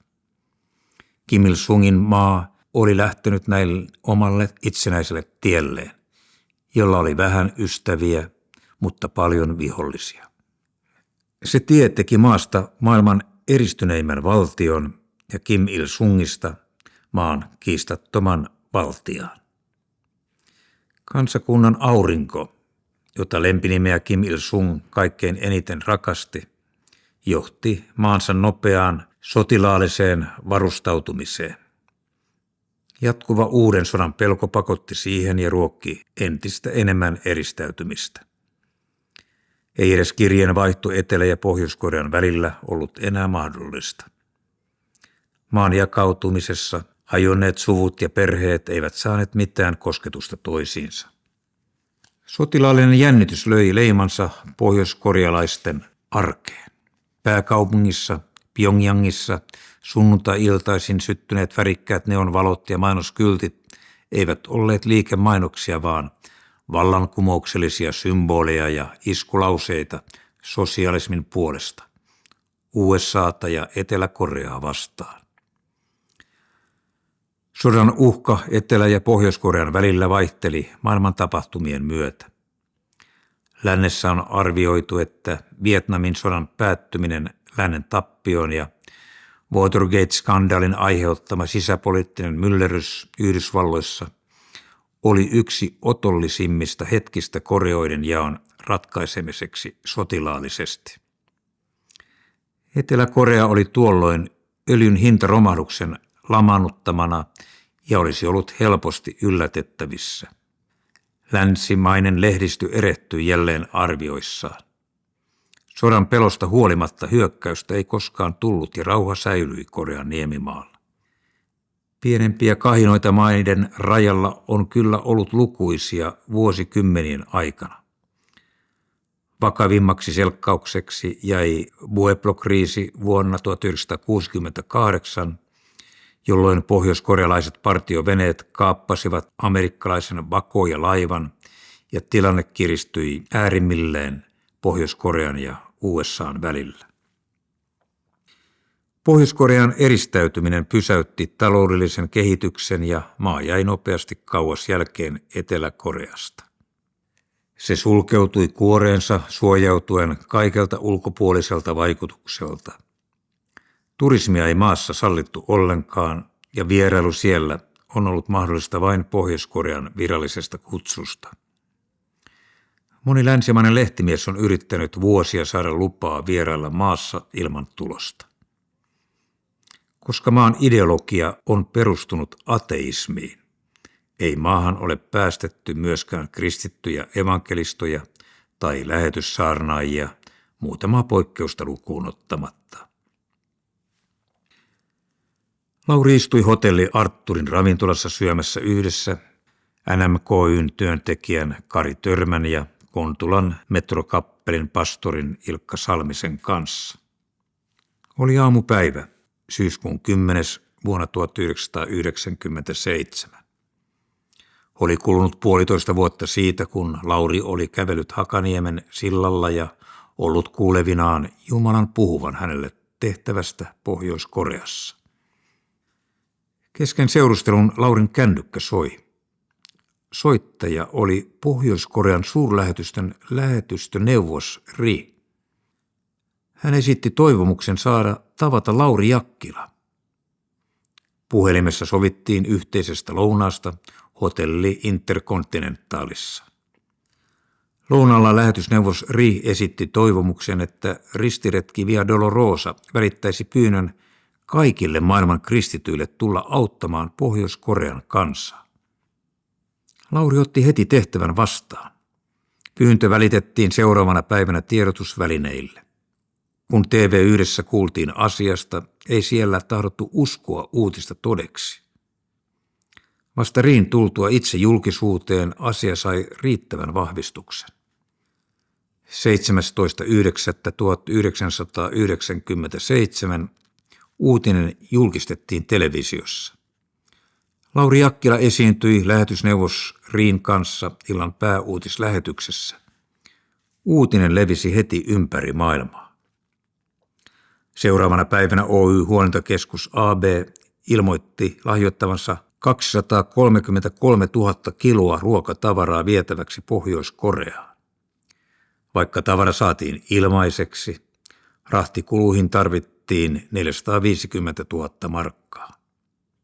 Hampurilaisketju Hesburger lahjoitti rahtikuluja varten 100 000 markkaa.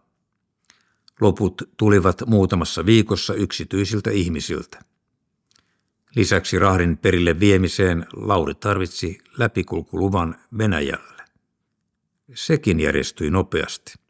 Kun rahti lastattiin junavaunuihin talkootöillä yli trukkikorkeuden, saatiin vaunun määrä laskemaan niin, että rahtikulut putosivat 100 000 markkaa.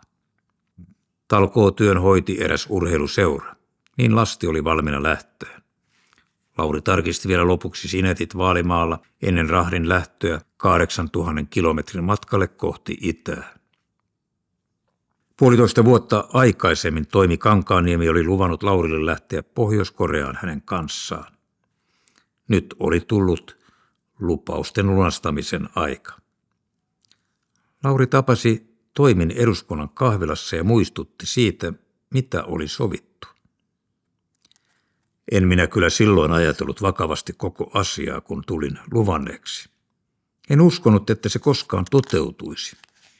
Mutta kun tuli luvattua, niin pakkohan se on lähteä, totesi Kankaanniemi. Mukaan Korean matkalle lupautui myös keskustan kansanedustaja Pauli Saapunki. Kun naapurikylän poika pyytää mukaan, niin täytyyhän sitä lähteä.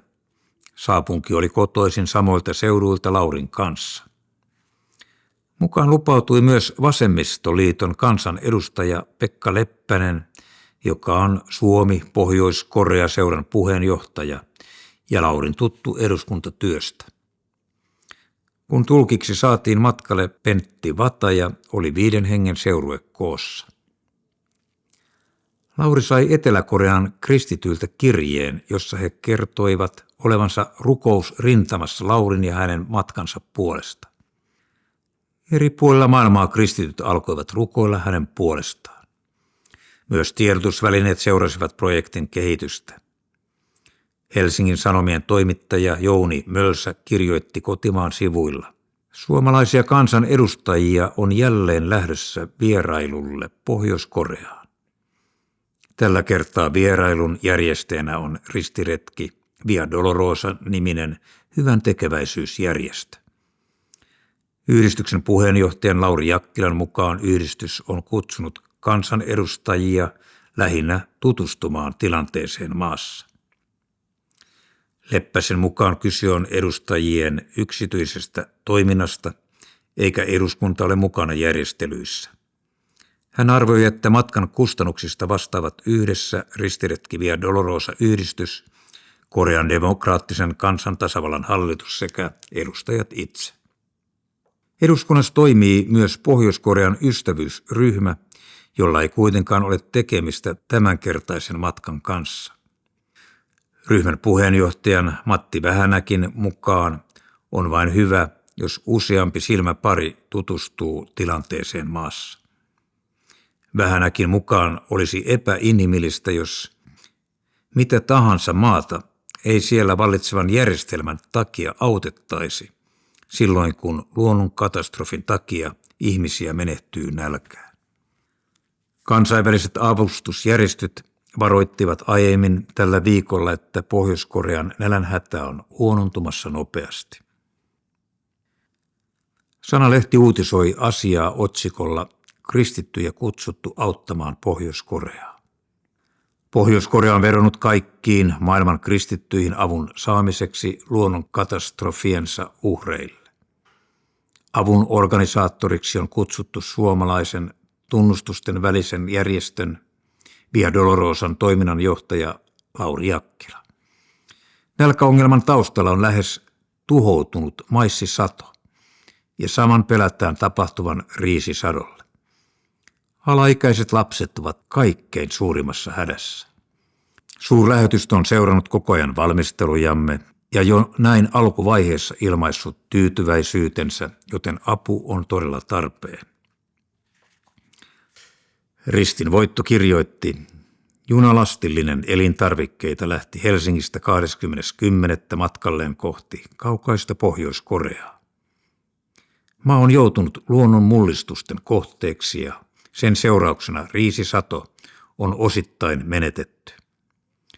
Pohjois-Korean omien voimavarojen ehtyminen ja lisääntyvä ruokapula kosketti ensimmäisenä lapsia. Pohjois-Korean johto päätti siksi turvautua ulkomaiseen apuun. Sitä ei kuitenkaan lähdetty hakemaan normaaleja kansainvälisiä kanavia myöten, vaan suoraan kaikilta maailman kristityiltä. Erikoiseksi pyynnön tekee se, että kyseessä on yksi harvoista jäljellä olevista kommunistisista valtioista. Avun pyyntö kohdistettiin sitä paitsi yhdelle ihmiselle, Lauri Jakkilalle. Marraskuun 23. päivänä Lauri lähti ystävineen kohti Pohjois-Koreaa. Helsinki-Vantaan lentokentällä heitä oli saattamassa Pohjois-Korean Helsingin suurlähettiläs Ri Yu-gwan sekä lehdistön edustajia ja Laurin ystäviä. Rahti oli lähtenyt matkalle jo lähes kuukautta ennen heidän lentoaan. Tulkkinsa ja 3 kansanedustajan kanssa Lauri lensi ensin Pekingiin, mistä matka jatkuisi Pohjois-Korean lentoyhtiön koneella Pyongyangiin. Lauri oli faksannut viestin tutuille pastoreille Juan Allanille ja Piille esittäen toivomuksen saada tavata heidät lyhyesti Pekingissä. Hän halusi kansanedustajien tutustuvan heihin. Perille päästyään Lauri nautti seurueineen kiinalaisessa ravintolassa illallisen yhdessä kiinalaisten pastoreiden kanssa. Pastori Huan Allan on Kiinan tunnetuin kristitty. Hän on istunut Kiinan vankiloissa uskonsa tähden yhteensä 22 vuotta. Huan Allan kertoi traagisen elämän tarinansa ravintolassa vieraiden kuunnellessa hiljaa. Sen jälkeen hän vei vieraansa kotiinsa pieneen 44 yksiöön, jossa hän asui ja piti edelleen hengellisiä kokouksia lähes 100 seurakuntalaiselle kerrallaan. Huonekaluina asunnossa oli vain muutama jakkara, pöytä ja sänky. Seiniä koristivat yksinkertaiset Jeesus-aiheiset kuvat. Seurakuntalaiset osallistuvat tilaisuuksiin seisoen, koska istumaan ei pienessä asunnossa mahdu. Allan kertoi, että viranomaiset ovat jälleen kieltäneet häntä jatkamasta kokoustoimintaansa, mutta hän on vastannut rauhallisesti. Minkäs minä teen, kun he tulevat meille? En minä niitä ole kutsunut. Allan jatkoi tarinaansa kotonaan Laurin seurueen kuunnellessa liikuttuneena. Hän lauloi kiinan kielellä vaimonsa kanssa kiinalaisten kristittyjen rakastaman hengellisen laulun, tahdon rakastaa ristiä vaan. Tätä laulua hän oli laulanut 22 vuotta vankiloissa, kun häneltä oli otettu pois raamattu ja kaikki hengellinen kirjallisuus. Tämä laulu oli säilynyt vuosikaudet hänen muistissaan ja kantanut häntä läpi pimeyden. Kun jalat palellen ja nälkäisenä lauloin tätä laulua vankilassa, oli kuin vatsani olisi täytetty ja jalat lämmitetty. Suurin osa Allanin kohtalon tovereista menehtyi. Jotkut kuolivat ruttoon ja kulkutauteihin, toiset kylmään ja nälkään. Joka päivä hänen etensä tuotiin paperi, jossa häntä kehotettiin kieltämään Jeesus. Jos allekirjoitat tämän paperin, pääset pois täältä vankilasta. Hän ei allekirjoittanut. Vierailun lopuksi Allan lahjoitti kaikille suomalaisille kuvan, jossa hän poseeraa yhdessä Billy Grahamin kanssa tämän vieraillessa hänen kotonaan vuonna 1987. Billy Graham oli tuolloin käymässä Kiinassa ja puhumassa erässä valtion kirkossa. Hän oli asettanut Kiinan vierailun ehdoksi, että hän saa tavata pastori Huan Allanin. Pastori Huan Allan on mies, jonka kaikki Kiinan kristityt tuntevat. Hänessä konkretisoituu Kiinan kristillisen seurakunnan kärsimyksen täyteinen olemassaolon taistelu läpi pimeiden kommunismin ja kulttuurivallankumouksen vuosien. Etukäteen aavistamatta Laurin kansanedustajaseurue oli tavannut askeettisessa yksiössä yhden Kiinan lähihistorian merkittävimmistä henkilöistä. Laurille Huan Allan oli jo vanha tuttu. Hän oli vieraillut Allanin luona useita kertoja aikaisemmilla Kiinan matkoillaan, kun Via Dolorosa oli kuljettanut Kiinaan raamattuja ja hengellistä kirjallisuutta. Lauri viipyi Kiinassa tällä kertaa vain 1 päivän. Seuraavana aamuna matka jatkui Pekingistä Pohjois-Korean valtioyhtiön lentokoneella kohti Pyongyangia.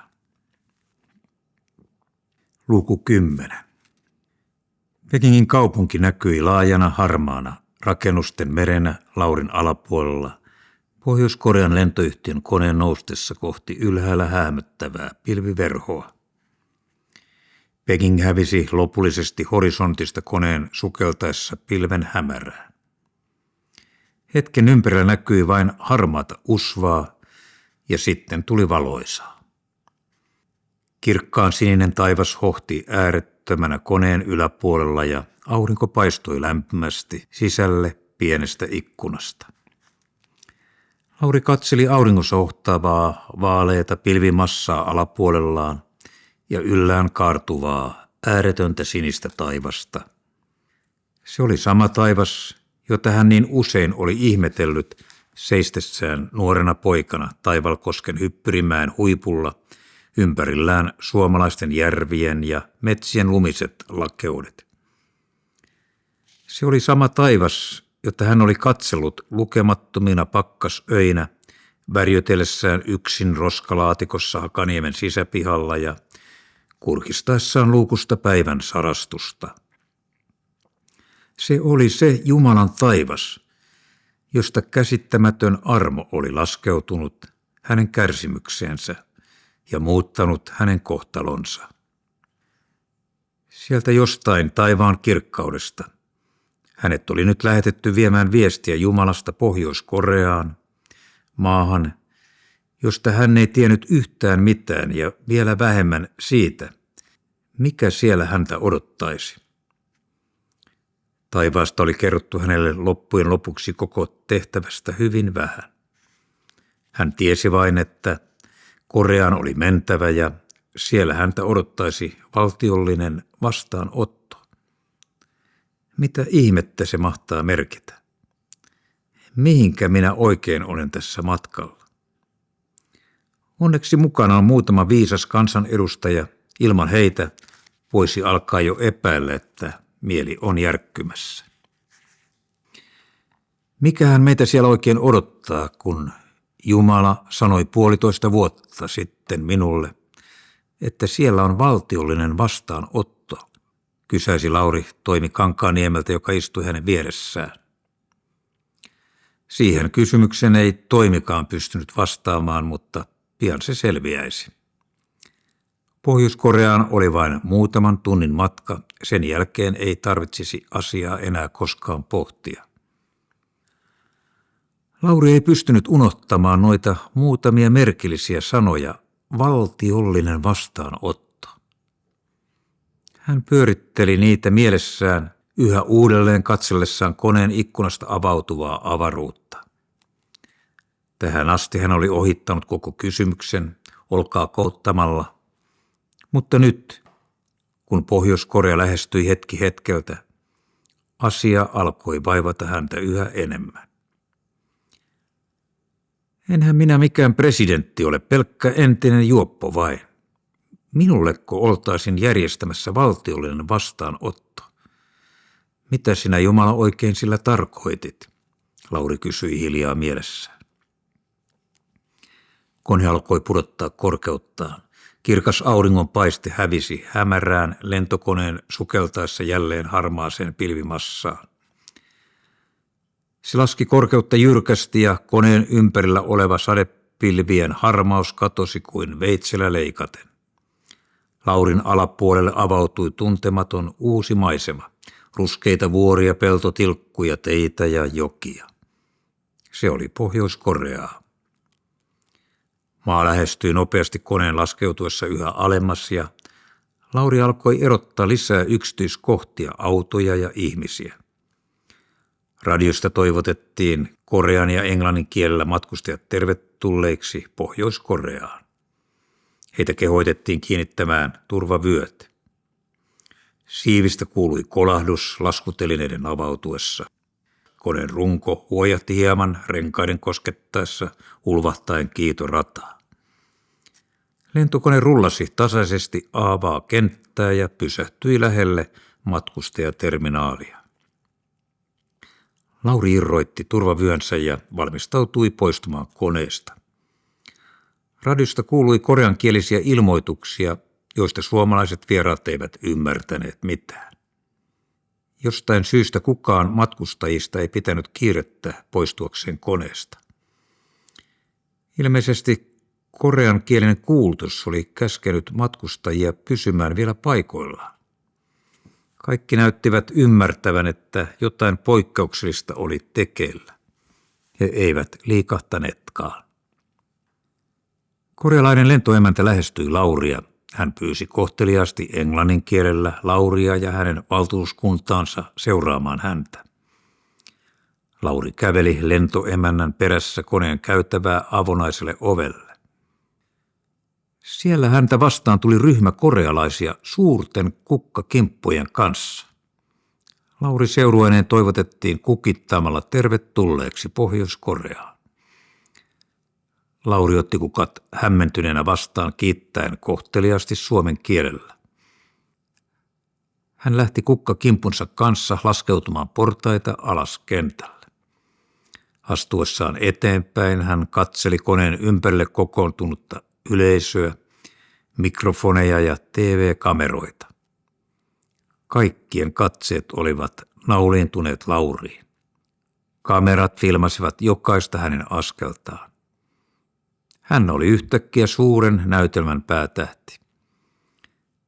Päästyään kentälle Lauri ja hänen seurueensa ohjattiin heti koneen vieressä odottavaa pikkubussiin. Ulkona satoi vettä. Bussi kuljetti heidät muutaman 100 metrin matkan lentoaseman terminaalille VIP-tilojen eteen. Astuessaan bussista ulos Lauria tervehti keski-ikäinen, pienikokoinen, ystävällisen, tuntuinen nainen. Hän oli rouva Kim Jong-suk. Hän osoittautui yhdeksi Pohjois-Korean todellista valtaa pitävistä poliittisista johtajista. Rouva Kim Jong-suk on Pohjois-Korean parlamentin varapuhemies ja keskuskomitean jäsen sekä maan ainoan sanomalehden päätoimittaja. Sotilaalliseen virkapukuun sonnustautunut mies, protokollapäällikkö, ohjasi vieraat lentoterminaaliin, VIP-tiloihin. He istuutuivat tyylikkäästi sisustettuun saliin pitkän pöydän ääreen. Huoneen seiniä koristivat valtion johtajien ja ministereiden kuvat. Ikkunoilla oli tumman punaiset plyyssiverhot ja lattialla koko lattiamatto. Suomalaisille vieraille tarjottiin lasijuotavaa. Pöytään oli katettu myös kahvia ja pullaa. Paikalle oli saapunut useita valtion edustajia, joukossa yksi osastopäällikkö. Laurille kerrottiin, että hän vastaa arvoltaan Pohjois-Korean apulaisministeriä. Rouva Kim Jong-suk piti Laurille ja hänen seurueelleen lyhyen tervetuliaspuheen, joka tulkattiin suomeksi. Haluan toivottaa Pohjois-Korean valtion puolesta komentaja Lauri Jakkilan ja teidän suomalaisen valtuuskuntanne tervetulleeksi maahamme.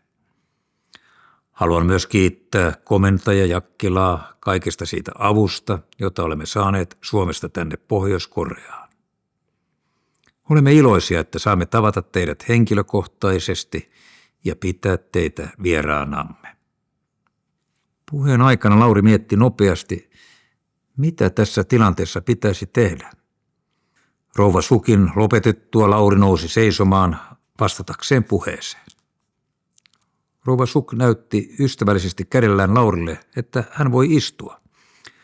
Lauri piti lyhyen puheen istuallaan pöydän ääressä. Hän puhui suomen kielellä ja korealainen tulkki käänsi sen koreaksi. Haluan kiittää rouva Kim Jong-sukia näistä tervetuliaissanoista sekä koko Pohjois-Korean kansaa saamastamme kutsusta tulla vierailemaan Pohjois-Koreaan. Olemme hyvin iloisia saadessamme tulla vieraaksenne ja kiitollisia siitä lämpimästä vastaanotosta, jonka saimme kokea heti kentällä. Lauri puhui lauseen kerrallaan ja odotti sitten hetken, kunnes tulkki oli kääntänyt hänen sanansa oudolta kuulostavalle korean kielelle. Koreaa kuunnellessaan hän tajusi olevansa todella kaukana kotoa. Varmasti suomen kieli kuulosti korealaisista isännistä yhtä kummalliselta. Laurin puheen käänsi koreaksi Jussi. Se oli lempinimi tulkille, joka tulisi seuraamaan Lauria tiiviisti koko Pohjois-Korean vierailun ajan. Hän oli nuoruudessaan opiskellut Suomessa Helsingin teknillisessä korkeakoulussa ja oppinut silloin puhumaan suomea. Nyt hän toimi Pohjois-Koreassa suomen kielen tulkkina ja oli työssä Suomi-Pohjois-Korea seurassa. Lyhyiden tervetuliaispuheiden päätyttyä tilaisuus jatkui vapaampana seurusteluna pöydän ääressä. Kahvihetken jälkeen komentaja Jakkilaa ja hänen seuruettaan pyydettiin siirtymään VIP-tilojen edessä odottaviin valtion edustusmersuihin. Protokollapäällikkö ohjasi Laurin ulos ja osoitti hänelle auton, joka oli varattu valtuuskunnan komentajaa varten. Rouva Kim Jong-suk ja Jussi istuivat hänen viereensä samaan autoon. Muu valtuuskunta siirtyi toisten korealaisten isäntien kanssa takana seuraaviin mersuihin. Autokolonan määrän päänä oli Koryo-hotelli, missä kaikki tärkeät valtiovieraat yleensä majoitetaan. Kun koko valtuuskunta oli siirtynyt mersuihin, auto saattuen edellä kulkeva poliisiauto lähti liikkeelle valot vilkkuen ja sireenit ulvoen. Kadut oli suljettu ja liikenne pysäytetty autokolonan kiiteessä pitkin Pyongyangin katuja.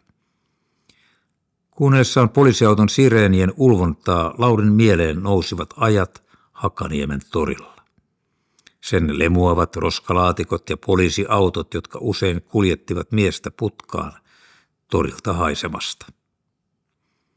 Nyt hän istui 8000 kilometrin päässä edustusmersussa parlamentin varapuhemiehen vieressä poliisisaattueen suojaamana. Kaikki Jumalan johdatuksesta. Viileän rauhallisena Lauri katseli maisemia, mutta hänen sisällään soi kiitos. Autossa rouva Kim Jong-suk kertoi Laurille Pohjois-Korean viimeaikaisista vaikeuksista. Tulvat ja monet luonnonkatastrofit olivat vaikeuttaneet maanviljelyä ja siksi maassa oli jouduttu kokemaan suurta puutetta. Rouva Suk kertoi myös käyneensä joskus Suomessa ja ihailemansa Laurin kotimaata ja sen luontoa. Hän kertoi, että hänellä on myös paljon ystäviä Suomessa. Jussi tulkkasi sujuvasti heidän keskusteluaan lyhyen automatkan ajan. Auto saattue pysähtyi edesmenneen johtajan Kim Il-sungin muistomerkille. Se kuuluu valtiovieraiden protokollaan heti vierailun alussa. Muistomerkki on valtava 30 metriä korkea pronssipatsas Mansodaen kukkulalla aivan Pyongyangin keskustan tuntumassa. Patsas näkyy 10 kilometrien päähän. Vaikka suuri johtaja oli kuollut, hänen läsnäolonsa tuntui edelleen kaikkialla, ikään kuin hän eläisi ikuisesti. Hänen kuvansa oli esillä lähes joka paikassa, jopa ihmisten asusteissa. Monilla oli sydämensä päällä Kim Il-sungin kuva.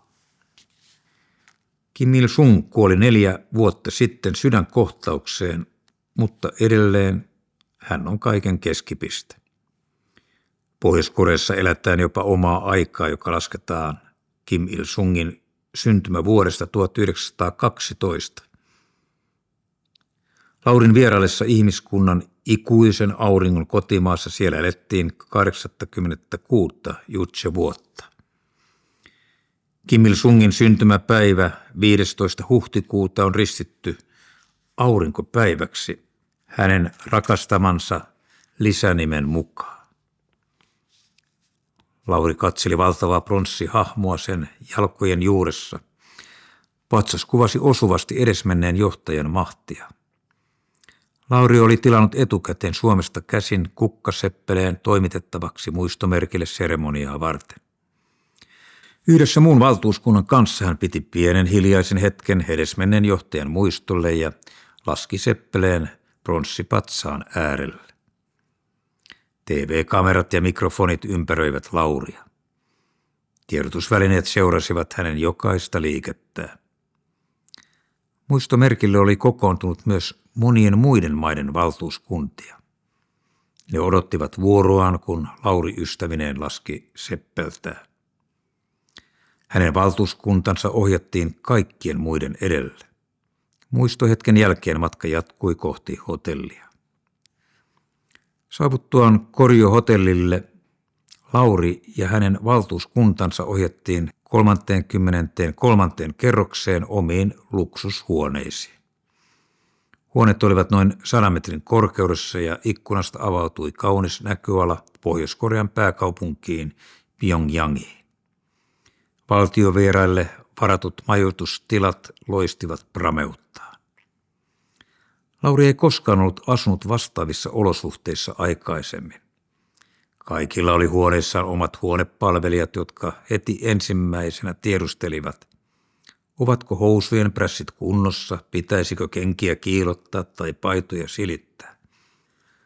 Laurin housut olivatkin koko Korean vierailun ajan täydellisissä prässeissä ja kengät kiilsivät paremmin kuin koskaan kotona. Hotellihuoneessa Lauri sai mahdollisuuden levähtää hetken. Valtiopäämiehen rooli oli hänelle täysin uutta ja se verotti voimia. Hän ei ollut kasvanut rooliinsa kuningasten hoveissa, kuten monet muut, mutta rauhallisena ja omapäisenä kansanmiehenä hän sopeutui nopeasti uuteen virkaansa. Helsingin kadut olivat kasvattaneet hänestä miehen, joka ei osannut kuvia kumartaa eikä ihmisiä pelätä. Se ei merkinnyt kuitenkaan sitä, ettei hän osaisi käyttäytyä edustavasti. Näissä hallituspiireissä hän tuntui uivan kuin kalavedessä. Hotellihuoneessa oli aika levättää vain hetki, sillä kello 17 alkoi virallinen päivällinen, jonka tulisi tarjoamaan valtuuskunnalle rouva Kim Jong-suk Koryo-hotellin sviitissä. Päivällinen oli katettu suuren pyöreän pöydän ääreen. Laurin saapuessa valtuuskuntineen sviittiin paikalle oli jo kokoontunut joukko Pohjois-Korean johtajia. Kättelyiden ja lyhyen seurustelun jälkeen oli virallisten tervetuliaspuheiden aika. Rouva Kim Jong-suk nousi seisomaan ja aloitti puheensa. Rakas Lauri Jakkila, rakas Pekka Leppänen ja toinen suomalaisen valtuuskunnan jäsen. Ilma on tänään hyvin kylmä, mutta ystävyytemme on lämmin. Ajattelen ristiretki Via Dolorosaa ja kiitän vielä uudelleen siitä avusta, jonka olette tuoneet maahamme. Korea ja Suomi ovat maantieteellisesti kaukana toisistaan, mutta kansojen välinen ystävyys on kehittynyt hyvin. Rakas johtajamme, toveri Kim Il-sung, on 30 vuoden aikana rakentanut maatamme ja tehnyt paljon työtä Juche-vallankumouksen puolesta. Korean kansa työskentelee myös hyvin aktiivisesti ystävyyden aatteen mukaan. Maamme on nyt hyvin suurissa vaikeuksissa, siksi järjestönne on tullut auttamaan meitä. Me emme unohda sitä ja toivomme maidemme ystävyyden tulevaisuudessakin vahvistuvan. Lopuksi pyydän komentaja Lauri Jakkilaa ja täällä olevaa valtuuskuntaa nostamaan maljan ystävyydellemme. Kaikki nousivat seisomaan ja kilauttelivat lasejaan. Laurilla oli lasissaan vain vettä. Kun ystävyyden maljat oli juotu, tuli Laurin vuoro pitää puhe. Hyvä rouva Kim Jong-suk ja muut ystävät, tullessani lentokoneella maahanne tuli ajatuksiini monia asioita. Millaiseen maahan mahdan olla tulossa? Kun tulin lentokentälle vastaanottotilaisuuteen ja näin rouva Kim Jong-sukin, mehän tarkastelemme ihmistä ensin ulkoisesti. Sitten katsomme ihmisen kasvoja. Huomasin heti, että me tulemme rouva puhemiehen kanssa hyvin toimeen. Hänen sisältään säteili jonkinlaista lämpöä. Keskustelin Pekka Leppäsen kanssa ennen tuloani maahan, ja Pekka kertoi tuntemansa rouvan henkilökohtaisesti. Hän sanoi, että rouvan kanssa tulee varmasti hyvin toimeen. Rouva Kim Jong-suk nauroi lämpimästi Laurin sanoille ja taputti vieressään istuvaa kansanedustaja Pekka Leppästä käsivarteen. Pekkakin purskahti nauruun. Lauri jatkoi puhettaan. Olen kiitollinen siitä, että saimme tulla tänne Pohjois-Koreaan. Olen kiitollinen, että avustuksemme on tullut perille. On hienoa, että saamme olla toimittamassa ruoka-apua maahanne ja iloinen, että saamme osallistua myös sen jakamiseen lapsille. Me viemme avustusta Jumalan rakkauden tähden. Jumala rakastaa jokaista kansaa ja haluaa auttaa kaikkia. Meillä on Suomessa 2000 tonnia lannoitteita, jotka on nimenomaan hiekkamaahan sopivaa lannoitetta, ja me uskomme, että se myös on ensi keväänä täällä. Lauri jatkoi puhettaan Jussin tulkatessa. Hän saattoi vain toivoa, että Jussi kääntää hänen sanansa oikein ja ymmärrettävästi. Hänen kuunneltuaan hetkeä aikaisemmin Jussin tulkkausta rouva Kim Jong-sukin puhuessa Oli Laurilla välillä vaikeuksia seurata rouvan ajatuksia. Jussin kieli taipui kuitenkin paremmin koreaksi kuin suomeksi. Laurin lopetettua puheensa rouva Kim Jong-suk hymyili lämpimästi hänelle. He kohottivat vielä kerran ystävyyden maljat ja kaikki nousivat juhlallisesti seisomaan. Sen jälkeen ilta jatkui vapaamuotoisena keskusteluna pyöreän ruokapöydän ääressä vieraiden ja isäntien kesken. Jussilla riitti työtä hänen tulkatessaan keskustelua Koreasta suomeksi ja Suomesta koreaksi. Keskustelun lomassa tarjoilijat kantoivat ruokaa pöytään. Illan mittaan tuli yhä uusia ruokalajeja. Lauri alkoi jo olla kylläinen. Kotipuolessa hänelle riitti usein pelkkää lenkkimakkara. Nyt pöydässä oli monenlaisia liharuokia, riisiä, salaatteja, kaiken karvaisia mausteita ja tietysti juomia joka tarpeeseen. Kun ruokalajeja tuli keittiöstä yhä lisää, Lauri alkoi jo miettiä, eivätkä ne lopu koskaan. Lopulta hän sai tietää, että korealaisten tapaan ruokalajeja tarjoiltiin yhtä monta kuin osallistujia oli aterialla. Kansan edustajien keskustellessa Pohjois-Korean edustajien kanssa monista ajankohtaisista aiheista Lauri sai hetken aikaa hengähtää. Hän vajosi omiin mietteisiinsä. Hän ei ollut vieläkään selvinnyt hämmennyksestä, joka oli vallannut hänet valtiollisen vastaanoton johdosta. Hän katseli juhlaillallisille osallistuvaa joukkoa ja kuunteli ihmisten hälinää ja astioiden kilinää. Puheen sorinnasta kuului englannin kieltä, koreaa ja suomea sekaisin. Tarjoilijat häärivät pöydän ympärillä kantaen pois tyhjiä astioita ja tuoden uusia tilalle. Miten ihmeessä minä tänne olen joutunut? Mitä minä täällä teen? Hän ajatteli pyöreän pöydän ääressä istuvaa poliitikkojen kirjoa ja heidän elämän todellisuuttaan. Heille valtiolliset seremoniat ja vastaanotot olivat luonnollista arkipäivää. Tässä sviitissä korealaiset isännät olivat istuneet lukemattomia kertoja isännöiden valtiovieraitaan, mutta hän oli Lauri Jakkila. Korealaiset isännät olivat hyvin ystävällisiä ja avoimia. Heidän kanssaan syntyi lämmin ja tuttavallinen suhde illan kuluessa. Kaikki Pohjois-Korean ongelmat, joista Lauri oli lukenut ja kuullut, tuntuivat silloin hyvin kaukaisilta. Illallinen jatkui hotellin sviitissä pitkään. Lopulta juhlat päättyivät ja Lauri lähti valtuuskuntineen lepäämään uuvuttavan päivän jälkeen. 8 tunnin aikaerokin tuntui vielä jaloissa ja Lauri oli tyytyväinen päästessään viimein yksin omaan hotellihuoneeseensa. Lauri veti kravatin kaulastaan ja avasi paitansa nappeja. Hän heitti puvun takin sängyn päälle, sytytti katkaisijasta valot kylpyhuoneeseen ja avasi kylpyhuoneen oven. Hän pysähtyi ovelle hetkeksi. Tällaista pesuhuonetta hän ei ollut koskaan nähnyt.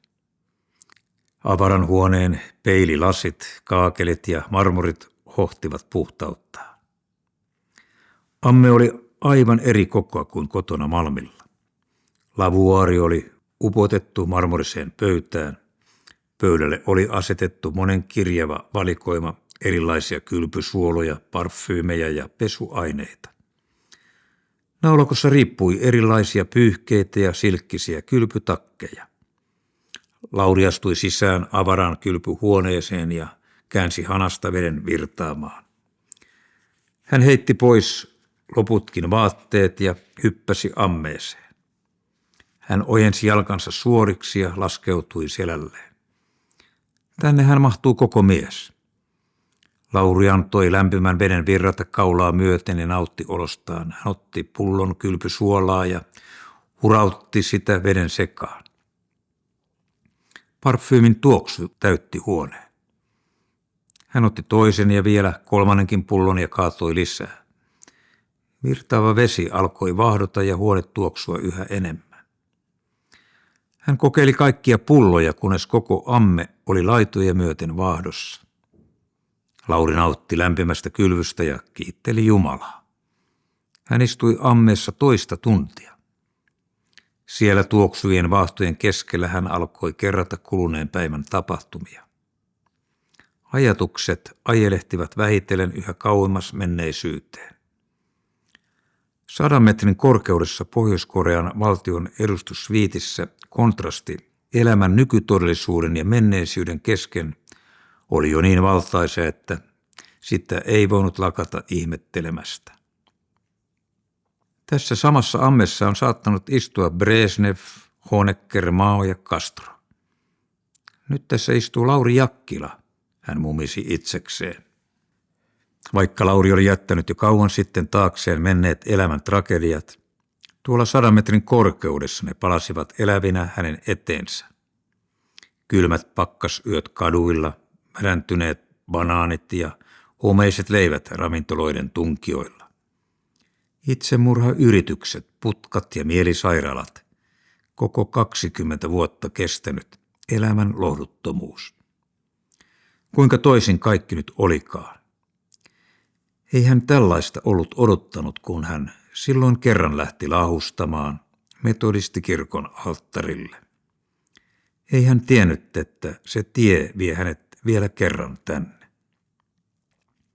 Lauri ojensi itseään ammeen pohjalla. Kerrankin tilaa oli riittävästi. Hänen mieleensä palasivat lukemattomat kylmät yöt, jolloin hän oli maannut kohmeisena, nälkäisenä ja puuduksissa Hakaniemessä pienen roskalaatikon pohjalla, kykenemättä edes oikaisemaan jäseniään. Nyt hän istui toisella puolella maapalloa loistohotellin ammeessa vatsakylläisenä. Mitä enemmän hän tätä ajatteli, sitä syvempi kunnioitus ja kiitollisuus elävää Jumalaa kohtaan täytti hänen mielensä.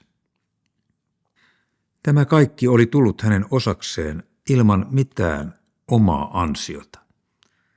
Tämä on sitä Jumalan armoa. Lopulta Lauri väsyi kylpemiseen, hän nousi ammeesta ja veti silkkisen kylpytakin naulakosta ylleen. Hän astui hotellihuoneen suuren ikkunan ääreen. 100 metrin korkeudesta avautui huikea maisema valomeressä kylpevään Pyongyangiin. Autojen valot kiemurtelivat tasaisena virtana kaupungin teillä ja siellä, missä rakennusten valot päättyi myös kaupunki. Suurkaupungin meteli ei kuulunut 33. kerrokseen. Hänet ympäröi outo hiljaisuus. Siinä seistessään korkealla suuren pääkaupungin yläpuolella hän tunsi erikoista Jumalan läheisyyttä. Jumala oli tuonut hänet toiselle puolelle maapalloa tuohon hetkeen. Hän tunsi, kuinka Jumala oli hänen isänsä, joka seisoi hänen rinnallaan ja johdatti lastaan. Jälleen kerran hän oli saanut nähdä, että isä oli täyttänyt lupauksensa. Jumala oli puhunut hänelle Pohjois-Koreasta ja nyt hän katseli omin silmin tuota näkyä edessään. Laurin valtasi liikutus. Hänelle Pohjois-Korean matka ei ollut vain mielenkiintoinen tutustuminen vieraaseen kulttuuriin ja maailmaan. Se ei ollut myöskään pelkkä avustusprojekti hätää kärsivälle kansalle. Se oli voimakasta Jumalan henkilökohtaista puhetta miehelle, joka oli elänyt vuosia ihmisarvonsa ja itse kunnioituksensa menettäneenä. Seistessään ikkunan ääressä alapuolellaan lyhtyjen valomeri, hän sisäisti entistä syvemmin, mitä ihmiselle merkitsee se, että Jumala on hänet valinnut. Hän oli ollut vain mitätön monien hyljeksimä ihmisen hylky, mutta Jumala oli palauttanut hänelle hänen ihmisarvonsa. Hetki hetkeltä tuo sanaton taivaallinen viesti avautui hänelle yhä syvemmin. Hän oli Jumalan valitsema ja hänelle arvokas. Hän ei tuntenut itseään arvokkaaksi siksi, että televisiokamerat olivat häntä piirittäneet kuin suurta valtiomiestä. Hän tiesi, että kaikki oli vain osa politiikan mutkikkaita kiemuroita. Hän tunsi itsensä arvokkaaksi siksi, että Jumala oli nähnyt hänet arvolliseksi palvelukseensa. Kukaan ihminen ei häntä olisi tähän kaikkeen suositellut. Suuret ja viisaat löytyivät aivan muualta. Hän tiesi, että oli ihmisiä, joiden oli vaikea hyväksyä, että Jumala toimi juuri hänen kauttaan. He olisivat mielellään neuvoneet Jumalaakin valitsemaan jonkun toisen. Heidän mielestään oli ollut hienoa, että alkoholisti oli tullut uskoon ja raitistunut, mutta tämä oli jo liikaa. Jumala ei kuunnellut heitä, hän oli halunnut valita Lauri. Hän oli myös huolehtinut siitä, että Lauri selviää kaikista tilanteista, joihin hän joutuu ja täyttää tehtävänsä. Lauri seisoi pitkään suuren ikkunan ääressä ja katseli näkymää alapuolellaan. Se näky kertoi hänelle Jumalan suuruudesta. Jeesuksen sanat Raamatun lehdillä saivat hetki hetkeltä yhä syvemmän sisällön. Jumalalle ei mikään ole mahdotonta. Niitä ajatellessaan hän tunsi itsensä hyvin pieneksi. Hän tiesi paremmin kuin kukaan toinen, että hänellä ei ollut mitään osaa siihen tapahtumien ketjuun, joka oli tuonut hänet muutamassa viikossa Pyongyangiin. Ei hän omin voimin ollut avannut tietään sen enempää Eestiin, Karjalaan kuin Suomen eduskuntaankaan. Joku suuri ja kaikkivaltias, jonka ajatuksia ja logiikkaa on ihmisen joskus vaikea käsittää, oli päättänyt niin. Tuo kaikkivaltias oli hänen kanssaan nytkin, 100 metrin korkeudessa hotellihuoneen hiljaisuudessa. Hänen läsnäolossaan ihminen tunsi pienuutensa. Mitä arvoa hänellä mitättömällä ihmisellä saattoi olla tuon suuren ja kaikkivaltian aivoituksissa? Lauri tiesi kysymykseensä vastauksen, ei mitään. Kaikki johtui vain siitä, että häntä rakastetaan. Sillä niin on Jumala maailmaa rakastanut, että hän antoi ainokaisen poikansa, ettei yksikään, joka hänen uskoo, hukkuisi. Valot sammuivat kaupungissa. Yhtäkkiä hänen alapuolellaan oli sysimustaa. Vain autojen valot näkyivät niiden kiemurrellessa omia reittejään kaupungin kaduilla. Taloudellisista syistä sähkö katkaistiin kaupungissa joka ilta 9. Pyongyangin asukkaiden oli tullut aika lähteä nukkumaan. Lauri astui ikkunan äärestä matkalaukulleen, viritti herätyskellonsa, ryömi vuoteeseen paksun peiton alle ja nukahti heti. Lauri heräsi seuraavana aamuna hotellihuoneessaan pirteänä. Hän kävi suihkussa ja puki ylleen ulkoiluvaatteet, sillä edessä oli pitkä päivä ulkona raittiissa ilmassa. Tänä aamuna ei tarvinnut uusia prässejä housuihin eikä kiilotusta kenkiin. Hotellin ravintolassa syödyn aamupalan jälkeen Lauria ja valtuuskunta lähdettiin viemään mersuilla Pohjois-Korean maaseudulle tutustumaan katoalueeseen. Edellisen päivän sateet olivat ohi ja aurinko paistoi kirkkaalta taivaalta. Sää muistutti suomalaista kirpeää syyspäivää. Lämpöä oli 7 astetta. Maaseudulla itse nuoruutensa viettäneenä Lauria kiinnosti nähdä maaseudun elämää toisella puolella maapalloa. Tiet katoalueella toivat mieleen muinaiset kotimaan karjapolut. Ne olivat kapeita, savisia ja kuoppaisia teitä, jotka olivat kärsineet suuresti menneen vuoden tulvista. Peltojen laidoilla näkyi ruostumassa olevia traktoreita, jotka polttoainepulan johdosta olivat pysähtyneet sinne. Teiden varsilla oli joukoittain ihmisiä korjaamassa tuhon jälkiä. He veivät muuleilla kiviä ja kaivoivat lapioilla ojia hyvin alkeellisissa olosuhteissa ja alkeellisilla välineillä. Lauri päätteli näkemästään, että kansa oli ahkeraa väkeä ja teki tosissaan kaikkensa selviytyäkseen tulvien aikaan saamasta tuhosta. Siellä täällä näkyy myös kouluja ja joukottain lapsia. Mukana matkalla oli valtion edustajia, joukossa osastopäällikköjä, satovahinkokomitean puheenjohtaja, jotka kertoivat heille tarkemmin Koreaa kohdanneesta tuhosta. Katovuodet alkoivat lokakuussa 1994, kun rankat sadekuurot tuhosivat sadonkorjuun aikaan viljelmiä. Sitten tulivat tulvat. Merivesi nousi paikoitellen jopa 7 metriä ja jätti alleen valtavat alueet elintärkeätä parasta viljelysmaata. Rantaviivaa oli vahvistettu padoilla, jotka kestivät, vaikka vesimassat vyöryivätkin niiden yli. Kun merivesi lähti virtaamaan takaisin merelle päin, padot eivät kestäneet sen suuntaisia paineita ja tuhoutuivat. Ne oli rakennettu torjumaan vain mereltä tulevia vesimassoja.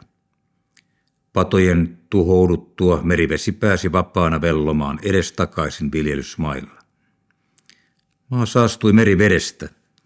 Vedenpinnan laskettua takaisin normaaliin korkeuteensa maa-alueet olivat kelvottomia viljelykselle. Suolan saastuttamat pellot tarvitsivat ainakin 3 vuotta aikaa ennen kuin ne pystyivät jälleen tuottamaan satoa. Tuhoutunut maa oli Pohjois-Korean parasta viljelysmaata. Yli 100 000 hehtaaria oli jäänyt vuosiksi viljelykelvottomaksi. Katastrofi oli aiheuttanut suuren ruokapulan ja jopa suoranaista nälkää. Pohjois-Korea oli kärsinyt näin useista peräkkäisistä katovuosista ja samaan aikaan myös muista luonnonmullistuksista ja vaikeuksista. Komentaja Jakkilaa kuljetettiin valtuuskuntineen tuhoalueilla koko päivä. He näkivät omin silmin koko katastrofialueen ja saivat kuvan Pohjois-Koreaa kohdanneesta tuhosta ja syistä, jotka aiheuttivat ylivoimaiseksi paisuneen ruokapulan. Tuon hädän vuoksi Pohjois-Korean johto oli tehnyt maailmaa häkellyttäneen päätöksen kääntyä toisella puolella maapalloa elävän suomalaisen Lauri Jakkilan puoleen välittääkseen järjestönsä kautta avunpyynnön kaikille maailman kristityille avun saamiseksi Pohjois-Koreaan. Katoalueella Lauri näki jälkiä siitä pitkästä erilaisten tapahtumien ketjusta, jonka viimeisenä lenkkinä hänet oli kutsuttu yllättäen neuvotteluun Pohjois-Korean lähetystöneuvos Rin kanssa ja lopulta matkalle Pohjois-Koreaan. Tuo kaikki oli jollain ollut tiedossa jo 1,5 vuotta aikaisemmin, vaikka Laurille siitä oli kerrottu vain loppunäytös. Minä lähetän sinut Pohjois-Koreaan. Illalla Lauri ruokaili valtuuskuntinen hotellin ravintolassa, sillä muuta ohjelmaa eivät pohjoiskorealaiset isännät olleet suomalaiselle valtuuskunnalle sille päivälle varanneet. Heidän pohjoiskorealainen tulkkinsa Jussi kysyi illan päätteeksi vielä Laurilta: voisitko antaa paperilla puheesi, joka sinun on tarkoitus pitää parin päivän päästä Suomen itsenäisyyden 80-vuotisjuhlassa? Haluaisin tutustua puheeseen etukäteen tulkkausta varten. Puheen aiheeksi oli Laurille annettu taloudellinen linjaus. Laurilla ei ollut aavistustakaan, mitä hän kyseisestä aiheesta puhuisi, ja siksi hän saattoi vain vastata Jussille: puhetta ei vielä ole kirjoitettu paperille. Miksi sinulla ei vielä sitä ole? No kun Jumala ei ole vielä antanut sitä. Jussin oli pakko jäädä odottamaan puhetta seuraavaksi päiväksi.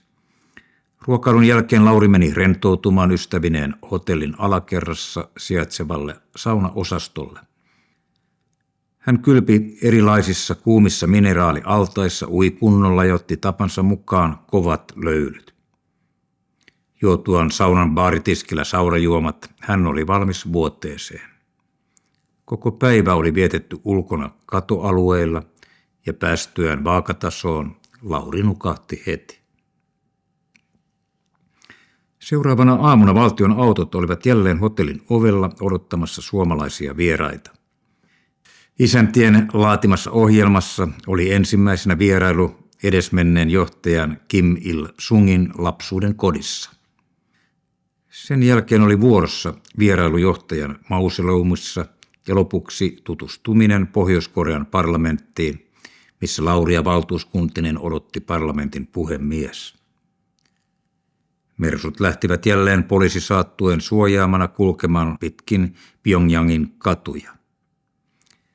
Tällä kertaa ne suuntasivat laitakaupungille ja kohti maalaiskylää, missä Kim Il-sung oli viettänyt lapsuutensa.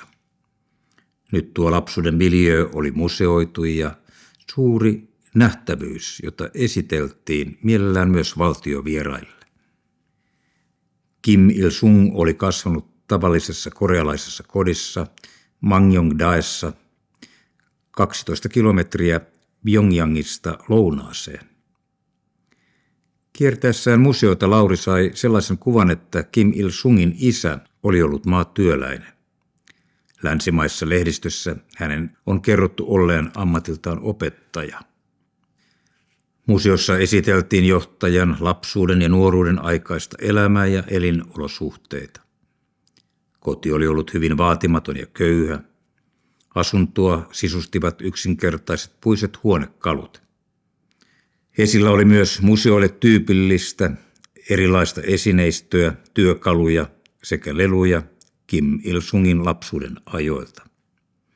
Olosuhteet toivat Laurin mieleen Helsingin Seurasaaren museoidut esiisiemme puutalot ja pihapiirit. Museon johtaja ja valtiovallan edustajat esittelivät Laurille ja hänen valtuuskunnalleen museota ja sen esineistöä Jussin tulkatessa omalla aksentillaan esitelmää suomeksi. He kiersivät hiljakseen läpi museoalueen isäntien opastuksella ja palasivat portilla odottaviin autoihin. Matka jatkui kohti Kim Il-sungin mausoleumia. Matkalla Jussi kysäisi ohimennen Laurilta: joko se Jumala on antanut sinulle sen puheen Suomen itsenäisyyden 80-vuotisjuhlaa varten? Ei ole vieläkään, vastasi Lauri. Autokolonna pysähtyi muutaman 100 metrin päähän mausoleumista. Loppumatka kuljettiin jalkaisin. Korean televisio oli jälleen paikalla ja kuvasi valtuuskunnan saapumisen mausoleumille illan uutislähetyksiä varten. Mausoleumiin johtavalla avaralla kujalla oli useita eri maiden valtuuskuntia jonottamassa sisään pääsyä. Rouva Kim Jong-suk ja muita valtion edustajia oli vastassa valtuuskuntaa mausoleumin edessä. Rouva Suk tarttui Lauria käsivarresta ja lähti hänen kanssaan johtamaan valtuuskuntaa eteenpäin. Pohjois-Koreassa oli tarkka protokolla siitä, missä järjestyksessä kuljettiin. Laurin tuli kulkea aina ensimmäisenä rouva Sukin oikealla puolella. Lauri ja hänen valtuuskuntansa vietiin rouva Sukin johdolla ohi monien muiden sisäänpääsyä odottavien ulkolaisten ja pohjoiskorealaisten ryhmien. Lauri katseli jonottavia ryhmiä ja ihmetteli mielessään omaa kohteluaan. Pohjois-Korean edesmenneen johtajan Kim Il-sungin mausoleumi on mittasuhteeltaan uskomaton rakennus. Lauri ei ollut sellaista nähnyt koskaan. Suomen eduskuntatalokin oli Laurista kuin leikkimökki sen rinnalla. Se oli rakennettu säästelemättä parhaasta marmorista. Arviot sen rakennuskustannuksista nousivat 6 miljardiin markkaan ja mausoleumille johtavan tien kustannukset istutuksineen yli miljardiin markkaan. Mausoleumiin oli koottu kaikenlaista esineistöä suuren johtajan valtakaudelta. Siellä oli myös hänen mersunsa sekä junavaunu, jolla Sung oli matkustanut ristiin rastiin Pohjois-Koreaan. Loisteliaasti sisustetun vaunun sisällä oli kokoelma valokuvia muista edesmenneistä maan tärkeistä poliitikoista. Niiden joukossa oli myös edesmennyt rouva Kim Jong-sukin puoliso, joka oli ollut Pohjois-Korean pitkäaikainen ulkoministeri. Rouva Suk pysähtyi hetkeksi surumielisenä puolisonsa kuvan äärelle. Hänelle koko rakennus oli täynnä voimakkaita muistoja herättäviä esineitä ja kuvia. Rakennus oli osa myös hänen omaa historiaansa ja mennyttä elämäänsä. Kaiken vaikuttavin nähtävyys mausoleumissa oli itse Kim Il-sungin balsamoitu ruumis. Siinä huoneessa oli valokuvaaminen kielletty ja siellä liikuttiin muutenkin hiljaa ja suurella hartaudella. Jo ennen huoneeseen pääsyä yleisö kumarsi lahjaesinein koristellussa huoneessa Kim Il-sungin patsaalle. Sen jälkeen astuttiin huoneeseen, jonka keskellä ihmiskunnan ikuinen aurinko makasi lasiarkussa kalpeana ja silmät kiinni. Vieraat kulkivat ruumiin ohi hiljaisena kulkueena ja kumarsivat 4 kertaa, kerran arkun jokaisella puolella. Monilla olivat kyyneleet silmissä. Rouva Suk katseli Kim Il-sungin balsamoitua ruumista murtuneena. Rouva Kim Jong-suk oli ollut pitkään Pohjois-Korean valtaa pitäviä poliitikkoja ja suuri johtaja Kim Il-sung, hänen hyvä ystävänsä ja työtoverinsa. Nyt tuo johtaja oli poissa ja koko Pohjois-Korea suurissa vaikeuksissa. Nyt suuren johtajan voimaa ja viisautta olisi tarvittu kipeästi. Lauri huomasi rouva Sukin nyhkyttävän Kim Il-sungin ruumiin äärellä. Yhtäkkiä Lauri kaappasi rouvan lämpimästi kainaloonsa. Hän ei tuntenut politiikan käyttäytymissääntöjä eikä niistä ollut kiinnostunutkaan. Hän oli Lauri Jakkila myös vieraillessaan suuren johtajan mausoleumissa. Hän piteli ronskilla suomalaisen kansanmiehen otteellaan rouvaa kainalossaan tämän itkiessä hiljaa ja lohdutti häntä. Muut poliitikot ja suomalaiset vieraat katselivat tapahtumaa hämmästyneinä. Kaikki tajusivat, että mausoleumissa tapahtui jotakin protokollasta täysin poikkeavaa. He olivat hämmästyneitä Laurin suorasukaisuudesta, mutta rouva Suk ei tuntunut olevan ollenkaan pahoillaan.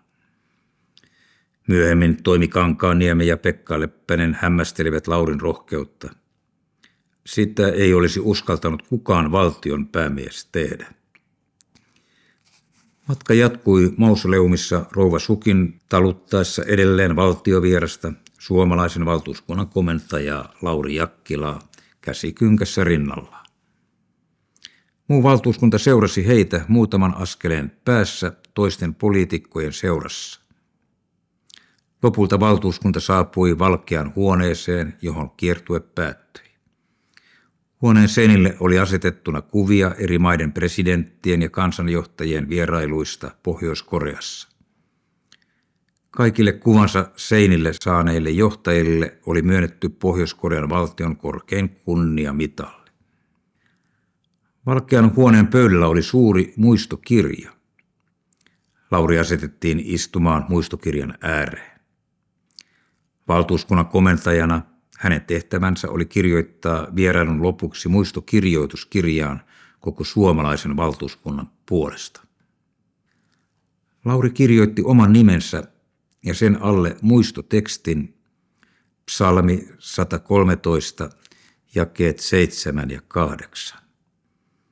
Hän, joka tomusta nostaa alhaisen ja korottaa loasta köyhän, asettaaksensa hänet ruhtinasten rinnalle, hänen kansansa ruhtinasten rinnalle. Vierailun loputtua muut mausoleumissa olleet valtuuskunnat lähtivät kulkemaan käytävää takaisin sisääntuloportille. Laurin valtuuskuntaa olivat mersut vastassa ja heidät ohjattiin suoraan hisseille, jotka veivät alas maan tasalle.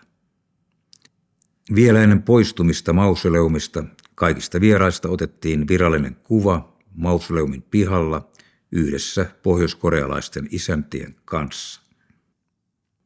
Kim Il-sungin mausoleumi on vain yksi monista pyhätöistä, joka on rakennettu ihmiskunnan ikuisen auringon muistolle.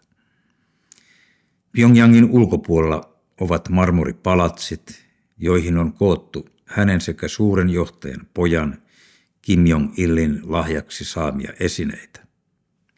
Kim Jong-ilin lahjataloa halkovat 400 metriä pitkät käytävät. Siinä on 150 huonetta. Ovien kahvoihin on upotettu välkkyviä timantteja, seinät ovat marmoria, lattioita peittävät käsin kudotut matot ja palatsia valaisevat ylelliset kristallikruunut. Yksi lahjatalojen nähtävyyksistä on evankelista Billy Grahamin lahjoittama joutsen. Lahjatalon lukuisten arvoesineiden joukkoon kuuluu myös lasivitriiniin asetetut Mäntsälästä lahjoitetut sukset ja sauvat. Niitä Laurilla ei ollut enää aikaa käydä katsomassa, mutta hän tiesi ennestään, miltä ne näyttivät. Mausoleumilta matka jatkui Pohjois-Korean parlamenttitalolle. Protokollapäällikkö esitteli ensin valtuuskunnalle parlamenttitalon, jossa ei sillä hetkellä ollut istuntoa käynnissä. Parlamenttitalon pääsali oli huomattavasti suurempi kuin eduskuntatalon sali kotimaassa. Se, kuten kaikki muutkin valtion edustustilat, oli yllättävän pramea sisustukseltaan. Lauri olisi mielellään seurannut hetken parlamentin todellista työskentelyä, mutta siihen ei nyt ollut mahdollisuutta. Laurin vierailun aikana parlamentti ei pitänyt kokousta. Kierrettyään protokollapäällikön johdolla hetken taloa, heidät ohjattiin parlamentin puheenjohtajan huoneeseen. Siellä heitä oli vastassa parlamentin puhemies Jang Hyong-sop, rouva Kim Jong-suk sekä osastopäällikkö ja protokollapäällikkö. Parlamentin puhemies piti Laurin valtuuskunnalle tervetuliaispuheen, jonka Jussi tulkkasi jälleen suomeksi.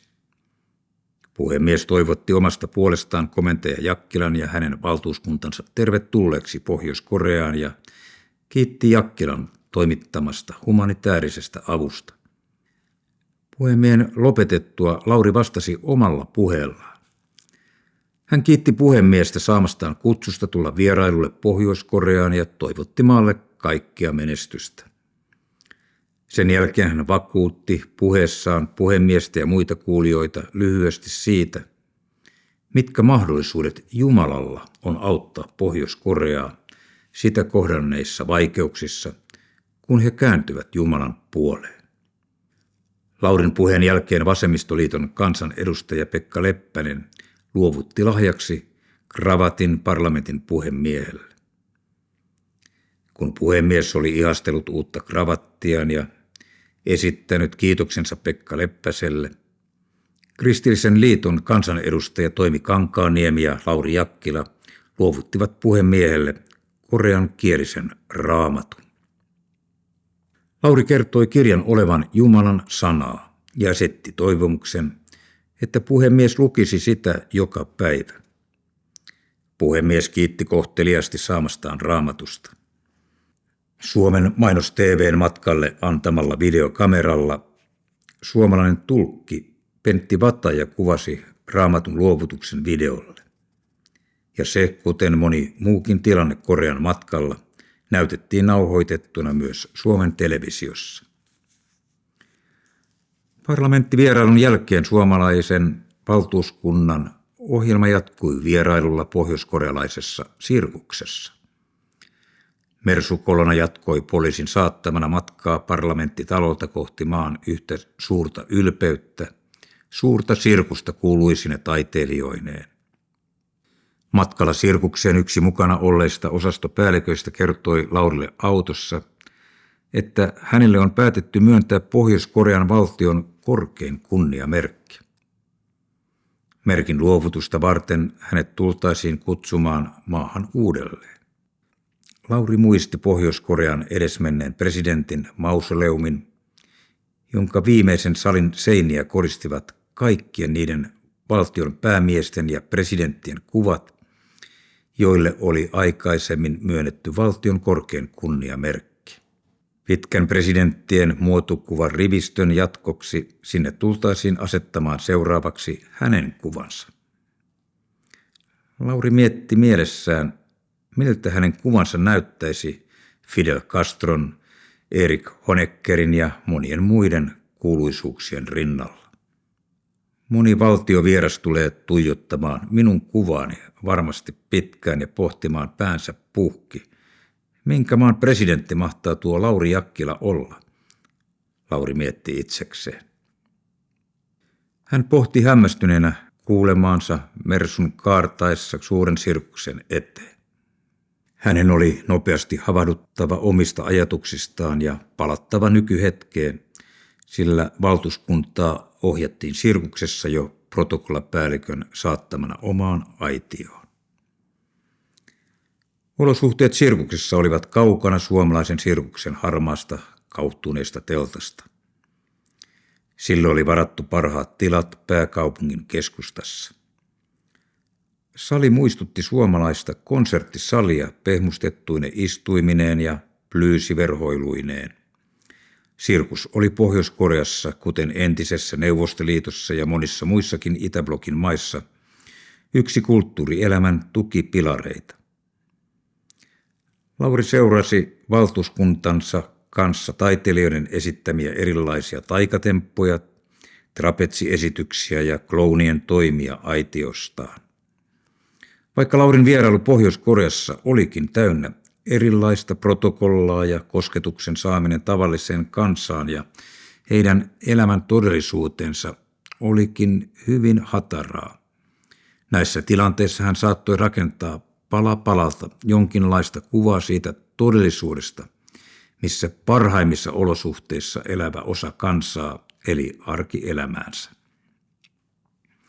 Kuten kaikissa maissa täälläkin valtiovieraille näytettiin parasta, mitä maa saattoi tarjota.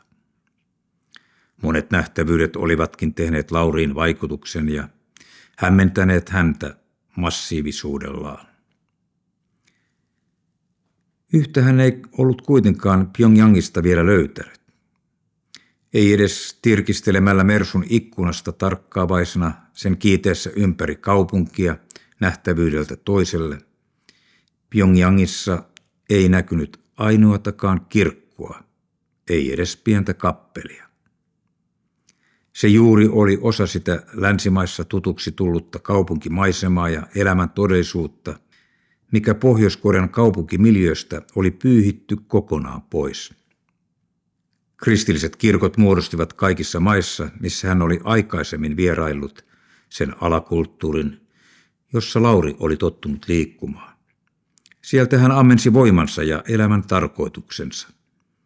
Kristillinen seurakuntaelämä oli keskeinen osa sitä elämäntapaa, johon Lauri uskoi. Se antoi ihmiselle henkistä syvyyttä ja todellista elämänlaatua. Se antoi voimaa välittää lähimmäisistä ja toteuttaa käytännössä niitä yleviä elämän arvoja, joita Raamattu opetti. Kirkkoja hän oli nähnyt kommunistisen yhteiskuntajärjestelmän omaksuneessa Neuvostoliitossa ja jopa vieraillessaan useita kertoja rajun kulttuurivallankumouksen kokeneessa Kiinassa, mutta ei vielä ainoatakaan Pohjois-Koreassa. Laurille kirkkojen puuttuminen maasta ei ollut mikään yllätys. Mutta mitä enemmän hän näki pohjoiskorealaisten elämää, sitä vakuuttuneempi hän oli siitä, että puute ruuasta ei ollut suurin ongelma tuossa maassa. Vielä enemmän kuin ruokaa tuo kansa tarvitsi evankeliumia. Siksi hän oli iloinen, että oli saanut tuoda tuon näkemyksensä rehellisesti ja avoimesti koko Pohjois-Korean johtajille tiedoksi useissa eri tilanteissa. Eivätkä he olleet loukkaantuneet hänen puheistaan tai kokeneet häntä jonkinlaiseksi juonittelijaksi. Hänen suorasukaisuutensa oli päinvastoin synnyttänyt heidän välilleen entistä suurempaa luottamusta. Aivan kuin he olisivat odottaneetkin hänen olevan rehellisesti ja avoimesti kristitty. Hän oli saanut jakaa johtajille henkilökohtaisesti raamattuja ja sydämessään rukoilla heidän puolestaan, että he löytäisivät sen lehdiltä sanoman Jumalan armosta ja rakkaudesta. Se oli kaikki, mitä hän saattoi pienenä ihmisenä tehdä. Laurin seuratessa ylevää sirkusesitystä aitiossa muun valtuuskunnan kanssa, hänen sisimpänsä täytti kiitollisuus siitä, että hän oli kyennyt rohkeasti sanomaan sen, mitä hän oli sydämelleen Jumalalta saanut tullessaan tuohon maahan. Se oli parasta, mitä hän oli saattanut heille antaa. Pohjois-Korean televisio kuvasi uskollisesti Laurin ja hänen valtuuskuntansa liikkumisen kohteelta toiselle. Kamerat seurasivat heidän istumistaan myös sirkuksen aitiossa. Sirkusvierailu filmattiin illan uutislähetyksiä varten. Sirkusesityksen päätyttyä oli ohjelmassa juhlaillallinen yhdessä Pohjois-Korean isäntien kanssa. Tällä kertaa illallisen tulisi tarjoamaan Lauri valtuuskuntineen rouva Kim Jong-sukille ja muille pohjoiskorealaisille isännille. Illallistarjoilu tapahtuisi Pohjois-Korean valtion huvilalla Pyongyangissa. Itse huvilan ja varsinaiset ateriat oli järjestänyt rouva Suk, mutta illallisen kustannuksista vastasi Laurin valtuuskuntineen. Vastavuoroiset illalliset kuuluivat yleisesti valtiovierailujen protokollaan. Valtion huvila oli edustuskäyttöön valmistettu loistelias rakennus luonnon helmassa Pyongyangin laidalla. Valtion mersot kuljettivat poliisin saattamana Laurin ystävineen huvilalle. Näyttävästi sisustettuun marmorista rakennettuun edustushuvilaan oli katettu illallinen jälleen suuren pyöreän pöydän ääreen. Ruokalajeja oli yhtä monta kuin illalliselle osallistujiakin. Alkuruokien jälkeen pöytään kannettiin illan erikoisuus, raaka liha ja paistinkivet. Suomalaisten isäntien ihmetellessä, miten tulisi toimia, rouva Kim Jong-suk näytti esimerkkiä. Liha kypsennettiin henkilökohtaisesti omilla pienillä kuumilla kivillä. Jokainen sai paistaa lihansa oman makunsa mukaan. Laurin ihmetykseksi kivet pysyivät tulikuumina pitkään ja mitään kiirettä lihan paistamisessa ei ollut. Ilta kului seurustellessa pyöreän pöydän ääressä lihapaloja paistellen ja nauttien korealaisen keittiön parhaista antimista. Illan aikana Lauri ja suomalaiset kansanedustajat rohkaisivat rouva Kim Jong-sukia ja pohjoiskorealaisia poliitikkoja avaamaan maataan enemmän ulkomaailmalle. He pyrkivät valottamaan heille yhteyden ja avoimuuden tärkeyttä avun saamiseksi maahan. Kristityt kaikkialla maailmassa voivat tuoda suuren avun maallenne, kun te avaudutte ja otatte sen vain vastaan, vakuutti Lauri. Hän teki kaikkensa poistaakseen niitä ennakkoluuloja, jotka saivat maan torjumaan maailman tärkeimmän sanoman ja sen julistajat. Hän toivoi, että vierailun seurauksena maa voisi avautua ottamaan vastaan myös raamattuja. Rouva Kim Jong-suk oli tilannut juhlasaliin television. Suomalaisille vieraille näytettiin illan aikana paikallista TV-ohjelmaa. Mielenkiintoisin ohjelma oli illan uutislähetys, jonka pääaiheena oli komentaja Lauri Jakkilan ja hänen valtuuskuntansa vierailut edesmenneen johtajan Kim Il-sungin lapsuuden kodissa, hänen mausoleumissaan, Pohjois-Korean parlamenttitalossa sekä lopuksi sirkuksessa.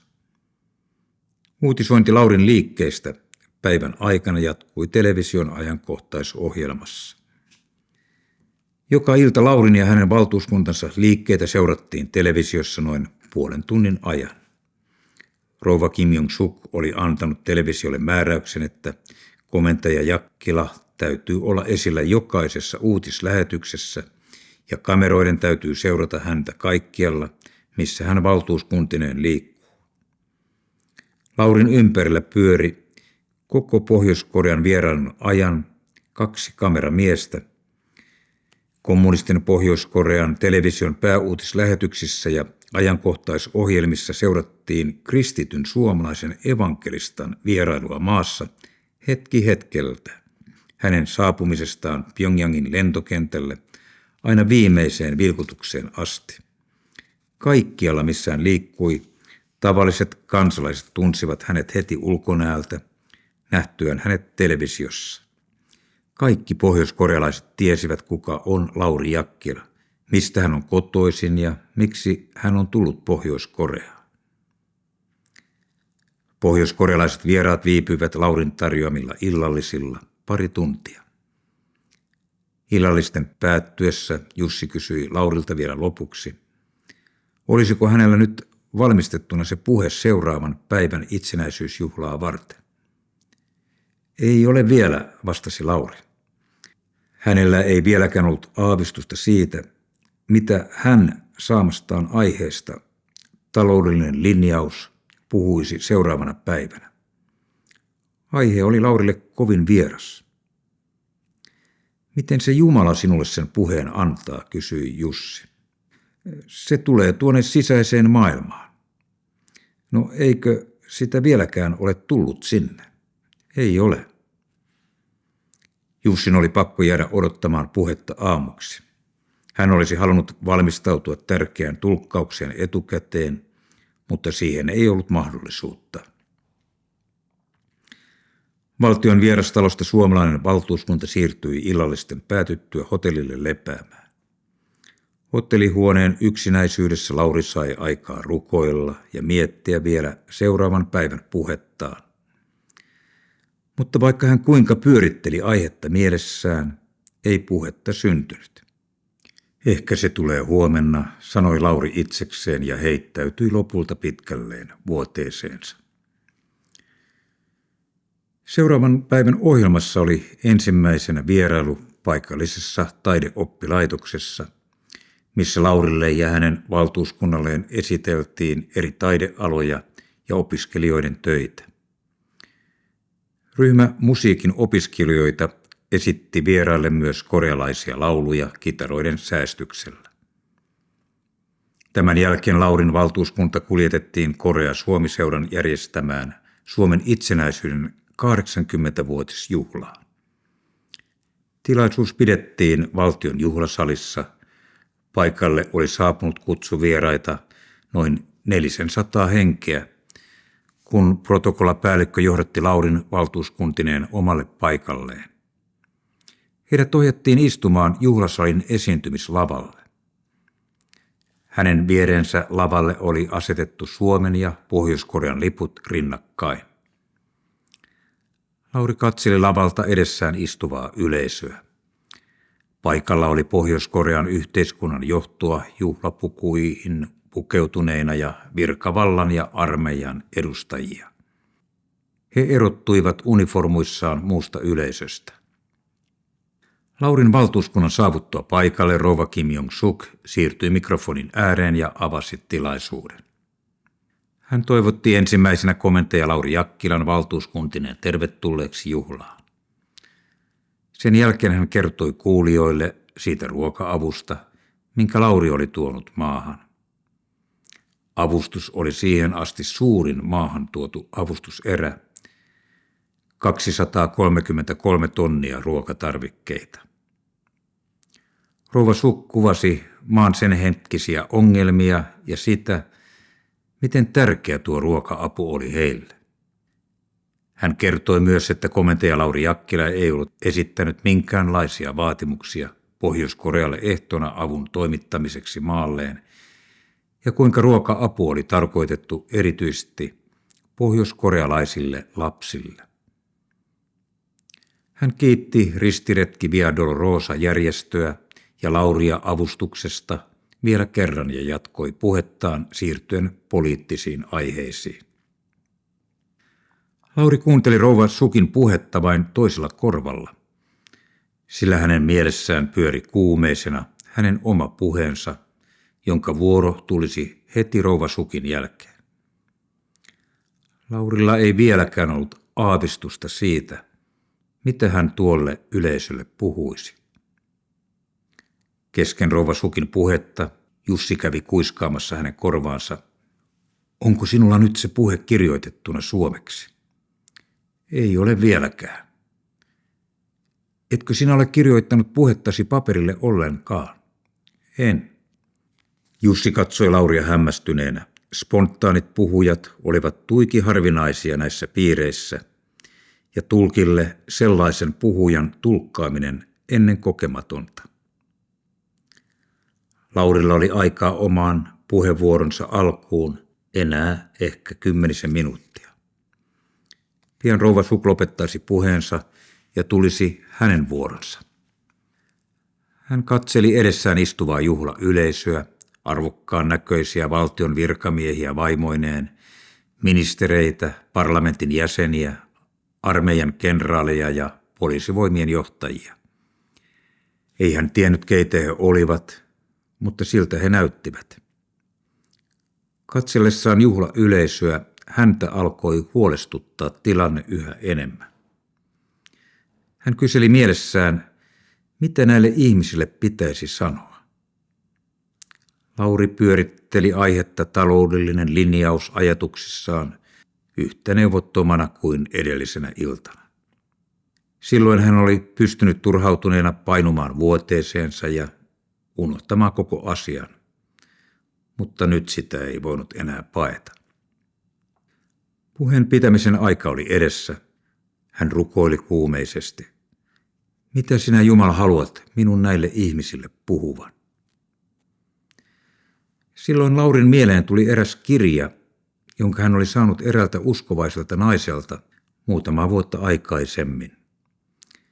Kirjan sisäsivulle oli kirjoitettuna teksti, jossa kirjan lahjoittaja kertoi uskovansa, että Laurin elämässä tulee hetki, jolloin hän tarvitsee tämän kirjan sanomaa. Lauri oli lukenut tuon kirjan pintapuolisesti, vaikka oli pitänytkin naisen ajatuksia täysin järjettöminä. Hän oli varma, ettei hän sitä koskaan tarvitsisi. Kirja kertoi Suomen presidentistä Kyösti Kalliosta ja niistä kohtalon vuosista, jolloin Suomi oli suuren Neuvostoliiton puristuksessa. Neuvostoliitto oli tuolloin sotilaallisesti täysin ylivoimainen, eikä Suomella ollut inhimillisesti suuriakaan mahdollisuuksia selvitä itsenäisenä. Siinä toivottomalta tuntuneessa tilanteessa presidentti Kyösti Kallio pyysi radion kautta Suomen kansaa rukoilemaan isänmaansa puolesta. Lauri muisti vielä Kyösti Kallion siteerauksen Raamatusta. Vanhurskaus kansan korottaa, mutta synti on kansakuntien häpeä. Kyösti Kallio totesi tuolloin, että Suomen kansa on muistanut aina vaikeuksien hetkellä ikiaikojen Jumalaa. Nyt tuon kirjan sanomaa tarvittiin. Lauri rakensi nopeasti mielessään puheensa rungon siteeraten presidentti Kyösti Kalliota ja hänen puhettaan Suomen kansalle. Tekstejä ei ollut aikaa kirjoittaa paperille, mutta ei sitä tarvinnutkaan. Laurilla oli hyvä muisti. Rouva Kim Jong-suk alkoi lopetella puhettaan. Yleisö taputti raikuvasti hänelle rouvan kävelessä pois puhujakorokkeelta. Aplodien viimein loputtua oli tullut Laurin aika nousta puhujalavalle. Televisiokamerat seurasivat hänen kulkuaan lavan poikki sen toisessa reunassa olevalle korokkeelle. Jussi asteli hänen perässään. Lauri astui mikrofonin ääreen ilman paperia ja aloitti puheensa. Arvoisat juhlavieraat, haluan kiittää Pohjois-Korean johtoa ja koko kansaa siitä, että olemme saaneet kutsun tulla vierailulle tänne Pohjois-Koreaan. Haluan kiittää myös rouva Kim Jong-sukia näistä kauniista sanoista, joita saimme äsken kuulla. Jussi tulkkasi sujuvasti joka sanan, vaikka puhetta ei oltukaan annettu etukäteen paperilla. Suomen kansa oli kerran hyvin vaikeassa tilanteessa jouduttuaan sotaan suurta Neuvostoliittoa vastaan, Lauri jatkoi. Silloin Suomen presidenttinä oli Kyösti Kallio. Kun näytti jo siltä, että mitään toivoa ei ollut, Suomen tasavallan presidentti pyysi kansaa radion kautta rukoilemaan isänmaansa puolesta. Suomen kansa kuuli tuon kehotuksen ja ryhtyi rukoilemaan Jumalalta apua. Jumala kuuli tuon rukouksen ja Suomi sai säilyttää itsenäisyyden. Jumala siunasi Suomea myös taloudellisesti ja antoi meille taloudellisen kasvun. Tänä päivänä Suomi on hyvinvoinnissa maailman 20 johtavan valtion joukossa.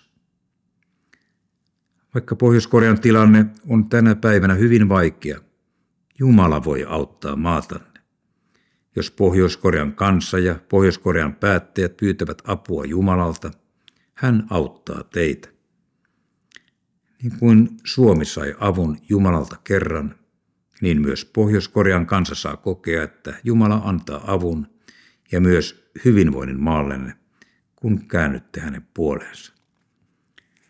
Lopuksi haluan toivottaa Jumalan siunausta koko Pohjois-Korealle, sen johdolle ja myös kaikille teille läsnäolijoille.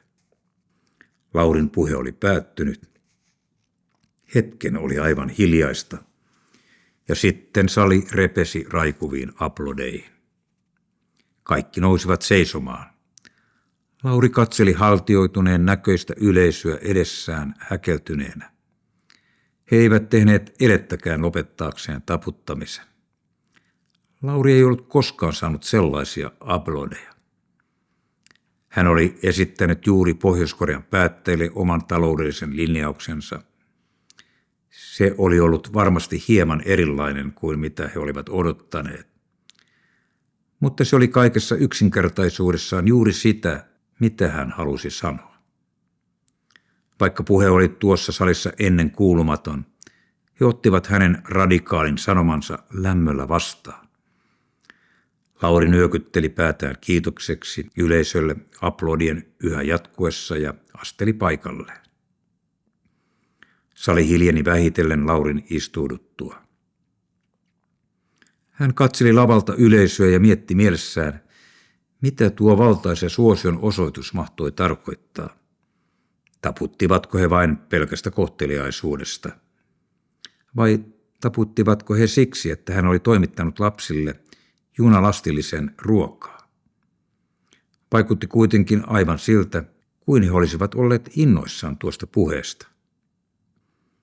Kansanedustaja Pauli Saapunki sanoi Laurille oman arvionsa puheesta Laurin palattua paikalleen. Enpä ole parempaa taloudellista linjausta koskaan kuullut. Laurin jälkeen kansanedustaja Ija Suomi, Pohjois-Korean seuran puheenjohtaja, Pekka Leppänen piti oman poliittisen puheensa. Pekka Leppäsen lopetettua rouva Kim Jong-suk nousi uudelleen korokkeelle kädessään suuri valkea kirjekuori. Hän luovutti kirjekuoren Laurille ja sanoi, että kuoressa on Pohjois-Korean valtion tervehdys Suomen itsenäisyyden 80-vuotisjuhlan johdosta Suomen presidentille Martti Ahtisaarelle. Hän ojensi kuoren Laurille ja pyysi häntä toimittamaan henkilökohtaisesti onnitteluadressin perille. Lauri vastasi rouva Sukin onnittelupuheenvuoroon lyhyesti kiittäen onnitteluista Suomen kansan puolesta ja lupasi toimittaa saamansa kirjekuoren perille tasavallan presidentille. Juhla oli ohi. Viralliset puheet oli pidetty ja yleisö alkoi poistua salista. Lauri ja hänen valtuuskuntansa ohjattiin juhlahuoneiston edessä odottaviin mersuihin. Poliisi saattuen suojaamana autokolonna lähti kohti rautatieasemaa. Suomesta lähetetty junalastillinen ruokatavaraa oli viimein monien vaikeuksien kautta saapunut perille Pyongyangiin ja Lauri valtuuskuntineen vietiin vastaan ottamaan tavarakuljetus. Lasti oli sinetöity Suomessa ja sinettien avaaminen tuli tapahtua itse lähettäjän Lauri Jakkilan läsnä ollessa. Lasti oli lähtenyt liikkeelle Suomesta 20. lokakuuta. 8000 kilometrin matkalla yhdestä vaunusta oli mennyt akseli poikki ja se oli hidastanut suuresti kulkua. Pohjois-Korean puolella matka oli uudelleen pysähtynyt sähkön puutteeseen. Lasti oli niin raskas, että sähköveturin voima ei riittänyt vaunujen vetämiseen. Avuksi olisi tarvittu dieselveturi työntämään toisesta päästä, jotta lasti olisi saatu perille Pyongyangiin. Kaikkien kommennusten jälkeen juna oli perillä ja ruokatavara valmiina jaettavaksi Pohjois-Korean lapsille. Laurin saapuessa rautatieasemalle päivä oli ehtinyt taittua jo iltaan. Tavara-asema oli valaistu muutamilla valonheittimillä, jotka valaisivat asemalle pysähtyneet vaunut. Muualla oli pimeää. Kauempana aseman hämärässä oli yleisöä seuraamassa tapahtumaa pieninä ryhminä. Paikalla oli myös Pohjois-Korean valtion edustajia. Lauri tarkasti vaunulta sinetit asemalla televisiokameroiden seuratessa hänen liikkeitään sitkeän uskollisesti. Tulvaministeri ja rautateiden pääjohtaja tutkivat sinettejä yhdessä Laurin kanssa. Lauri oli itse sinetöinyt ne lokakuussa Suomessa ja sinetit olivat koskemattomia. Ne murrettiin Pohjois-Korean rautateiden johtajan käskystä ja vaunut avattiin. Lauri tutki avonaisia vaunuja. Kaikki tavarat näyttivät olevan tallella. Lauri pakkasi valtuuskuntansa kanssa pienen kuorman pakettiautoon vietäväksi paikallisen lastenkodin lapsille. Laurin oli määrä vierailla lastenkodissa vielä samana iltana valtuuskuntineen jakamassa omakätisesti ensimmäiset avustukset pohjoiskorealaisille lapsille.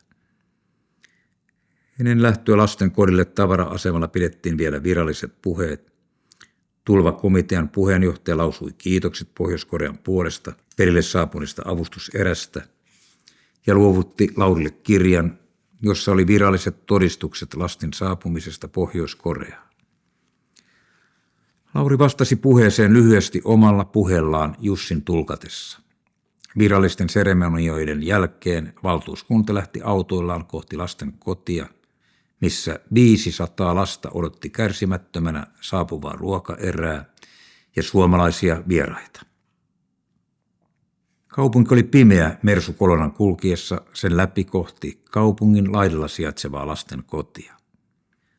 Valtuuskunnan saapuessa perille lasten koti oli valaistu ja ovella oli kodin johtaja toivottamassa suomalaiset vieraansa tervetulleeksi. Keittiössä oli keitetty valmiiksi vesi, jossa Suomesta lähetetyt makaronit saatiin nopeasti tarjoiltavaksi. Pian makaroni olikin valmista ja Lauri ystävineen sai omakätisesti syöttää sitä lapsille. Makaroni hävisi lautasilta pienessä hetkessä nälkäisiin suihin. Lapset olivat pyöreäposkisia, kuten korealaiset lapset yleensä, mutta laihoista jäsenistä näki heidän eläneen vaatimattomalla ravinnolla jo pitkään.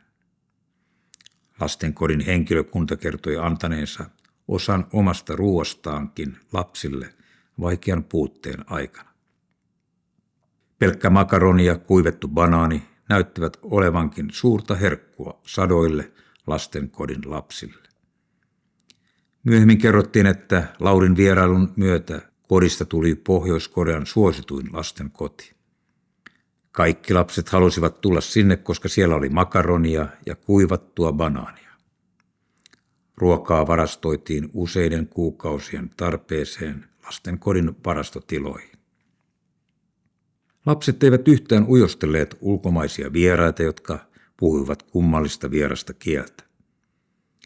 He pyörivät suomalaisten vieraiden ympärille ja pyrkivät innolla syliin. He olivat aivan samanlaisia kuin lapset kaikkialla muuallakin, leikkisiä, hellyyden kipeitä ja puutteestaan huolimatta iloisia. He olivat myös puhtaita ja hyvin puettuja. Lauri piteli pieniä poikia ja tyttöjä polvellaan ja työnsi lusikalla makaronia avonaisiin suihin. Kun vatsat olivat viimein täynnä, lapset esittivät vierailleen koreankielisiä lastenlauluja. He osasivat myös nuoresta iästään huolimatta soittaa. Yksi 5-vuotias tyttö soitti pianoa sellaisella taidolla, että Laurin oli vaikea uskoa kuulemaansa. Lapset oli opetettu pienestä pitäen laulamaan ja soittamaan ja sen huomasi kaikesta. He nauttivat saadessaan esiintyä ulkomaisille vierailleen. Musiikki ja taide näytti olevan arvostettua kaikkialla pohjoiskorealaisessa yhteiskunnassa. Lauri kuunteli ja katseli iloisia lapsia edessään ja taputti heidän riemulliselle esiintymiselleen. Lapsia kuunnellessaan hän iloitsi entistä enemmän siitä, että oli saanut tuoda ruokaa juuri heille ja avun siihen suuren puutteeseen, missä nuo pienet viattomat ihmiset olivat jo pitkään eläneet. Nyt heidän vatsansa olivat täynnä. Niin täytyy olla joka päivä. Lauri oli päättänyt, että Pohjois-Korean apu ei saa päättyä yhteen junalastilliseen. Hän haluaa tehdä kaikkensa, että nämä lapset eivät enää koskaan näe nälkää. Vierailu lasten kodissa kesti pari tuntia. Oli jo ilta ja lasten piti päästä nukkumaan. Lauri hyvästeli lapset ja kodin henkilökunnan. Lastenkodin johto kiitteli vielä portilla saamastaan avusta. Lauri siirtyi valtuuskuntineen pihalla odottaviin mersuihin ja lähti kohti Korjo-hotellia. Viimeisen vierailupäivän ohjelma oli loppuun suoritettu. Pimeä Pyongyang oli painumassa levolle auto saattuen kiiteessä läpi hiljaisen kaupungin. Se oli täysin tietämätön kaikesta siitä, mitä elävä Jumala oli sen keskellä kuluneen päivän aikana tehnyt. Kaupungin asukkaille tuo perjantai oli ollut aivan tavallinen arkipäivä. He eivät tienneet, että kaupungin sydämessä valtion juhlasalissa oli suomalainen evankelista pitänyt herätyspuheen joukolle maan tärkeitä johtajia ja tuonut lyhyen yksinkertaisen sanoman elävän Jumalan sydämeltä. Vain taivaan kirkkaudessa tiedettiin täysin, mikä merkitys sillä kaikella oli ollut. Lauri tiesi itse vain sen, että hän oli jälleen kulkenut kirjaimellisesti Jumalan ennalta valmistamissa teoissa ja saanut toteuttaa sen, mitä Jumala oli hänen tehtäväkseen jo kauan sitten suunnitellut.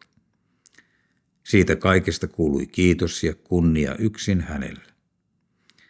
Laurin miettiessä kuluneen päivän tapahtumia Mersun takapenkillä hän ei voinut muuta kuin kiittää Jumalaa.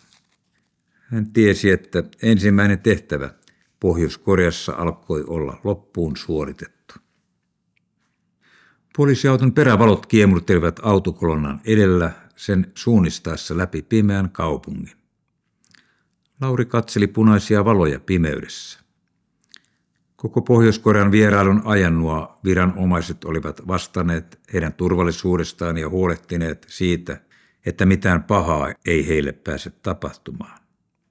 He olivat tehneet työnsä hyvin. Todellisuudessa Lauri oli koko viikon ollut kuitenkin vielä varmemmissa käsissä. Vain hän itse tiesi, miten täydellinen oli ollut jälleen se huolenpito, jota häntä kohtaan oli osoitettu ylhäältä. Kyllä sinä Jumala olet ihmeellinen, sanoi Lauri mielessään poliisiauton kaartaessa heidän edellään Korjo-hotellin pihaa. Oli aika levähtää hetki hotellihuoneessa ja kokoontua sen jälkeen päivän päätteeksi illalliselle suomalaisen valtuuskunnan kanssa. Lauri tunsi olonsa raukeaksi ikimuistettavan viikon tuoman stressin lauetessa. Vaikka Lauri olikin elänyt läpi viikon tapahtumat luonteensa mukaisesti, rennosti, turhia pingottamatta, ne olivat hänelle uusia ja outoja tilanteita. Edustustehtävät tällä tasolla eivät olleet kuuluneet aikaisemmin hänen arkipäiväänsä. Lauri nautti illallisen yhdessä kansanedustajavaltuuskuntansa ja tulkkinsa kanssa hotellin ravintolassa hieman vaitonaisena. Välillä pohdittiin yhdessä päivän tapahtumia ja kuunneltiin itse kunkin kokemuksia ja näkemyksiä. Kaikkien mielestä Lauri oli selvinnyt valtuuskunnan komentajan roolista kiitettävällä tavalla ja ulkopuolisen silmin katsottuna sopeutunut osaansa loistavasti. Oli se rohkea puhe, totesi joku Laurin spontaanista puheesta itsenäisyysjuhlassa. Miltä se sinusta tuntui, kun joudut kulkemaan kaikkialla minun jäljessäni, kysyi Lauri Toimi Kankaanniemeltä. Kotimaassa järjestys on aivan toinen. Kun Jumala on sinut siihen ensimmäiseksi asettanut, niin silloin pitää kulkea perässä, vastasi Toimi. Hän tiesi hyvin, että Lauri ei ollut itse paikkansa valinnut. Hänet oli siihen osaan muualta määrätty. Kaikki valtuuskunnan jäsenet varmasti ymmärsivät sen, ja siksi Laurin jäljessä kulkeminen ei tuottanut kenellekään ongelmia. Sen ilon he mielellään hänelle soivat. Illallisen nautittuaan valtuuskunta rentoutui vielä hotellin saunaosastolla ja siirtyi sieltä omiin huoneisiinsa lepäämään. Lauri ei tarvinnut kahdesti kehotella nukkumaan. Hän kaatui vuoteeseen heti huoneeseensa päästyään. Joulukuinen lauantai-aamu valkeni kuulakkaana Pyongyangissa. Lämpötila lähenteli nollaa ja ilma oli tyyni. Muutama pilven hattara purjehti sinisellä taivaalla kaupungin yllä, Laurin katsellessa kaunista maisemaa viimeisen kerran hotellihuoneensa ikkunasta. Enää tuo kaupunki ei ollut hänelle outo ja vieras. Muutamassa päivässä Hän oli nähnyt paljon Pyongyangia ja sen historiaa. Hän oli päässyt sisälle jollain tavalla pohjoiskorealaisen ihmisen todellisuuteen. Asiat, joita hän oli kohdannut nähtävyyksien äärellä yhtä lailla kuin maaseudun katoalueilla tai lastenkodin puutteessa, olivat sitä arkea, jonka kanssa tavallinen pohjoiskorealainen oli elänyt elämäänsä jo pitkään. Pohjois-Koreasen ihmiset ja heidän ongelmansa olivat tulleet hänelle tuon viikon aikana läheisiksi. Nyt hän tunsi lievää kaihoa joutuessaan jättämään Pyongyangin ja sen asukkaat. Sisimmässään hän kuitenkin tiesi, että hän tulisi vielä palaamaan takaisin, ehkä useampiakin kertoja. Tämä kaikki, mitä hän oli kokenut, saattoi olla vasta alkua siinä työssä, mikä häntä Pohjois-Koreassa odotti. Ovelle koputettiin. Huonepalvelija palautti kengät kiiloitettuina ja housut ja paidat prässättyinä viimeisen kerran suomalaisen valtuuskunnan komentajan huoneeseen. Lauri kiitti palvelijaa sydämellisesti kaikesta huolenpidosta, mitä hän oli saanut kokea menneen viikon aikana. Ikävä kyllä, yhteistä kieltä ei löytynyt syvällisempään keskusteluun. Lauri pakkasi matkatavanansa laukkuunsa ja lähti hotellin ravintolaan aamiaiselle. Viimeinen aamupala Korjo-hotellin ravintolassa nautittiin pienessä kiireessä, sillä lento Pyongyangista Pekingiin lähti jo 10 aamulla ja kentälle piti ehtiä hyvissä ajoin etukäteen lähtöselvityksiin. Valtion mersut olivat hotellin edessä odottamassa suomalaista valtuuskuntaa Laurin kiirehtiessä noutamaan vielä matkatavaroitaan hotellihuoneestaan. Mersukolonna lähti hotellilta 8 maissa kohti lentokenttää. Pyongyangin keskusta kylpi alkutalven nousevassa aamuauringossa autojen suunnatessa kohti kaupungin lailla sijaitsevaa kenttää. Rouva Kim Jong-suk oli kentällä vastassa suomalaisia vieraitaan. Viikon aikana he olivat tulleet Laurin kanssa hyviksi tutuiksi.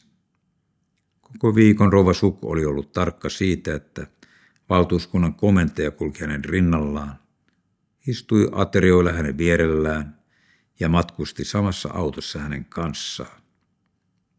Siitä ympärillä liikkuva yleisö sekä televisiokatsojat vastaanottimiensa ääressä tiesivät, kuka oli valtuuskunnan komentaja ja tapahtumien päähenkilö. Aika oli vietetty viikon kuluessa paljon yhdessä ja rouva Kim Jong-suk tuntui Laurista jo vanhalta ystävältä.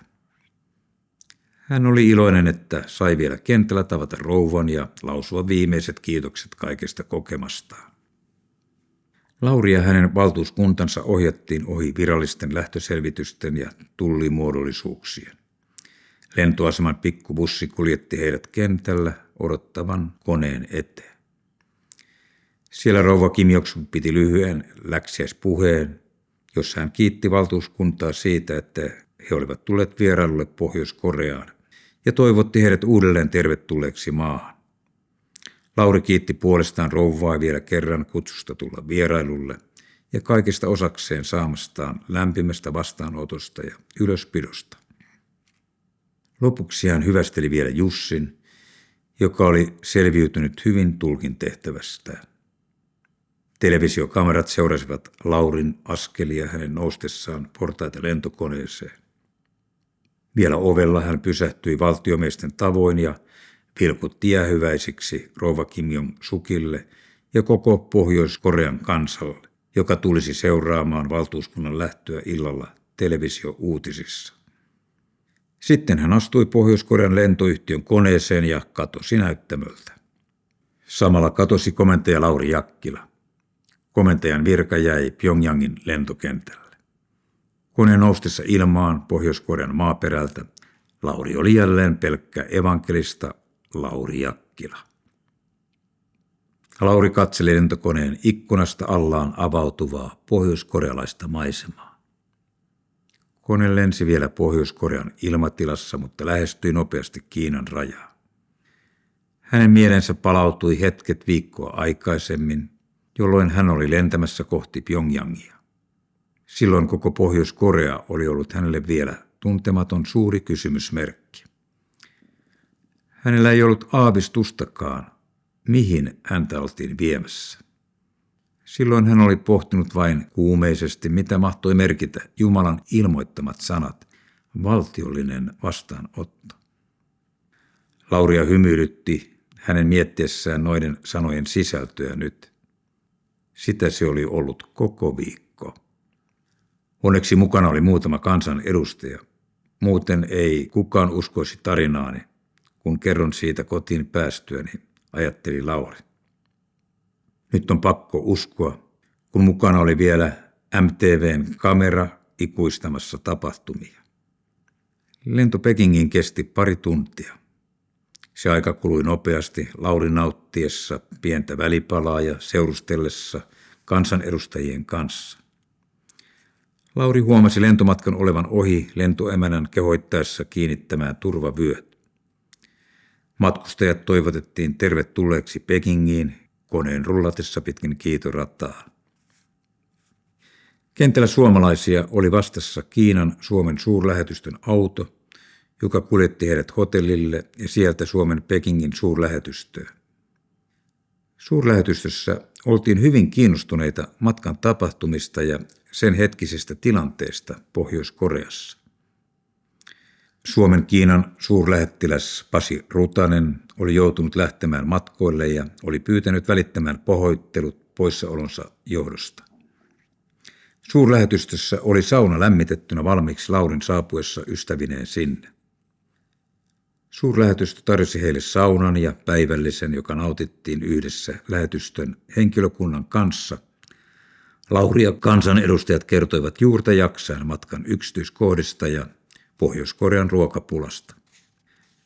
Kaikki olivat kiinnostuneita puutteen vakavuudesta, sillä maailmalla liikkui monenlaisia uutisia Pohjois-Koreassa olevasta nälänhädästä.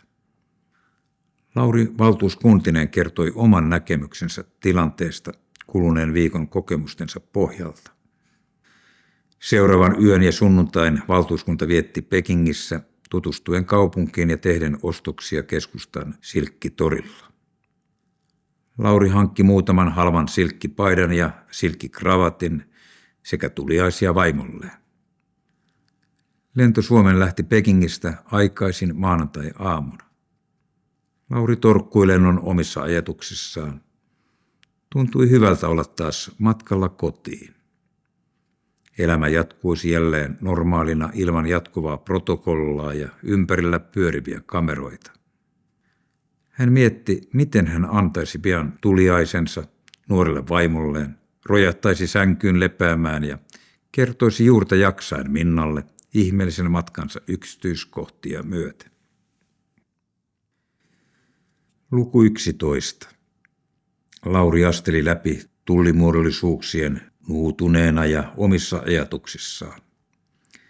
Lentokone oli viimein laskeutunut kotoisaan Suomeen ja lento Pekingistä Helsinki-Vantaan lentokentälle oli ohi. Mielenkiintoinen, mutta rasittava kaukoidän matka oli takana päin. Jäljellä olivat vain pakolliset tullimuodollisuudet ja ajo lentokentältä kotiovelle. Saatuaan matkalaukkunsa hihnalta, Lauri kulki kansanedustajien kanssa kohti ulko-ovea. Yhtäkkiä hänen ympärillään välähtelivät jälleen salamavalot. Televisiokamerat ja mikrofonit piirittivät häntä. Lehdistö ja TV:n toimittajat pommittivat valtuuskuntaa kysymyksillään. Laurin levollinen elämä päättyi lyhyeen. Hän huomasi olevansa jälleen julkisuudessa ei enää Pohjois-Koreassa, vaan kotimaassaan Suomessa. Lauri ja kansanedustajat vastailivat kärsivällisesti toimittajien kysymyksiin. Heidän matkastaan kauan suljettuna olleeseen Pohjois-Koreaan oli tullut uutisen arvoinen asia sekä televisiolle että muille tiedotusvälineille. Lauri ilmestyi jo samana iltana television uutislähetyksiin, kun uutistoimittaja Pekka Niiranen haastatteli Lauria ja kansanedustajia. MTV:n sunnuntai-raportti esitti pitkät otokset Pohjois-Korean matkalta seuraavana sunnuntaina. Yhtiön matkalle luovuttamalla kameralla oli kuvattu videolle monet tärkeät tilaisuudet ja lisäksi Laurilla oli otokset Pohjois-Korean oman uutistoimituksen ottamista kuvanauhoista.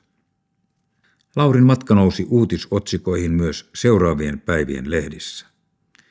Pohjois-Korean tapahtumista ja maan vaikeasta tilanteesta kirjoitettiin aina pieniä maakuntalehtiä myöten. Laurin Pohjois-Korean matka tuntui päättyvän vasta lopullisesti kotioven sulkeuduttua pienessä kaksiossa Helsingin Malmilla. Hän oli viimein kotona ja kameroiden tavoittamattomissa. Lauri ei ollut koskaan ollut sellaisessa julkisuuden pyörityksessä kuin viimeiset 1,5 viikkoa.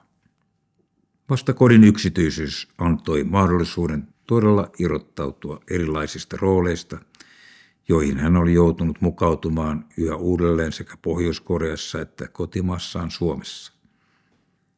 Kotonaan hän saattoi olla jälleen aivan tavallinen kansanmies, heittää kravatin nurkkaan ja rojahtaa pitkälleen omalle sohvalleen. Se tuntui mukavalta.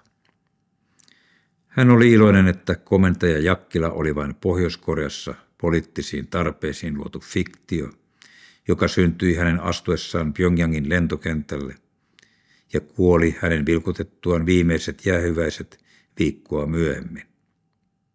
Hän oli mieluummin oma itsensä pelkkä Lauri. Sellaisena hän oli aina tilaisuuden tullen yrittänyt Pohjois-Koreassakin esiintyä rikkoen kaikkia kirjoittamattomia käyttäytymisnormeja. Mutta aina uudelleen hänet oli asetettu takaisin komentajan arvovaltaiseen rooliin. Nyt levätessään omalla sohvallaan hänestä alkoi tuntua yhä epätodellisemmalta kaikki se, minkä keskellä hän oli elänyt edellisen viikon. Hän oli osallistunut suureen mammuttimaiseen teatteriin yhdessä lukemattomien muiden roolihahmojen kanssa, tietämättä edes täysin, miksi näin tapahtuu ja mihin kaikella lopulta pyritään. Hänestä alkoi tuntua siltä, etteivät kaikki muutkaan aina tienneet siihen vastausta. Se oli vain ainoa tapa, jolla saattoi astua tuohon huippupoliitikkojen maailmaan. Lauri tiesi, että julkisuus ja politiikka on sellaista. Se oli hinta, joka oli maksettava siitä, että hän saattoi täyttää tehtävän, johon Jumala oli hänet lähettänyt. Pääasia, että evankeliumia julistetaan. Minna tuli kotiin töistä. Lauri nousi ylös sohvalta ja veti matkalaukustaan tuliaispaketin. Hän rutisti vaimoaan sylissään ronskilla otteellaan ja ojensi hänelle tuliaiset. Heti samaan hengenvetoon hän ryhtyi kertomaan juurta jaksaan ihmeellisestä Pohjois-Korean matkastaan. Hänellä riitti kertomista. Seuraavat tunnit vierivät Laurin puhuessa ja Minnan kuunnellessa. Katsellessaan Minnaa, joka hämmästyneenä kuunteli hänen kertomustaan, Lauri alkoi tajuta entistä selvemmin, miten uskomattoman tarinan todistajana hän oli saanut olla. Hänen Korea-matkansa taisi olla melkoinen uutispommi. Lauri lopetti tarinoinnin vasta illan hämärtyessä, kun väsymys sai viimein voiton. Laurin saapuessa Suomeen maassamme valmistauduttiin Suomen 80-vuotisjuhlallisuuksiin. Juhlakiireiden tähden presidentillä ei ollut mahdollisuutta tavata Lauri Jakkilaa hänen täyttääkseen lupauksensa viedä henkilökohtaisesti perille Pohjois-Korean valtion onnitteluadressi. Kirje luovutettiin eduskunnan puhemiesneuvostolle, joka toimitti sen presidentille.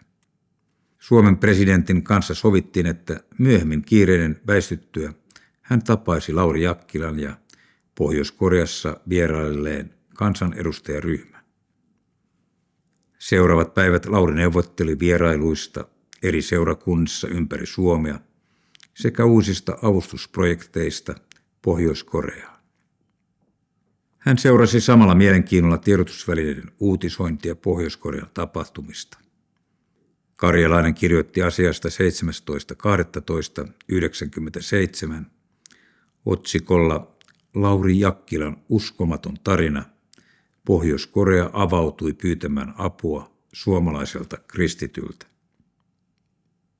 Lauri Jakkilan 53 elämänkaari osui tänä syksynä sellaiseen saumaan, että mies on tällä hetkellä maailmanlaajuisessa julkisuudessa. Syynä on suljetun Pohjois-Korean avautuminen henkilökohtaisesti helsinkiläiselle Lauri Jakkilalle. Hänen kauttaan organisoitui 233 tonnin ruoka-apu, joka matkasi Venäjän halki nälänhätää kärsivään Pohjois-Koreaan. Pohjois-Koreaa pidetään kenties maailman eristyneimpänä valtiona. Siksi suomalaisen Lauri Jakkilan läpimurto oli kova uutinen myös Yhdysvalloissa. 2 viikkoa sitten Lauri Jakkila noteerattiin Jenkkien televisio-uutisissa. Hullu vai humalassa? Näin saattaa moni aprikoida Jakkilan juttuja kuunnellessaan. Vastaus on, että ei ainakaan humalassa, sillä Jakkila on ollut raitis mies jo 8 vuotta. Mutta kenties Jumalan hullu hän myöntää. Niin uskomaton on miehen tarina, että sitä ei kukaan uskoisi, ellei todistajia löytyisi. Yksi sellainen löytyy maamme parlamentista. Kristillisten kansanedustaja Toimi Kankaaniemi on julkisesti kertonut kuulleensa Jakkilan puheet Pohjois-Korean avautumisesta jo 1,5 vuotta sitten. Tapahtuma käynnistyi tämän vuoden syyskuun 10. päivä. Olin hotelli Arturissa syömässä, kun puhelin soi.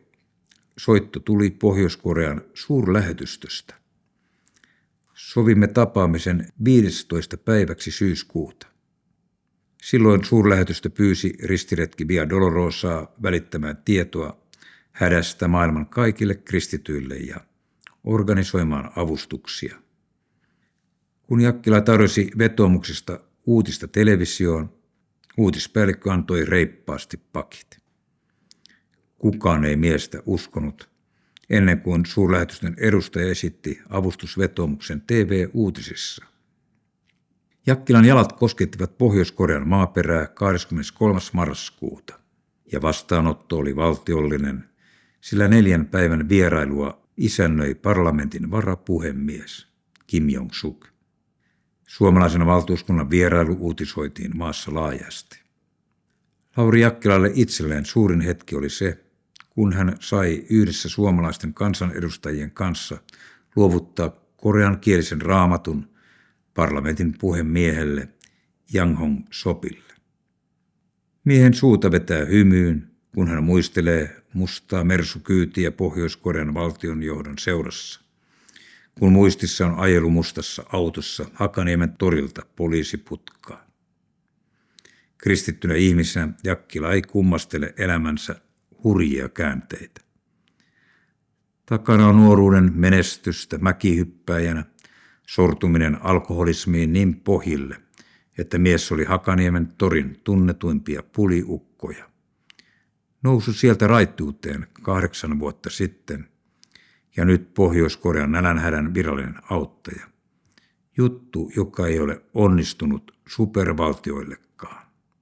Nämä ovat Jumalan tekoja. Pohjois-Korean puolestaan viritetty maailmanlaajuinen rukousketju. Kaikki tapahtumat ovat olleet Jumalan rukousvastauksia, sanoo Jakkila. Länsi-Suomi kirjoitti artikkelissaan 20.12.1997. Pikkuasiasta ei ole kysymys, kun kommunistisen Pohjois-Korean parlamentin johto ottaa kätensä raamatun.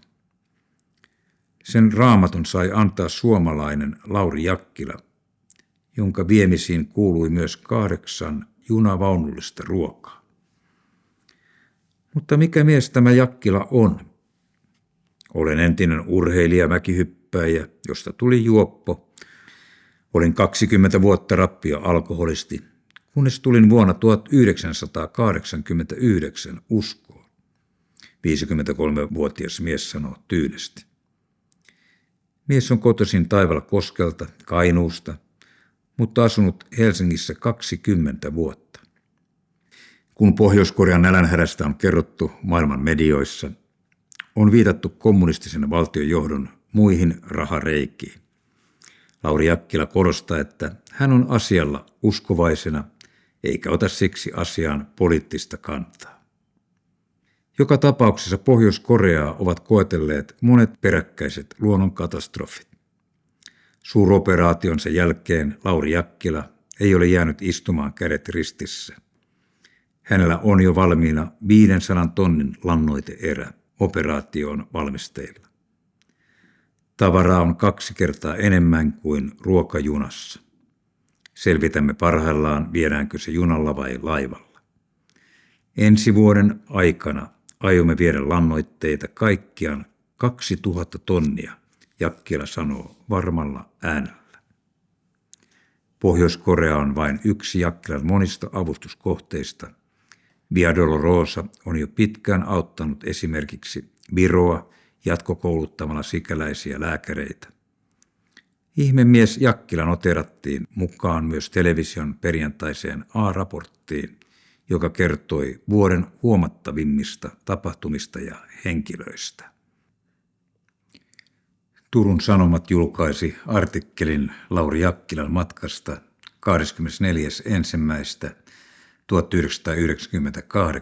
otsikolla Pohjois-Koreassa herran iltalypsyllä. Kun Lauri Jakkila, entinen juoppo, nykyinen herran asiamies, kiiti mustassa limusiinissa Pohjois-Korean vallanpitäjien kanssa Pyongyangin lentokentän tietä poliisipillien soidessa, hänelle tuli äkkiä hassu tunne. Ääni oli aivan sama kuin 10 vuotta sitten, kun poliisi tuli häätämään häntä Hakaniemen torilta pois haisemasta ja musta Maija pani pillit soimaan. Ei milloinkaan uskoisi, kun kuulisi, missä Jakkilan poika nyt menee, hän naurahti ääneen. Lauri Jakkila on mies kansanedustajien kuulun Pohjois-Korean keikan takana. Sen saman, jolle MTV:n Iltalypsy luovutti vuoden iltalypsypalkinnon. Mukana olleiden kansanedustajien Pekka Leppäsen, Toimi Kankaanniemen ja Pauli Saapunkin ansiot rajoittuvat lähinnä asiantunteviin lausuntoihin Pohjois-Korean taloudellisesta tilanteesta, mutta Jakkila oli se, joka sai koko retken aikaan. Hän sai hankittua 150 tonnia kuivia elintarvikkeita, lähinnä makaronia ja kuivattua banaania. Hän sai hankittua rahoittajan, jonka tuolla lastin sai kuljetetuksi perille asti. Ja hänen vaikutuksestaan saatiin parissa viikossa pätevät läpikulkuluvat Venäjän halki, 11 tavaravaunun avustusjunalle, luvat, joiden hankkiminen nyky-Venäjällä kestää vähintään puoli vuotta ja kohtaa ylikäymättömiä, moninkertaisesti lisärahoja syöviä esteitä. Mitenkään sen tein? En minä vaan, Jumala, Jakkila sanoo ihan tavallisella äänellä ja nojaa leveästi hymyillen Marinan ala-aulan nahkatuolin selkänojaan. Marinassa hänellä on tapana asua, kun hän on Turussa kokousmatkalla. Kristilliseen raittiusseuraan kerääntyy taas täysin salillinen väkeä kuulemaan hänen todistustaan siitä, mitä kaikkea Herra voi. Häneen uskotaan. Ihminen, joka on käynyt elämässään niin pohjalla kuin hän ja noussut sieltä pääpystyssä ja mitään pelkäämättä kulkemaan yhteiskunnan huipulle, on uskottava. Hän on kuin kuka hyvänsä suomalainen mies, hiusraja väistynyt ja vatsa pyöristynyt, suora ja hiukan ihmettelevä katse neliskulmaisten plus lasien takaa, musta, attasia salkkuja, vähän väliä pirisevä kännykkä. Ja hän puhuu Herrasta, meidän Jumalastamme, koko ajan, missä hyvänsä ja kenelle hyvänsä. Tämä vilpittömyys on niin suoraa, että se vaikuttaa vähän tyhmältä. Mutta Lauri Jakkila on kaikkea muuta kuin tyhmä. Pohjois-Koreaan hän päätti lähteä siksi, että Herra niin käski. Ja miksi käski? Ehkä koska se oli kaikista paikoista kaikkein epätodennäköisin. Jos Jakkila, entinen roskalaatikkoasukki ja nykyinen Jumalan sanan levittäjä, pääsee maailman suljetuimpaan maahan, tiukan sosialistisen ja ateistisen järjestelmän kristityksi kunniavieraaksi jakamaan nälkäapua, silloin on totisesti todistettu jotakin Herran voimasta. Jakkilalla ja hänen Via Dolorosa-järjestöllään on suhteita vähän joka taholla. Tehtaankadun suurlähetystössä Pietarissa ja niiden kautta välillisesti Venäjällä hyvinkin tärkeissä paikoissa. Kristillinen lähetystehtävä sitoo ihmisiä yhteen lujaan ketjuun. Se toimii yllättävän hyvin, hoitaa asioita luotettavasti ja nopeasti. Niin hyvin toimii Venäjällä tuskin mikään muu. 3 viikossa Jakkilalla oli taskussaan tarvittavat rajan ylitys- ja kauttakulkuluvat. Kuljetuksessa oli vain yksi mutta. Venäjän rautatiet halusivat rahtimaksua 200 000 markkaa. Mistäpä me sellaisia rahoja ottaisimme? Yhtäkkiä tuli vain tieto. Hesburger lupaa kustantaa koko kuljetuksen. Sponsorirahoja Herralle, Jakkila iloitsee. Pohjois-Korean apu on maailmalla koetettu sitoa poliittisen ja taloudellisen avautumisen ehtoihin. Via Dolorosa lähestyi ilman ehtoja, pelkän inhimillisen avun merkeissä. Ehkä se siksi koettiin eurooppalaisena ystävyyden osoituksena. Punainen matto ja torvisoittokunta olivat paikalla. Mustalla autolla mentiin lentoaseman VIP-huoneeseen, jossa varapuhemies odotti. Ja pillit soiden autoletkassa kaupunkiin. Hänelle matkan kohokohta oli juhlatilaisuus parlamentissa, jossa hän juhlallisesti ojensi parlamentin puhemiehelle ja koko isäntäväelle matkalle mukaan varaamansa koreankieliset raamatut. Tilaisuus televisioitiin ja näytettiin sekä kansallisessa televisiossa että Yhdysvalloissa koko maan uutisverkossa. Hän pitää merkittävänä sitä, että virallisesti ateistisen valtion edustajat ottavat julkisesti kumarruksin ja kiitoksin vastaan kristinuskon keskeisen symbolin ja sallivat vielä asian levittämisen maailman uutisiin. Ehkä se on merkki siitä, että maa haluaa vihdoin avautua länteen. Samaa todistaa se, että maahan ollaan perustamassa vapaakauppa-aluetta Hongkongin malliin. Sinne on jo moni länsimainen firma asettanut jalkansa oven rakoon. Jakkila on aikonut ehdottaa samaa Heikki Hese Salmelalle, joka sponsoroi avustuslähetyksen rahtikulut. Kun esittelimme Pyongyangissa mukaan tuomaamme Hesburgerin banderollia, sikäläiset kansanedustajat kyselivät hyvin kiinnostuneina, koska tämä ystävällismielinen hampuraisketju olisi tulossa Pohjois-Koreaan. Kerrankin olisimme ennen McDonald'sia. Seuralehti kirjoitti matkasta 19.12.1997 ilmestyneessä numerossaan otsikolla Joululahja Pohjois-Koreaan. Tiukasti sisäänpäin kääntynyt Pohjois-Korea on suojasään vallitessa lieventänyt jyrkkää ideologiaansa. Osoituksena ajan muuttumisesta suomalaisvaltuuskunnan johtaja Lauri Jakkila teki historiaa kansanedustaja Toimi Kankaanniemen kanssa. He luovuttivat raamatun Pohjois-Korean parlamentin puhemiehelle Jang Yong-sopille. Muutama vuosi sitten kuolleen diktaattorin Kim Il-sungin valtakaudella vastaavaa tervehdystä ei olisi tullut kysymykseenkään. Sen verran politiikkaan puututtiin, että suomalaiset saivat ajankohtaista tietoa Pohjois- ja Etelä-Korean yhdistymisneuvotteluista. Pohjois-Korea kaavailee liittovaltiota, jossa samassa valtiossa toimisi 2 erilaista talousjärjestelmää Kiinan ja Hongkongin malliin, Jakkila kertoo. Köyhyydessä riutuva 22 miljoonan asukkaan Pohjois-Korea kaipaa apua muulloinkin kuin joulun alla. Yöllä vallitsi pilkkoisen pimeää, kun valot sammutettiin säästösyistä jo ilta 8. Erityisesti polttoaineista on pula, kertoo valtuuskuntaa johtanut Via Dolorosan toiminnanjohtaja Lauri Jakkila. Pohjois-Korean luottomieheksi kohonneella Jakkilalla on jo seuraava projekti työn alla. Lannoiteavustukset ja ensi kesän konsertti Pyongyangin 150 000 katsojan jättistadionilla. Laurin saavuttua Suomeen Etelä-Korean suurlähetystöstä pyydettiin Lauria lounaalle.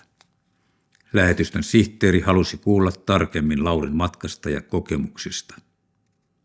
Lauri kertoi lounaalla matkan yksityiskohdista, mutta teki samalla selväksi, että hän ei ollut asialla poliittisista syistä, eikä ota poliittisessa mielessä kantaa Pohjois-Korean tilanteeseen. Hän on asialla evankelistana välittääkseen evankeliumia tuohon suljettuun maahan, ja sen tehtävän kanssa ei politiikka sovi yhteen. Etelä-Korean lähetystösihteeri ymmärsi hyvin Laurin periaatteen. Hän välitti Etelä-Korean valtion kiitoksen Laurin työn johdosta Pohjois-Koreassa ja kertoi, että heidän maansa pitää Laurin toimintaa Pohjois-Koreassa hyvin arvokkaana. Se omalta osaltaan lieventää sodan uhkaa maittemme välillä. Lähetystösihteeri oli tavannut Laurin ensimmäisen kerran jo ennen Pohjois-Korean matkaa. Tuolloin lähetystösihteeri oli kertonut Laurille maansa näkemyksiä Pohjois-Korean ja Etelä-Korean yhdistymisestä. Emme tällä hetkellä näe mahdolliseksi maittemme yhdistymistä taloudellisista syistä. Pohjois-Korean taloudellinen tilanne on niin vaikea, että Etelä-Korea ei kestäisi taloudellisesti, jos maat yhdistettäisiin. Hän vertasi tilannetta Itä- ja Länsi-Saksan yhdistymiseen. Vaikka Länsi-Saksa oli taloudellisesti huomattavasti Etelä-Koreaa vahvempi, yhdistyminen oli heillekin raskas prosessi. Etelä-Korea ei vastaavaan tällä hetkellä pystyisi. Näemme Etelä-Koreassa sinun toimittamasi avun Pohjois-Korealle arvokkaana ja teemme kaikkemme, että avustusmatka onnistuisi. Nälissään oleva kansa tuo mukanaan lisää sodan uhkaa. Lauri oli keskustellut Pohjois-Korean vierailun yhteydessä useaan otteeseen maan avautumisesta rouva Kim Jong-sukin ja muiden johtajien kanssa. Avautuminen myös kansainvälisille kristillisille järjestöille voi merkitä maailmanlaajuisia avustusprojekteja maallenne, hän oli sanonut. Myös matkalla mukana olleet kansanedustajat olivat käyttäneet monia tilaisuuksia hyväkseen, vakuuttaakseen maan johtoa avautumisen tarpeellisuudesta. Kun Laurin paluusta Suomeen oli kulunut noin kuukausi, Pohjois-Korea avasi maan ilmatilan ensimmäisen kerran ulkomaiselle lentoliikenteelle. Huhtikuussa Pohjois-Korean johtaja Kim Jong-il lähetti Etelä-Korealle virallisen kirjeen, jossa hän käsitteli Koreoiden yhdistymisen mahdollisuuksia. Kirjeen julkaisi Pohjois-Korean virallinen uutistoimisto KCNA. Huhtikuun 18. päivättyä kirjettä pidettiin lännessä poikkeuksellisen suorana eleenä Kim Jong-ilin taholta. Siinä hän kirjoitti: huhtikuinen Pohjois-Etelä-kokous näytti selvästi, että kommunistit, nationalistit ja useat muut poliittiset voimat ja eri kansanryhmät voisivat yhdistyä kansakunnan yhteisen päämäärän nimissä ideologisista ja uskonnollisista eroista huolimatta. Pohjois- ja Etelä-Korean neuvottelut katkesivat Pekingissä juuri 18. huhtikuuta.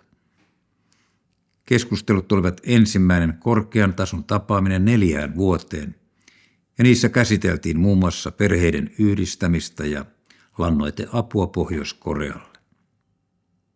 Laurin vieraillessa Pohjois-Koreassa maat olivat virallisesti edelleen sodassa keskenään, sillä Korean sota loppui pelkkään aseleposopimukseen vuonna 1953. Yhdysvalloilla oli Etelä-Korean maaperällä edelleen noin 37 000 sotilasta.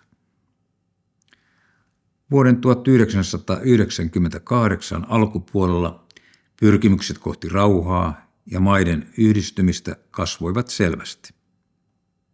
Etelä-Korean presidentti Kim Dae-jung kannatti jo julkisuudessa Yhdysvaltain Pohjois-Korealle asettamien pakotteiden löysäämistä. Virkaanastujaisten yhteydessä helmikuussa hän vetosi Pohjois-Koreaan. Meidän on annettava perheistään eroon joutuneiden tavata ja olla yhteydessä toisiinsa niin pian kuin mahdollista. Haluamme hieroa sovintoa ja tehdä yhteistyötä.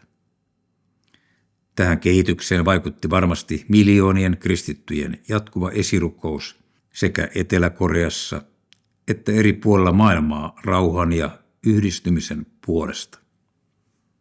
Näiden esirukousten seurauksena myös evankelista Lauri Jakkila lähetettiin kaukaa Suomesta omaan erikoiseen tehtäväänsä Pohjois-Koreaan.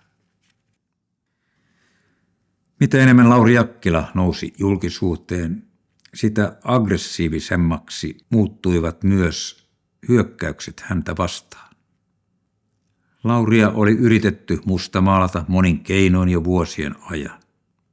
Monia hänen hankkeitaan oli yritetty pysäyttää ja hankaloittaa tavalla, jossa oli jopa rikollisia piirteitä. Kun häneen kohdistuneet mustamaalaukset osoittautuivat valheellisiksi, niiden takana olevat tahot joutuivat joskus itse suuriin vaikeuksiin. Pelkästä Laurin armeliaisuudesta he selvisivät ilman oikeudenkäyntejä. Pohjois-Korean tapahtumien noustua lehtien palstoille häntä mustamaalaavia kirjeitä alkoi tulvia aina eduskuntaa myöten. Jotkut sisälsivät sellaisia asiakirjaväärennöksiä, että ne täyttivät petoksen tuntomerkit. Vastustavia tahoja alettiinkin jäljittää tämän jälkeen aktiivisemmin ja paljastuessaan ne joutuivat vastaamaan teoistaan.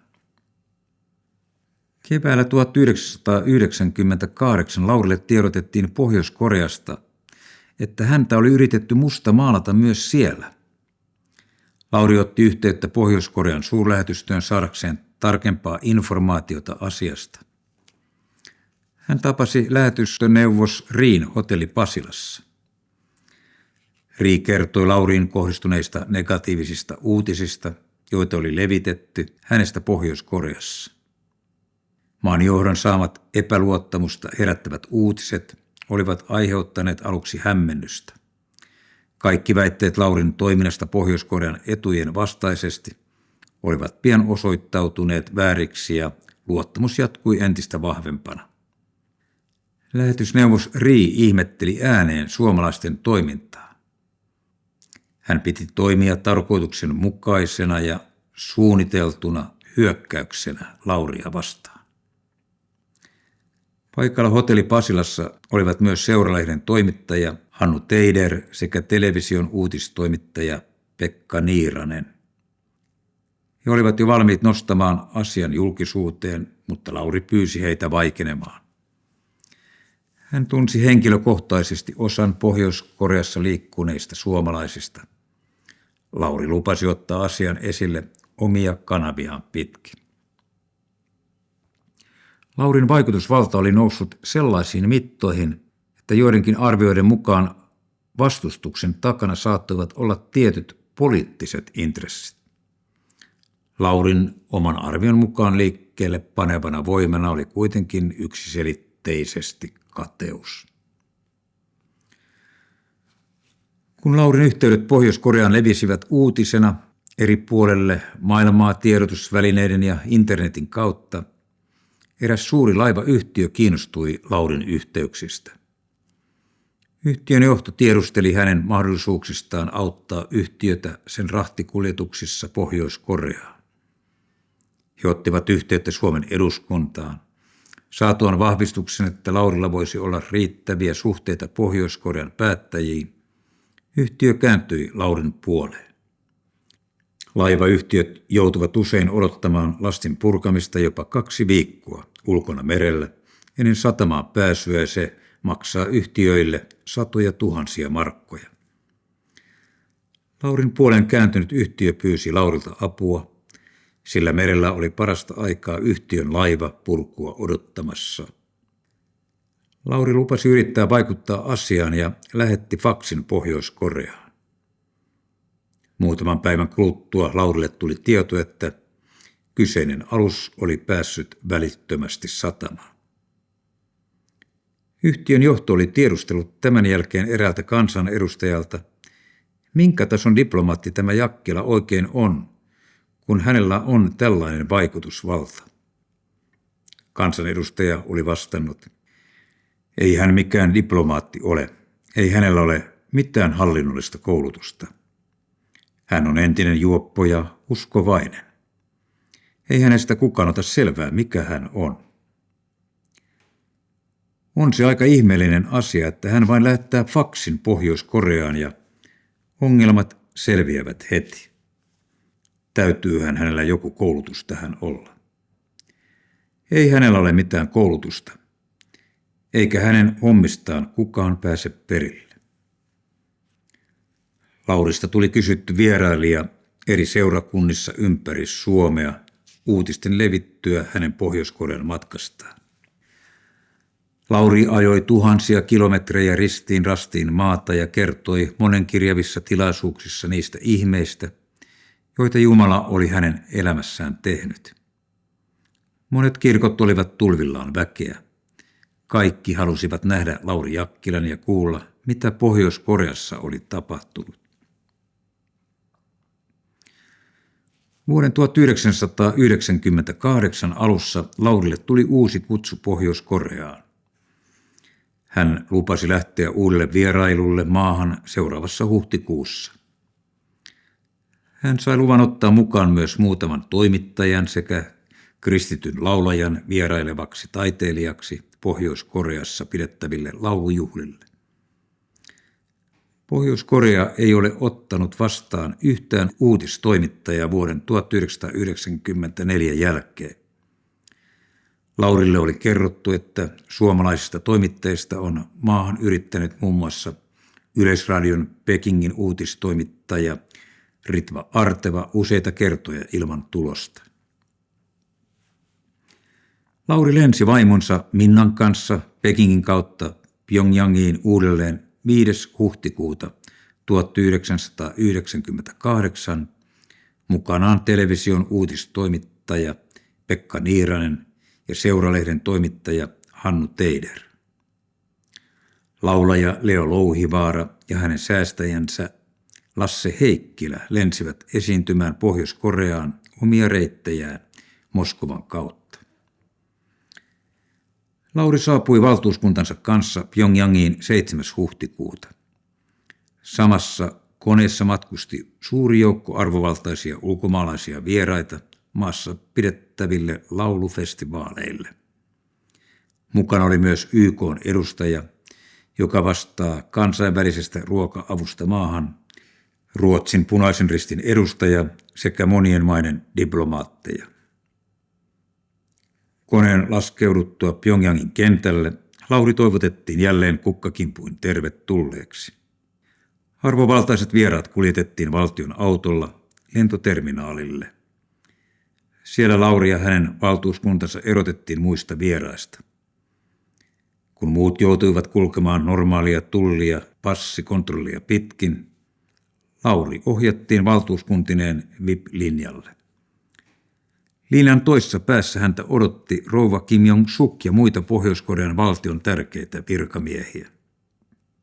He toivottivat Laurin jälleen sydämellisesti tervetulleeksi maahansa.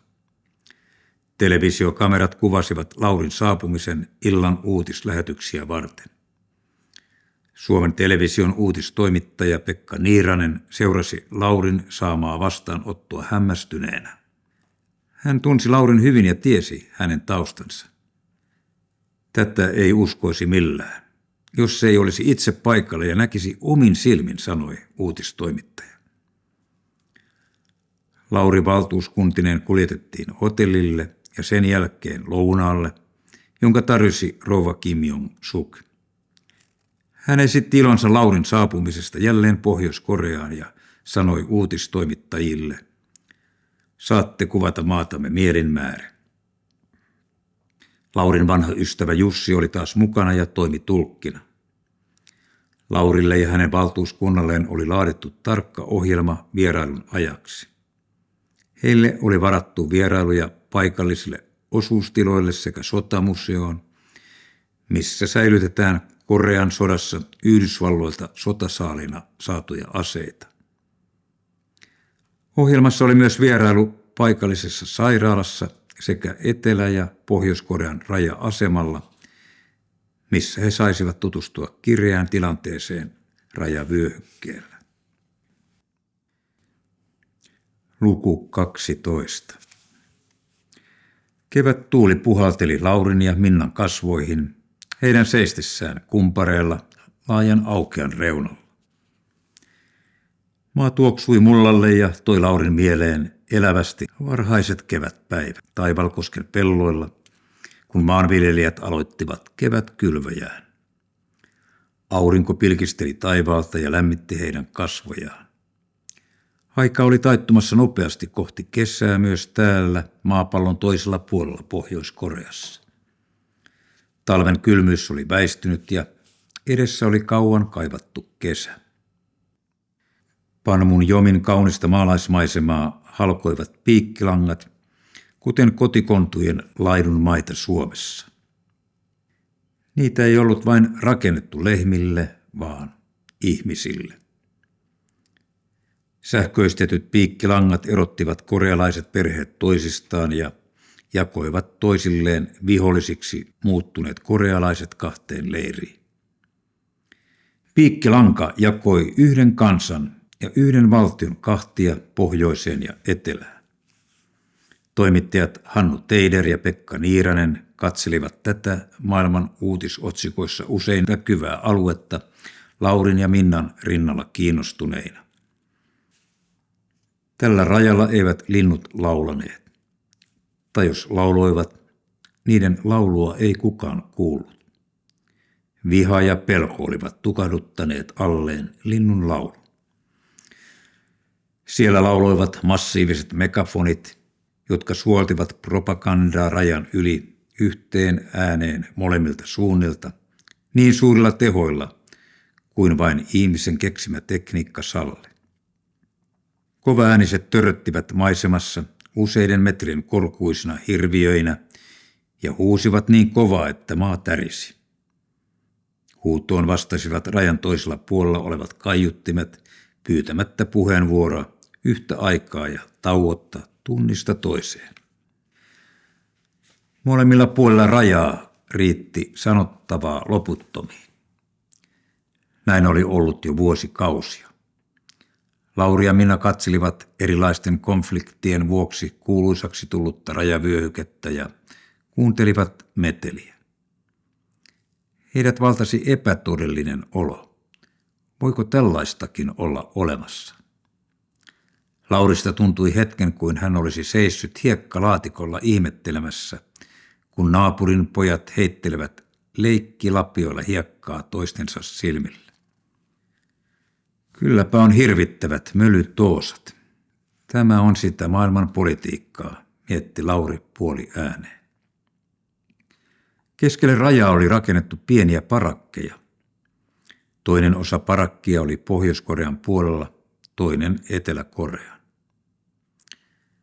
Kun Lauri ja Minna vietiin parakkiin, toiselle puolelle ikkunan taakse ilmestyi uteliaita silmäpareja ja kameroita, jotka kuvasivat jokaisen vierailijan vihollisen puolelta. Lauri arveli, että heti vierailun jälkeen etelän puolella alkoi vimmattu tutkimus siitä, keitä olivat nuo ulkomaalaiset, jotka olivat tulleet rajavyöhykkeelle. Parakki oli molempien valtioiden käytettävissä aina tarvittaessa. Maat olivat sopineet, että ne ilmoittavat etukäteen parakin tarpeesta, ja silloin toinen osapuoli poistuu ajoissa tieltä. Parakeissa oli Korean jaossa hajonneiden perheenjäsenten joskus mahdollista tavata poikkeusluvalla toisensa niin sanotulla ei kenenkään maalla.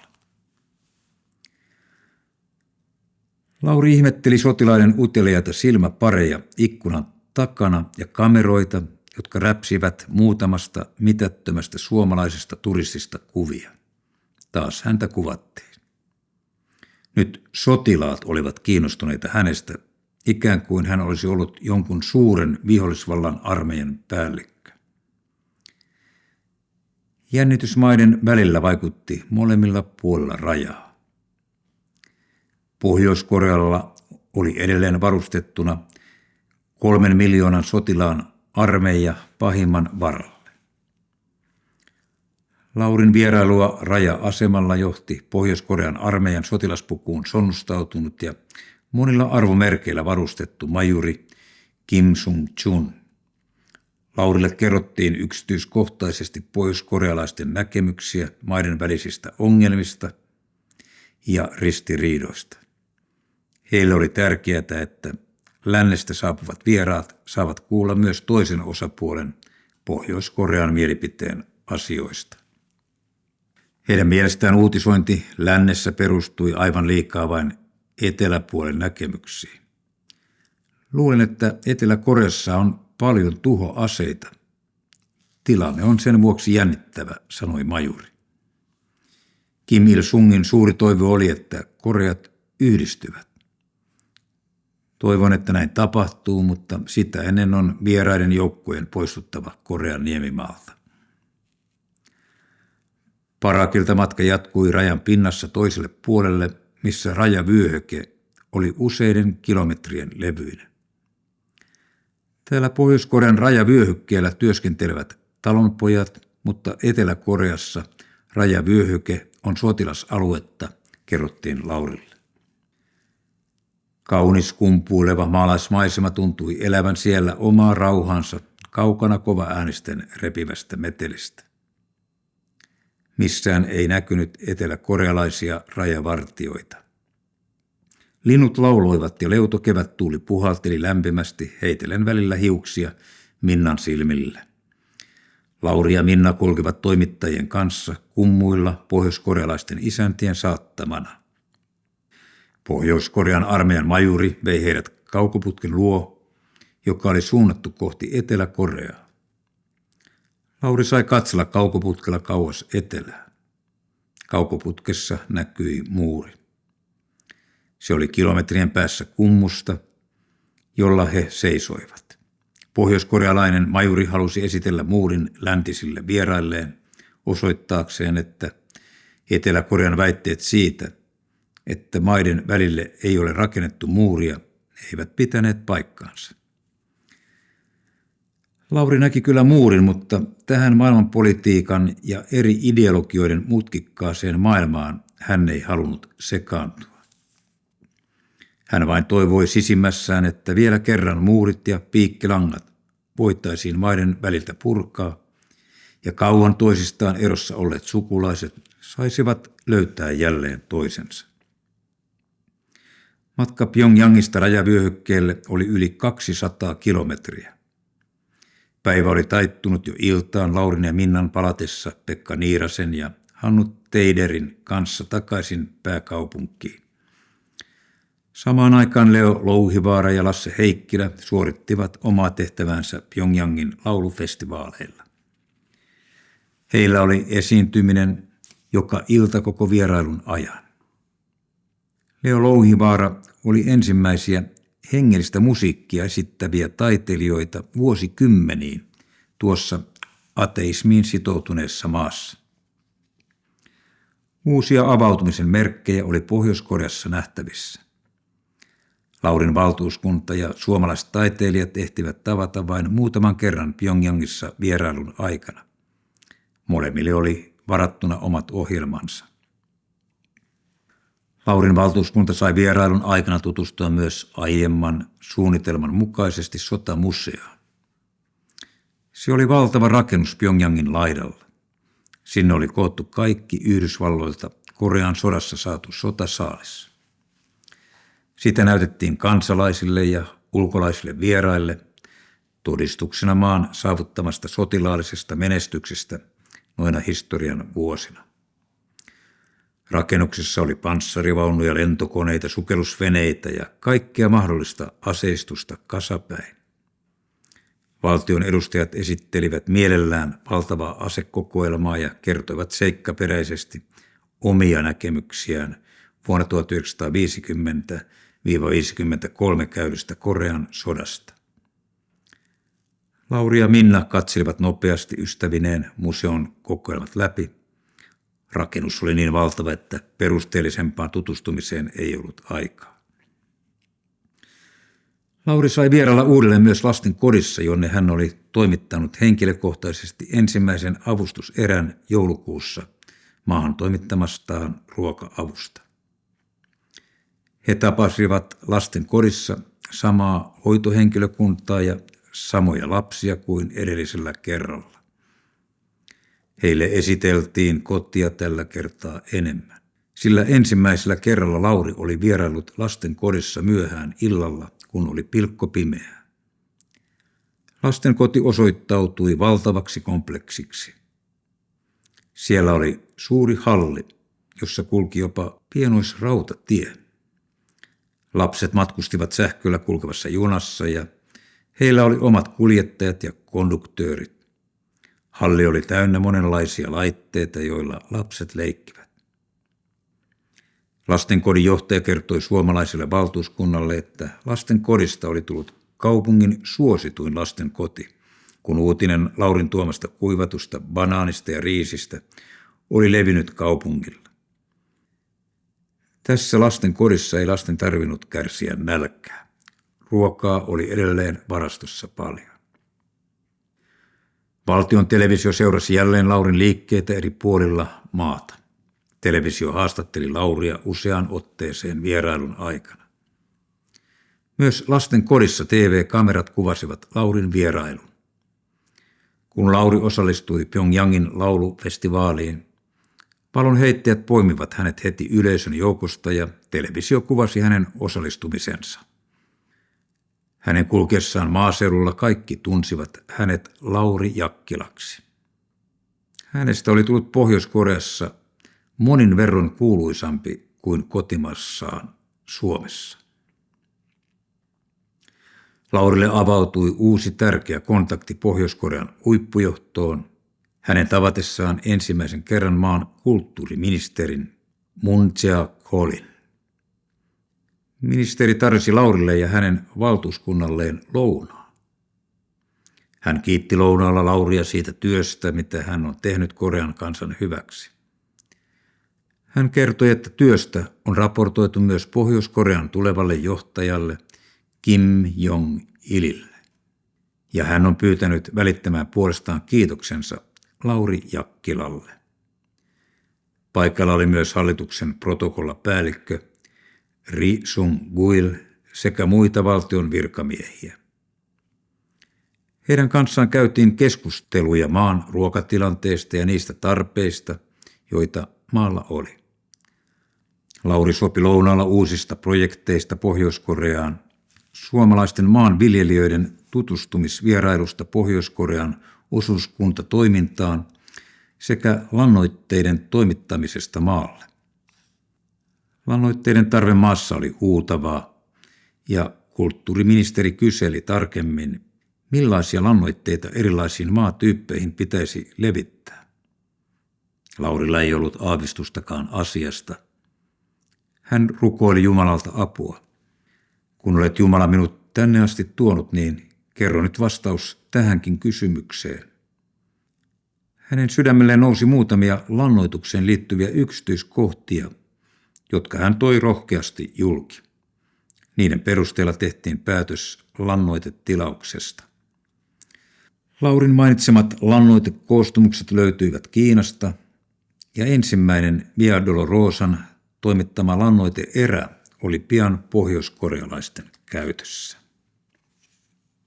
Lauri luovutti lounaalla kulttuuriministeri Moon Jae-kolille lahjaksi Raamatun. Kulttuuriministeri kiitti lahjasta ja antoi sen protokollapäällikön huostaan, joka ryhtyi heti lukemaan sitä. Lauri kävi kulttuuriministerin kanssa myös lyhyen kahdenkeskisen neuvottelun, jossa oli läsnä vain hänen vaimonsa Minna, tulkki Jussi sekä protokollapäällikkö Ri Sung-guil. Neuvotteluissa sovittiin Laurin tulevista uusista vierailuista maassa sekä pikaisesta tapaamisesta maan pääministerin kanssa. Kulttuuriministeri lupasi Laurille, että hänet päästetään seuraavalla Korean matkalla ensimmäisenä ulkolaisena vierailijana tutustumaan niihin alueisiin, joilla on kaikkein suurin hätä ja ruokapula. Lauri tullaan kuljettamaan koko kriisialueen läpi armeijan helikopterilla. Samalla matkalla hän saa tutustua myös valtion huvilaan, joka sijaitsee vuoristossa 2000 metrin korkeudessa. Lauri esitti kahdenkeskisissä neuvotteluissa myös toivomuksen saada tuoda maahan koreankielisiä raamattuja. Siihen pyyntöön ei kulttuuriministeri vastannut kieltävästi eikä myöntävästi. Laurin annettiin kuitenkin ymmärtää, että he arvostavat hänen tapansa toimia avoimesti, eikä jakamalla salaa raamattuja. He olivat iloisia, että hän oli uskaltanut lahjoittaa raamattuja jopa maan huippujohdolle pelkäämättä seurauksia. Kulttuuriministeri kertoi, että Pohjois-Korea täyttää pian 50 vuotta ja maassa ollaan järjestämässä suuria juhlallisuuksia. Hän kutsui Laurin vieraaksi tuleville itsenäisyysjuhlille. Hän esitti myös kutsun illallislounalle, joka järjestetään eri valtioiden johtajille ja edustajille 50-vuotisjuhlien yhteydessä. Laurin mukana Pohjois-Korean kulttuuriministeriä tapaamassa olivat myös suomalaiset toimittajat Pekka Niiranen ja Hannu Teider. Suomen television uutistoimittaja Pekka Niiranen oli ihmetellyt pohjoiskorealaisten poikkeuksellisen kunnioittavaa suhtautumista Lauri Jakkilaan heidän saapuissaan maahan. Kun hän sai tilaisuuden, hän kysäisi kulttuuriministeri Moon Jae-Kohilta asiasta suoraan. Kulttuuriministeri vastasi toimittaja Niiraselle. Lauri Jakkila tulee saamaan Pohjois-Koreassa aina ministeritason vastaanoton saapuessaan maahan. Lauri Jakkila palasi vaimonsa Minnan ja suomalaisten toimittajien kanssa kotiin toiselta Pohjois-Korean matkaltaan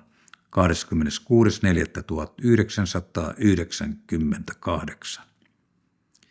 Tuskin kukaan noteerasi asiaa. Hänen uusi vierailunsa Pohjois-Koreassa ei ollut enää uutinen. Vielä muutamia vuosia sitten ahtaassa roskalaatikossa kyhjöttävästä puljukosta oli tullut vaikuttaja, jonka rooliin kuului esiintyminen julkisuudessa, suurten humanitaaristen avustusprojektien johtaminen ja jopa toimiminen maailmanpolitiikan näyttämällä. Hänen kasvonsa olivat näkyneet uutislähetyksissä ympäri maailmaa, eikä uusissa suunnitelmissa suuren lannoiteerän toimittamisesta junilla tai laivalla hänen alaiseen Pohjois-Koreaan ollut enää mitään uutta. Lauri Jakkilasta oli tullut käsite, johon yhdistettiin itsestäänselvyytenä suuria hankkeita. Nuo itsestäänselvyydet eivät ole myyviä uutisia. Vaikka asenteet suomalaista kansanmiestä Lauri Jakkilaa kohtaan olivat muuttuneet nopeasti sekä tiedotusvälineissä että yleisön mielissä, hän oli edelleen vain tavallinen kansanmies, jolle pienet arkiset asiat olivat yhtä vaikeita selvittää kuin kenelle tahansa kuolevaiselle. Ilman Jumalan käsittämättömiä ihmeitä ei Lauri Jakkila tulisi toimittamaan koskaan Pohjois-Koreaan edes yhtä säkillistä lannoitetta. Hänellä ei ollut Punaisen Ristin maailmanlaajuista organisaatiota apunaan tai YK:n mahtavaa taloudellista voimaa. Hänellä oli vain Minna ja muutama muu uskollinen ystävä. Harva tiesi, että ristiretki Via Dolorosa oli lähes sama kuin Lauri Jakkila. Mitä hän tulevina kuukausina ja vuosina tulisi tekemään, riippui yhtä paljon Jumalan armosta ja ihmeestä kuin hänen oma elämänsä. Vaikka uutiset Laurin toimista ympäri maailmaa olivat muovanneet hänestä ja ristiretki Via Dolorosasta pystyvän ja tehokkaan kuvan, hänellä ei todellisuudessa ollut edelleenkään mitään muuta kuin Jumala.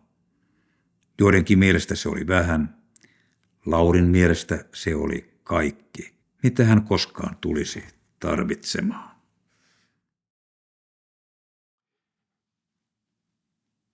Tähän päättyi Laurin tarina. Lukijana oli rovasti Erkki Kuusanmäki. Lämpimät kiitokset hänelle tästä palveluksesta. Kirjan lopussa on suuri määrä silminnäkiä kertomuksia ja erilaisia dokumentteja vakuudeksi niille, joiden on vaikeata uskoa tämän tarinan todenperäisyyttä. Niitä ei pystytty julkaisemaan tässä äänikirjan versiossa, mutta niihin voi tutustua itse kirjan sivuilta. Laurin maallinen vaellus päättyi hänen menehdyttyään pitkään sairauteen vuonna 2003. Sairauden murtamanakin Lauri säilytti uskonsa, evankelistan sydämensä ja optimistisen elämänasenteensa loppuun asti. Kirjan kirjoittajana tunsin Lauri Jakkilan hyvin. Olin läsnä siinä tilaisuudessa, jossa Lauri tuli uskoon Helsingin metodistikirkossa vuonna 1989. Lauri Jakkila oli elämässään perusteellisesti epäonnistunut, itseään häpeävä suomalainen rappio-alkoholisti, kun kaikki yhtäkkiä muuttui. Tuon muutoksen saivat aikaan Jumalan rajaton armo ja rakkaus, jotka tulivat hänen elämäänsä tuona perjantai-iltana. Mitä hänelle tapahtui? Jumala rakastaa meitä niin kuin isä rakastaa lastaan. Mutta synti estää meitä kokemasta tuota rakkautta ja armoa elämässämme, sillä se erottaa meidät Jumalasta. Jeesus Kristus tuli sovittamaan syntimme Kolkatalla, jotta me voisimme kokea hänen armonsa ja päästä elävään yhteyteen hänen kanssaan. Syksyisenä perjantai-iltana vuonna 1989 Lauri avasi sydämensä Jeesukselle Kristukselle kirkon alttarilla ja otti vastaan hänet syntiensä sovittajana. Sinä iltana Lauri sai syntinsä anteeksi ja hänelle avautui elävä yhteys Jumalan kanssa. Pyhä Henki alkoi johdattaa hänen elämäänsä. Kaikki, mitä sen jälkeen tapahtui, kertoo siitä, miten voimallinen on Jeesuksen Kristuksen sovitustyö Kolkatalla. Se voi muuttaa kenen tahansa kohtalon, ei vain täällä ajassa, vaan myös iankaikkisuudessa. Tämän uudesti syntymisen ihmeen voit kokea sinäkin, mutta mitä sinun pitäisi tehdä? Ensiksikin usko, että Jumala rakastaa myös sinua ja haluaa antaa kaikki syntisi anteeksi. Raamattu sanoo, sillä niin on Jumala maailmaa rakastanut, että hän antoi ainokaisen poikansa, ettei yksikään, joka häneen uskoo, hukkuisi, vaan hänellä olisi iankaikkinen elämä. Johannes 3, jae 16. Toiseksi tunnusta Jumalalle, että sinäkin olet tehnyt syntiä häntä vastaan ja pyydä syntejäsi anteeksi. Raamattu sanoo, jos me tunnustamme syntimme, on hän uskollinen ja vanhurskas, niin että hän antaa meille meidän syntimme anteeksi ja puhdistaa meidät kaikesta vääryydestä. 1. Johanneksen kirje 1, jae 9. Kolmanneksi, rukoile, että Jeesus tulee sinunkin elämääsi ja alkaa johdattaa sinua eteenpäin hänen tahdossaan. Kun näin rukoilet, hän vastaa sinulle varmasti, sillä Jeesus sanoi, ketään, joka minun tyköni tulee, minä en heitä ulos. Johannes 6, jae 37. Neljänneksi, muista, että Jumala ei koskaan valehtele. Kun näin toimit, Jeesus on lupauksensa mukaan antanut sinunkin syntisi anteeksi ja tullut elämääsi, kun sitä pyysit. Ryhdy vaeltamaan hänen yhteydessään päivittäin. Opettele rukoillen kertomaan huolesi ja tarpeesi hänelle ja kuuntele häntä lukemalla Raamattua päivittäin. Pyhä Henki alkaa puhua sinulle Raamatun kautta ja tulet näkemään, miten elämäsi alkaa muuttua. Aloita Markuksen evankeliumista, joka löytyy Uudesta testamentista. 5. Älä jää yksin. Lähde mukaan sellaisten ihmisten yhteyteen, jotka uskovat itse Jeesukseen Kristukseen. Elävän seurakunnan yhteydessä pääset kasvamaan uskossasi ja Jumalan tuntemisessa. Sinä tarvitset kipeästi Raamatun opetusta. Voit olla yhteydessä myös tämän kirjan julkaiseen lähetysjärjestön perustamaan lähimpään One Way-seurakuntaan ja tulla mukaan meidän toimintaamme. Näistä seurakunnista saat lisätietoa osoitteesta onewaymission.fi. Voit lähettää myös postia minulle, tämän kirjan kirjoittajalle Tapani Suonnolle. Yhteydenottolomakkeen löydät osoitteesta tapanisuonto.fi ja avaamalla sieltä sivun Tavattavissa. Jumalan siunausta sinulle kaikkeen elämääsi.